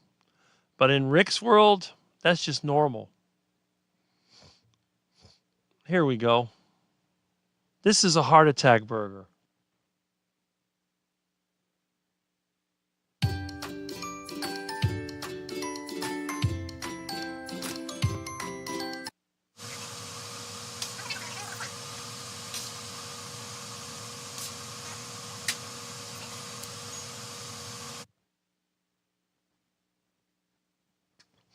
Okay.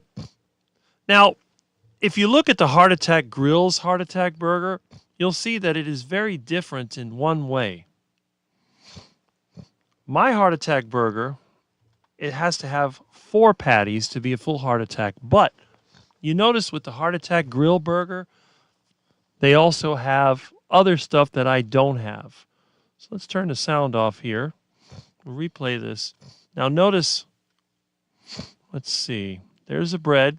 Now here we have a burger patty with cheese. Stop it, Milton. Oh my goodness. Milton, you're a menace. Get off the keyboard. Crazy animal.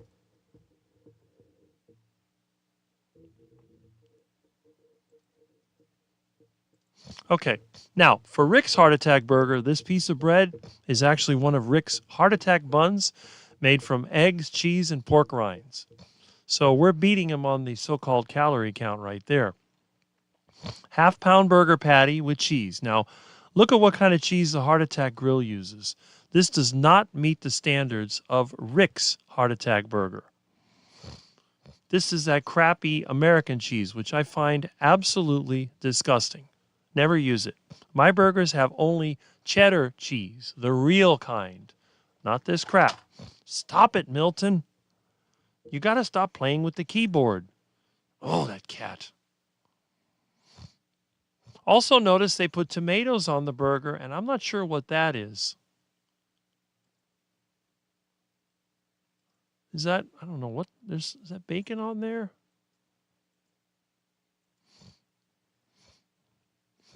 But anyway, they also have, let me see if they have a quadruple bypass burger. Yeah, see, they use that garbage American cheese, which I find very insulting. There we go. This is the equivalent of Rick's Heart Attack Burger. And look, they're selling duck food. Amazing. That looks nasty. What is that crap? That's disgusting. Quack. That's similar to Rick's Heart Attack Burger, except it's not that high because I don't have all this other plant-based crap in there.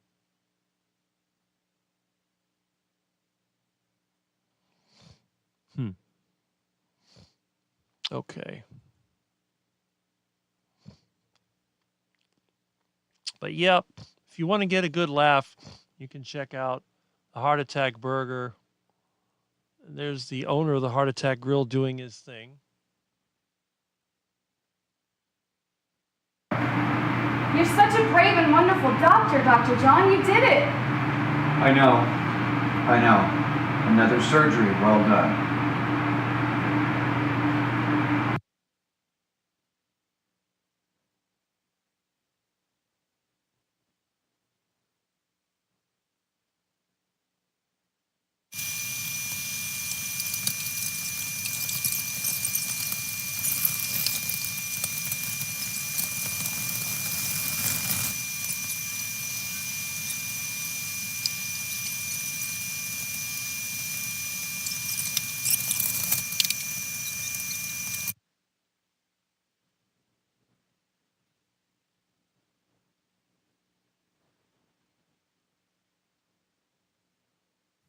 Want to have a wild Las Vegas adventure?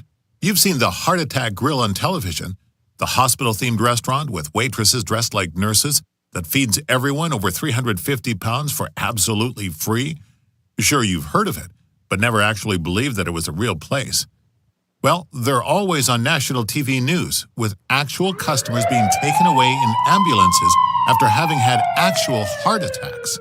People line up for the scale because everyone wants to eat free food.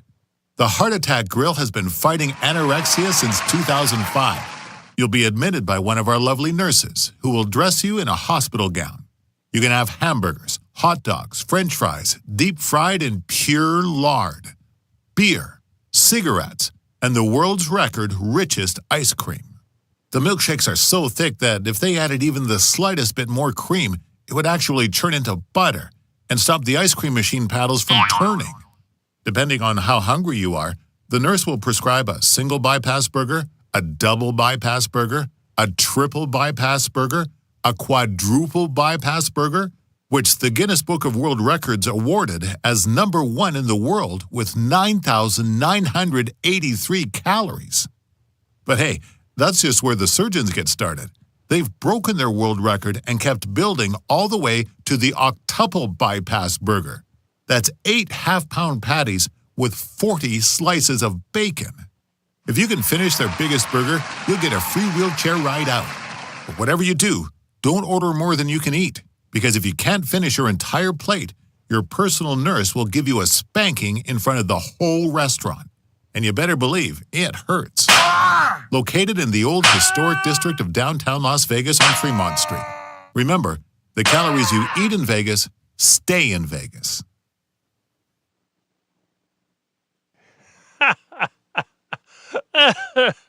I always laugh when I see that. It's just way too funny.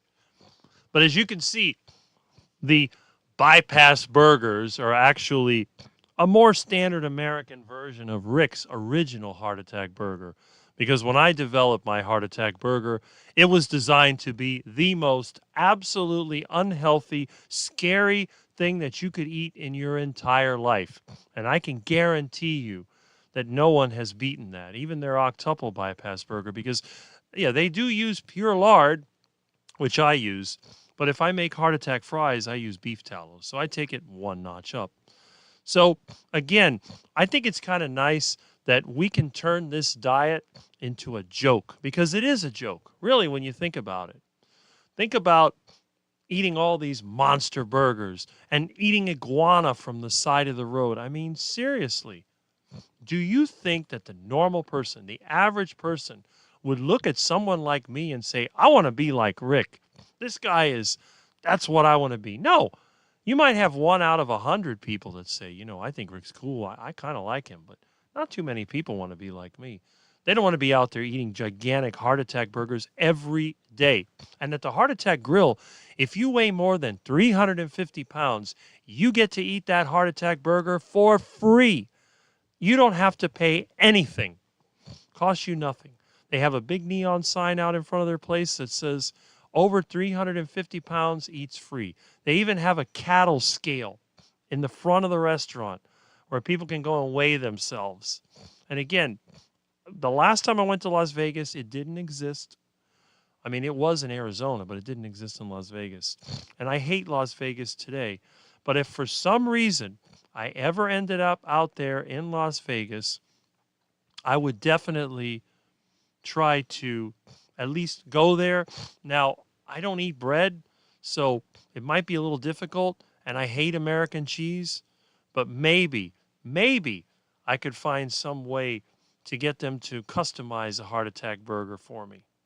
I would go for the octuple burger if they left out the nasty tomatoes. I hate raw tomatoes. I find them disgusting. And the same thing with that American cheese. That stuff is crap. I absolutely hate it. Even as a kid, I never could stand that nasty crap. It's disgusting. It even looks nasty. It looks like something like grease or something. You put it on there, it all melts into some kind of, I don't know, it just looks like a motor oil. You dump the motor oil out when you spill it, when you're pouring it in, it flows all over your engine. It looks like yellow motor oil. Not my thing. So really, but again, it's fun. Having a place like that is fun. I'm glad it's still around. And, now if I ever made a restaurant, I would do something a little different, because my restaurant would have like ducks and iguanas and all this other stuff. It'd be sort of like, you remember how they had those tiki things? They had the Polynesian and the tiki trend of the 1950s. It might be something like that, sort of a Polynesian themed or something where you have ducks and everything waddling around outside. It would be kind of interesting, but there would still be a comedy to it. It may be formal on the inside with a 50s look, but it would definitely be, let's have some fun. Let's get together and have some fun, because life is short and there's not enough time to be serious all the time. Same thing with the carnivore diet. You got the people out there pushing, you have to be strict, you have to do this and that. And that's fine for the people that they're coming from a position of addiction and duck food eating. But if you've been on this diet for years, you can go out there and have some fun. There's nothing wrong. If you feed me non-carnivore foods, I'll probably not eat them because I hate them. But even if I did eat them, that wouldn't make me want to eat more. If somebody gave me some potato French fries, I might eat two and spit it out because it's disgusting. The only fries I can eat are plantain fries, and they have to be fried in beef tallow or lard, or I won't eat them. Seed oils actually give me headaches, and I don't even like the smell of them. Any place that's been cooking in seed oils, like the Chick-fil-A or the McDiarrhea or anything, it makes me lose my appetite. Basically, I can't stand it. But if you were to cook some delicious plantains in beef tallow, I will eat them. I'll eat a couple of handfuls of them, and then I lose interest. Now, if you give me steak, I will eat and eat and eat and eat and eat and eat until I can't move. Then I'll take a break, and then half an hour later, I'll eat some more until I am so stuffed that I'm basically going to explode. That's how I have no control when it comes to meat. But that's it. All right, let's see if we can wrap this up so that I can do something today. Now, again, I'm not wasting my time. Somebody said, well, Rick, you waste your time on the live stream. No, I'm not wasting my time. I feel like this is one of the best things I can do because as a poor guy, I don't have any money to give anybody. But what I can do, I can bring people together. I can set my information out there where you can see it. And you can see here, look, all my inflammation is gone. Had arthritis and now no pain. Look at that. Lots of things changing now. And that's only a short term on the carnivore diet. Congratulations. So even in Russia, they're like, you know what? And, Russians have a reputation for being drinkers and smokers and all that. But I'm glad. Our neighbors overseas, we need to join in this carnivore diet. I think that's great. It really is. West Boca is an hour from where you live, depending on time of day. Nah, not really. It takes at least an hour and a half to even get close to West Palm Beach, that area. That's on a good day. It takes a while. Let's see his heart attack burgers. Well, I'm going to do that. I have to do that again. Eggs have been too expensive and I haven't had them, so I can't make the buns. But when I do, I'm going to try to do the same thing and make basically, the heart attack burger from start to end and a video of me eating it. Because even my non-carnivore friends love Rick's heart attack burger. Nobody except a vegan can hate Rick's heart attack burger. And if you want them, they come with my own version. Now, the heart attack grill has what they call flatliner fries that are fried in pure lard. My fries, I call them heart attack fries. They're fried in pure beef tallow. So you're going to get that maximum cholesterol and that maximum Randall cycle activation. It's monster time, yes. Milton has fallen asleep, by the way. He is taking it easy. 7 patties cheeseburger. Wow. That sounds good. He's getting so big but still looks young. He's not even a year old, but he is growing rapidly. And every cat I've ever had, I tell people, cats are the ultimate pet because they're low maintenance. They never get sick. They grow really well. They live until they're at least 18 years old. And then they die rather quickly. Usually in the last year of their life, they quickly fall apart. So that's what I want to do with myself. That's the carnivore way. Yeah, see? Aged cheddar. And the thing is, aged cheddar tastes so good compared to processed cheese. Sauteed onions and butter. You can also do that with beef tallow. If you want onions, and I put them on my heart attack burger before, I can't eat raw onions because they make my digestive system a disaster. Plus, it makes my sinuses worse. But when they've been cooked in beef tallow, they go down easy. Lard is healthy, yummy.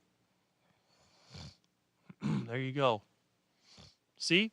Modern cars, and not only that, but they're ugly and they smell like chemicals. So that's good. I don't want a computer on wheels for mechanization. Yeah, I agree. Right? Exactly. Nice. Yep. Beef fat like the old days. Well, that's the start. Feeling better in life is no joke. I agree.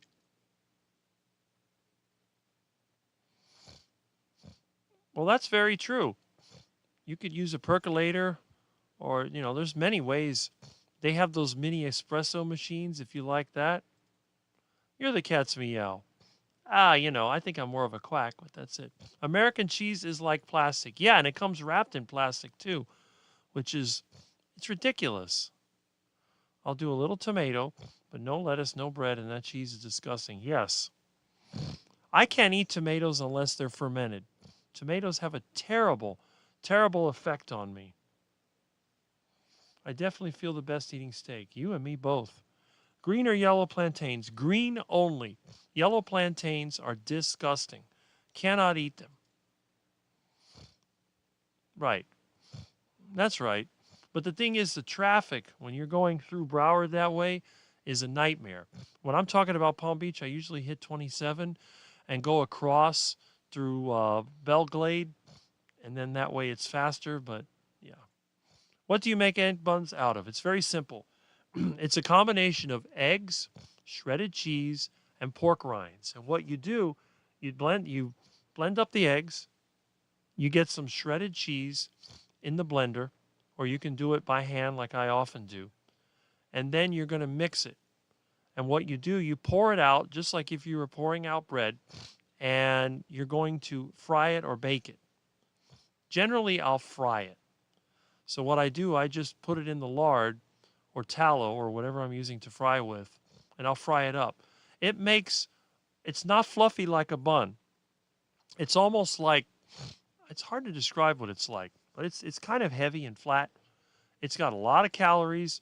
You could actually set it on fire and it burns like a candle. That's how many calories it has. So it's substantial, let's put it that way. Then you throw on your 4 patties. You're going to use 8 slices of aged cheddar cheese. If you want onions, they're going to be fried in beef tallow. And bacon, if you have bacon, I'm going to put at least 4 slices per patty. So we're talking about 16 slices of bacon. And it was about 10,000 calorie burger. And I eat that, and I can go right to work. No problem. And I'll have a dinner after that too. But I don't really need to. So I can eat a lot of meat. My body loves meat. Meat is my food of choice. I'll try that in tallow. Try it. You will not be disappointed. Hi, Rick, watching from Philippines. Well, hello, John Michael. I am glad that you are here. Okay, so we seem to have come to the end. And let's see.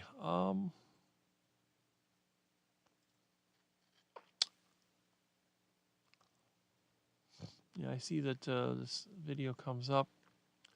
58-year-old surgeon versus massive tomahawk steak. Well, I got news for you. This 56-year-old skinny guy can take on any tomahawk steak. I don't care how big it is. Rick can take on any steak. You just watch me. I'll eat that tomahawk steak, and I'll beat the next iguana over the head with a bone. Okay. Oh, I guess Jonathan's having a live. I need to watch his live. Huh.